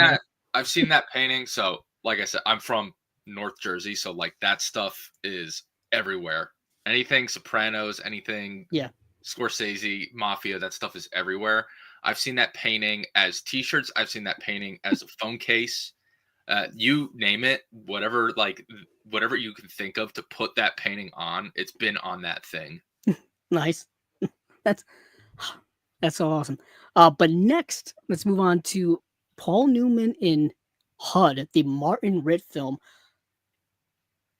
If Alice Doesn't Live Here is number one, this is number two for me as Criterions I need to buy the rest of this year, or releases I need to buy the rest of this year. I've been a big fan of this movie for a very long time. I saw it, I think, on Filmstruck. We mentioned Filmstruck earlier. That streaming service is now defunct. I think I watched it on there. Paul Newman's my favorite actor of all time. I want to own every movie he's ever been in. I've been trying to find everything he also directed, but there's some things you can't find because they're just not available on disc ever. But anywho, HUD is an excellent movie. This is a movie from 1963. I believe he was nominated for an Oscar for it, and he plays a bit of a bad guy in this. He's like a bad boy cowboy in this movie, if I could sell it. But this movie is also a family drama starring Melvin Douglas as well. Melvin Douglas, the legendary Melvin Douglas, who is, we just talked about Scorsese. Ileana Douglas's grandfather is Melvin Douglas. Ileana Douglas was in Cape Fear. Ileana Douglas and Martin Scorsese were an item at one time. So much going on here, so many connections. But a family's downfall becomes a stark elegy for the ideals of the American frontier in this quietly subversive reimagining of Western myths. In the fourth of his 6 collaborations with progressive director Martin Ritt, Paul Newman created this darkest role yet as HUD Bannon, a charismatic but ruthlessly unprincipled rancher. HUD's ambition to seize control of an ailing cattle business from his tradition-bound father, Melvin Douglas, drives the family, including his worshipful nephew, Brendan DeWild, and worldly wise housekeeper portrayed by Patricia Neal, toward collapse. Winner of Academy Awards for Best Actress for Patricia Neal, Supporting Actor for Melvin Douglas, and Cinematography by James Wong. I don't know if that's a name a lot of people know. James Wong is one of the best cinematographers ever. James Wong Howe, whose austere black and white lensing lends psychological dimensions in the desolate Western vistas. HUD daringly rewrites the image of the heroic cowboy for a disillusioned generation. It's a subversive Western. It's a family drama. I love movies that explore the difference in life philosophies between generations. You've got a newer generation with the Paul Newman character, you have a future generation with his young nephew, and you have the older, more traditional generation with his father and Melvin Douglas, and they're all kind of battling it out in this movie. And I think it's brilliant. Absolutely brilliant. But for years and years and years, this had only been available on DVD through Paramount. Now, recently, Imprint put out a Blu-ray release of the movie, but I waited. I waited because I heard the movie had just gotten a 4K restoration that was being shown at film festivals, and I wanted to see if somebody would put out a 4K of it. Criterion, Kino, somebody. Paramount's been wheeling and dealing over the last couple of years. I wanted to see who was going to get HUD, and lo and behold, Criterion got it. Connor, have you ever seen this movie, or have you ever heard of it? Yeah, so one of my best friends from college, who is also a huge movie buff, this is one of his favorites. When he told me about it, I went and wanted to watch it, and then I got the book in my hands by Larry McMurtry, who is an author that I really admire. It goes by a different title, Horseman Pass By, but I still haven't read the book. It's one of those things where I'm like, I'll watch the movie when I read the book. It's been 4 years. Yeah, I'm saying Come on, Connor, figure it out. But now just getting your praise and your admiration for this, it's just gonna light a fire. Because honestly, the book is not even 200 pages. So interesting. One of those you can just bang out. Yeah, Larry McMurtry, for those of you who don't know, he's written several books that have gotten movie or TV series or miniseries adaptations. Larry McMurtry, he wrote The Last Picture Show. Yep. The book that Last Picture Show was based on. Last Picture Show, to me, I've said it here and I'll say it till my dying breath, I think it's one of the greatest movies ever made. I think it's astonishing. Yep. And it's got that same similar aspect of what HUD is going for. This kind of passing of time and generations and life philosophies and stuff like that. I recently, I'm going to actually read another Larry McMurtry book, Lonesome Dove, which I've been wanting to read because I want to watch that miniseries from the 80s, I think. The Robert Duvall? Yeah, because Robert Duvall passed away and he was in Lonesome Dove, yes. And I want to give that a watch. But I want to, yet again, kind of what you were saying, you want to read it first and then watch the movie. Yeah. I get that way. More of a challenge for you. Yeah, it's like double homework. Yeah. It's like homework. But HUD is so good. Let me get into the features here. New 4K digital restoration, one 4K disc with HDR, Dolby Vision HDR actually, and then a Blu-ray disc with the movie and the features. Audio excerpts from a 1974 American Film Institute seminar with director Martin Ritt. New interview with actor Sally Field conducted by author Isaac Butler on Ritt and HUD.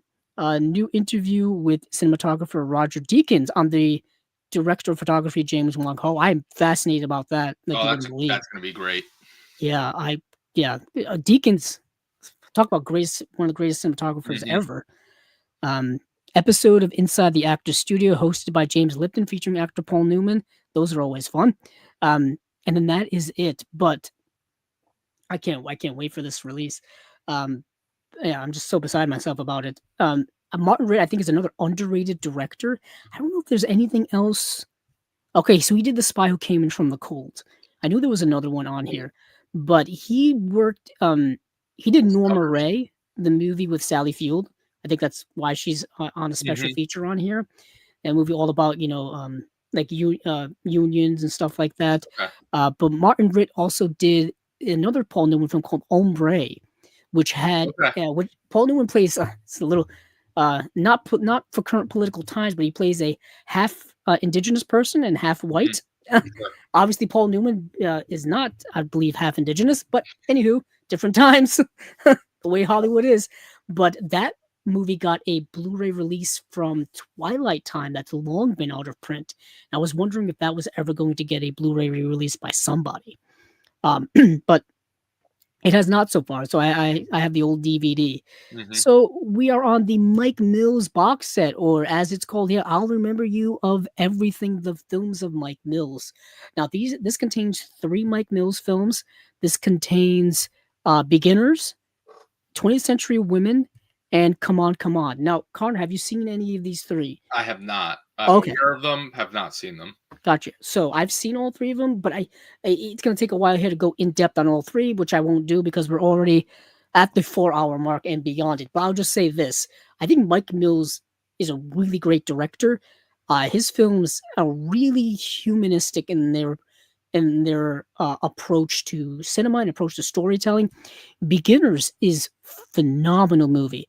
This is the movie where Christopher Plummer finally won an Oscar for. It's starring Ewan McGregor as well as Melanie Laurent. And Christopher Plummer is um, Ewan McGregor and Christopher Plummer are a father and son, and Christopher Plummer's character is dying, and in his dying days, he reveals to his son that he has been closeted homosexual this whole time. He's been closeted gay this whole time.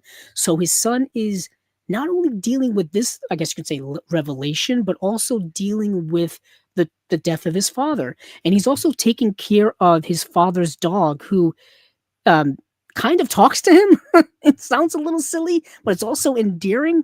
I'll just read this here because I really love this movie. Filmmaker Mike Mills was inspired by his own father's coming out late in life to shape a clear-eyed look of how our family histories quietly inform all of our relationships. When Hal, Christopher Plummer, in an Academy Award-winning performance, reveals he is gay at the age of 75, his son, Oliver, Ewan McGregor, gets the chance to know a more vulnerable version of his father in the second of the film's two interwoven time periods. Oliver meets Anna, Melanie Laurent, soon after his father's death, beginning a romance that is informed by the risks and honesty of Hal's final years. Balancing dry humor and DIY charm, Beginners extends an uncommon generosity to its characters, still figuring themselves out at all stages of life. So you get two timelines and two storylines going on. You get essentially before and after the death of the Christopher Plummer character in the film, and the Ewan McGregor character kind of dealing with life in those moments. It's fascinating work. It was really excellent. Christopher Plummer, I think, was one of the best. I'm so glad he got some recognition in his career. Yeah, that sounds amazing. Yeah, 20th Century Women. I bought that Blu-ray. Actually, I think I bought it a year ago. So Criterion stabbing me in the back here. But this is in 4K, so I can forgive them. This was another, I think, was this an A24 film, or this was? I feel like it was. I feel like it was, yeah.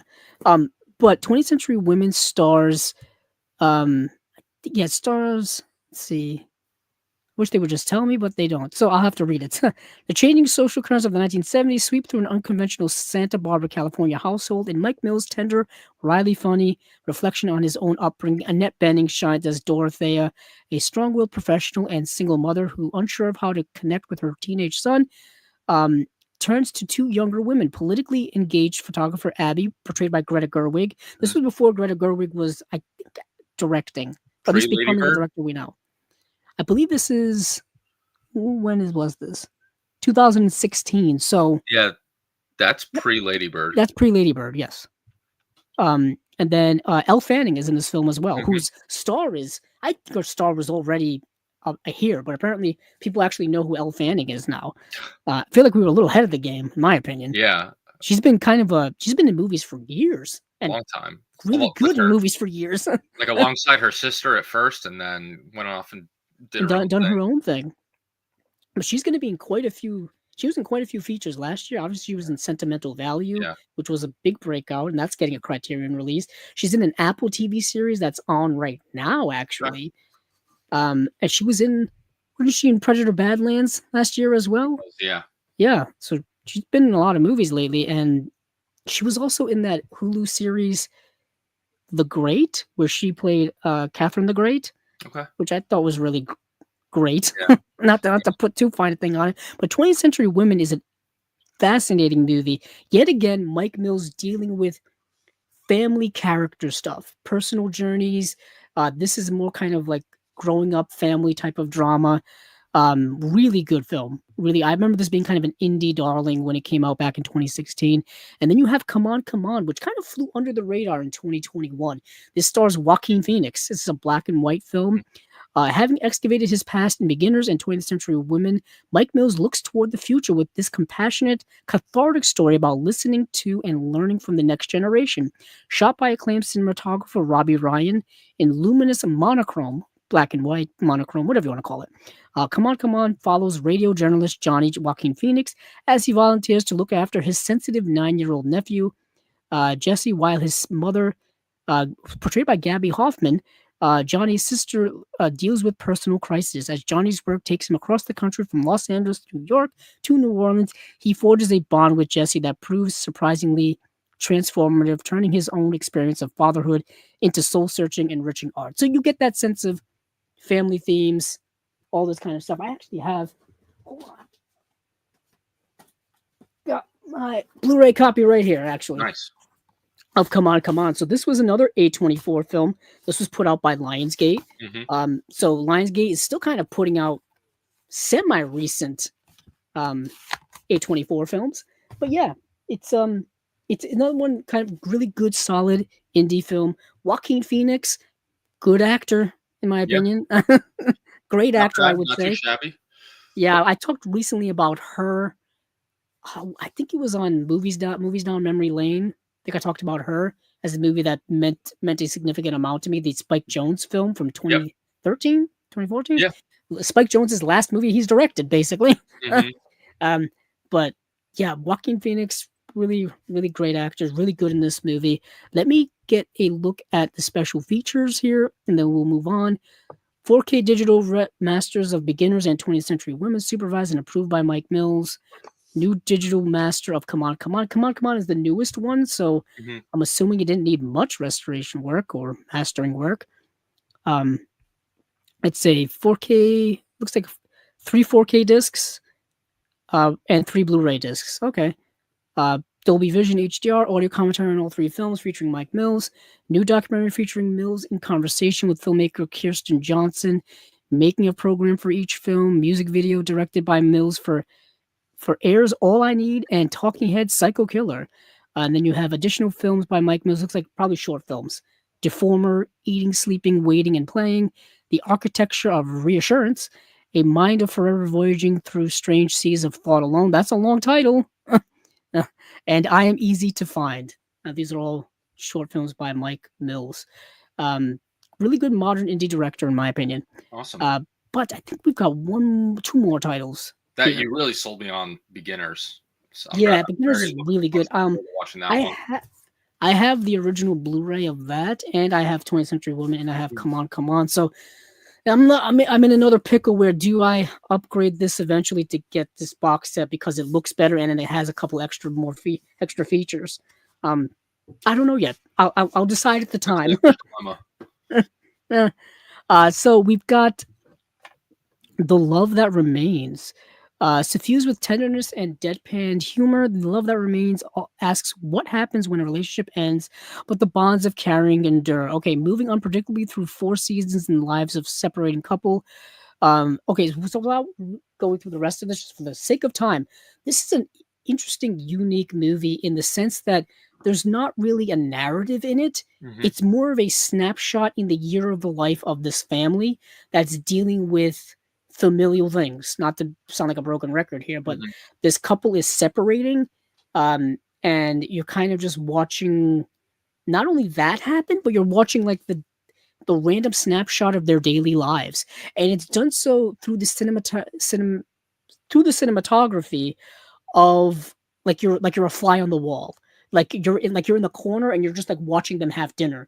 You're in the corner and you're like watching them watch TV, or you're outside and they'll be having like a picnic, or they'll be planting some vegetables or whatever, or they'll be riding in a car, or something will happen. They'll be going to the doctors.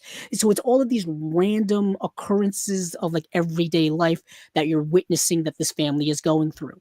So there's not really a cohesive narrative in it. So I thought it was a fascinating experimental film from that regard. It's a newer movie. It's from 2025. Can't get much newer than that. This is a Criterion Premieres release, so you're only getting one special feature, which is the Meet the Filmmakers. Hinur Palmason, a Criterion Channel original interview. Joan of Arc from 2025, companion film by Paul Mason as well. And that's about it. So that's the Criterion Premieres. Awesome. I didn't actually hear of this movie last year during all the release information. Yeah, neither did I. Yeah, I didn't. It kind of slipped through the cracks for me. Yeah. Well, good for them for getting on Criterion. Yeah, that's kind of. I love when Criterion does that. Yeah. So the Criterion Premieres release, previous. What was it previously called? Janus Contemporaries. I guess Criterion holds a little more marketing weight than Janus. I don't think people Yeah, know who Janus is, to be yeah. honest. Unless you're Unless you're us. unless You you're know? us, and you Yeah. you see that Janus logo come up before your movie, you're like, oh, all right, I'm in good hands. this is gonna be good. I'm gonna see if I have any. I don't think I have any Janus contemporaries on my on my. No, I just have Criterions here. But last but certainly not least is another Nagisa Oshima film, Cruel Story of Youth. Now, I think I watched this years ago. Years ago, I went on a Nagisa Oshima, um, like like you were saying earlier, like Kick. a notion to go, like a journey to go through somebody's films, and I Hmm. started to go through his early stuff, the stuff that were in the Eclipse sets, and I think this was one of them. Have you seen this movie? Just curious. This is a movie I have not seen, but I am Okay. familiar with. I'm familiar. The only Oshima film I've seen is Empire of Passion. Okay. I have the Criterion DVD of that. Okay. Not was not my favorite. So I that it didn't definitely didn't sound. It's one of the directors. It's a single movie, so you know Yeah. I mean, he's got I'll a revisit plethora him of at other some point. films. Yeah, there are other films exactly. So, a scorching tale of toxic love in a toxic world. Ain't that the truth? Nagisa Oshima's second feature film marked the artistic breakthrough of one of the most radical voices in the history of Japanese cinema. Caught in the dog-eat-dog crucible of post-war Tokyo, teenage lovers Makoto and Kiyoshi turn to a life of crime, as one does, entrapping lecherous middle-aged men in order to extort their money. Well, you gotta do what you gotta do. But how long can the wayward youths outrun their fate? Bursting with vivid color, this visually scintillating, furiously nihilistic film howls with rage at a society in which everything, love, sex, and youthful idealism, has been corrupted. Okay. Nagisa Oshima is never quiet about his political themes. Like, he is screaming at us in his movies. So this is getting a 4K digital restoration with uncompressed monaural soundtrack, one 4K UHD disc of the film and the Blu-ray, A Town of Love and Hope from 1959, directed by Oshima. Oh, it's Oshima's first film. There you go. So if you want to see his first film and second film, Hmm. you can. Um, as well as a short film called Tomorrow's Sun, interview with film scholar Tony Raines, and then there's the trailer plus an essay. And I wanted to take a quick gander because I think this was part of that Eclipse set. So it was called Aoshima's Outlaw 60s, which I mentioned earlier. Yes. Trying to see. Maybe it wasn't. I'm just crazy. No, it says Pleasures of the Flesh. That's not it. Hmm. Um, Violence at Noon, Three Resurrected Drunkards, Sing a Song of Sex. Nope. And then you have Merry Christmas, Mr. Lawrence, In the Realm of the Senses, Empire of Passion. Nope. So this is something that's newish to the Criterion collection. There's Death by Hanging. Death by Hanging is a phenomenal movie. I waited years to watch it, and I'm kind of glad I did, so I could fully like get it. But it's a movie.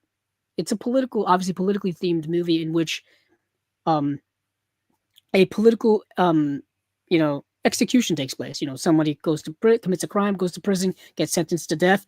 And so they perform the execution, but the person doesn't die. So now they're left with the idea as like, we did it.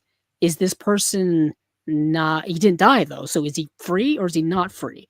And this whole movie just around this political philosophical idea of like, what it means to be alive, what it means to be dead. It's truly incredible movie. Um, yeah, I recommend anybody who's interested in deep philosophical discussions to watch Nagisa Oshima's work. But that is kind of it for Criterion. And I think that's pretty close to being it here for Chasing Labels episode spy number 189. Just to wrap this up really quick, make sure I didn't miss any of these titles, because sometimes I do.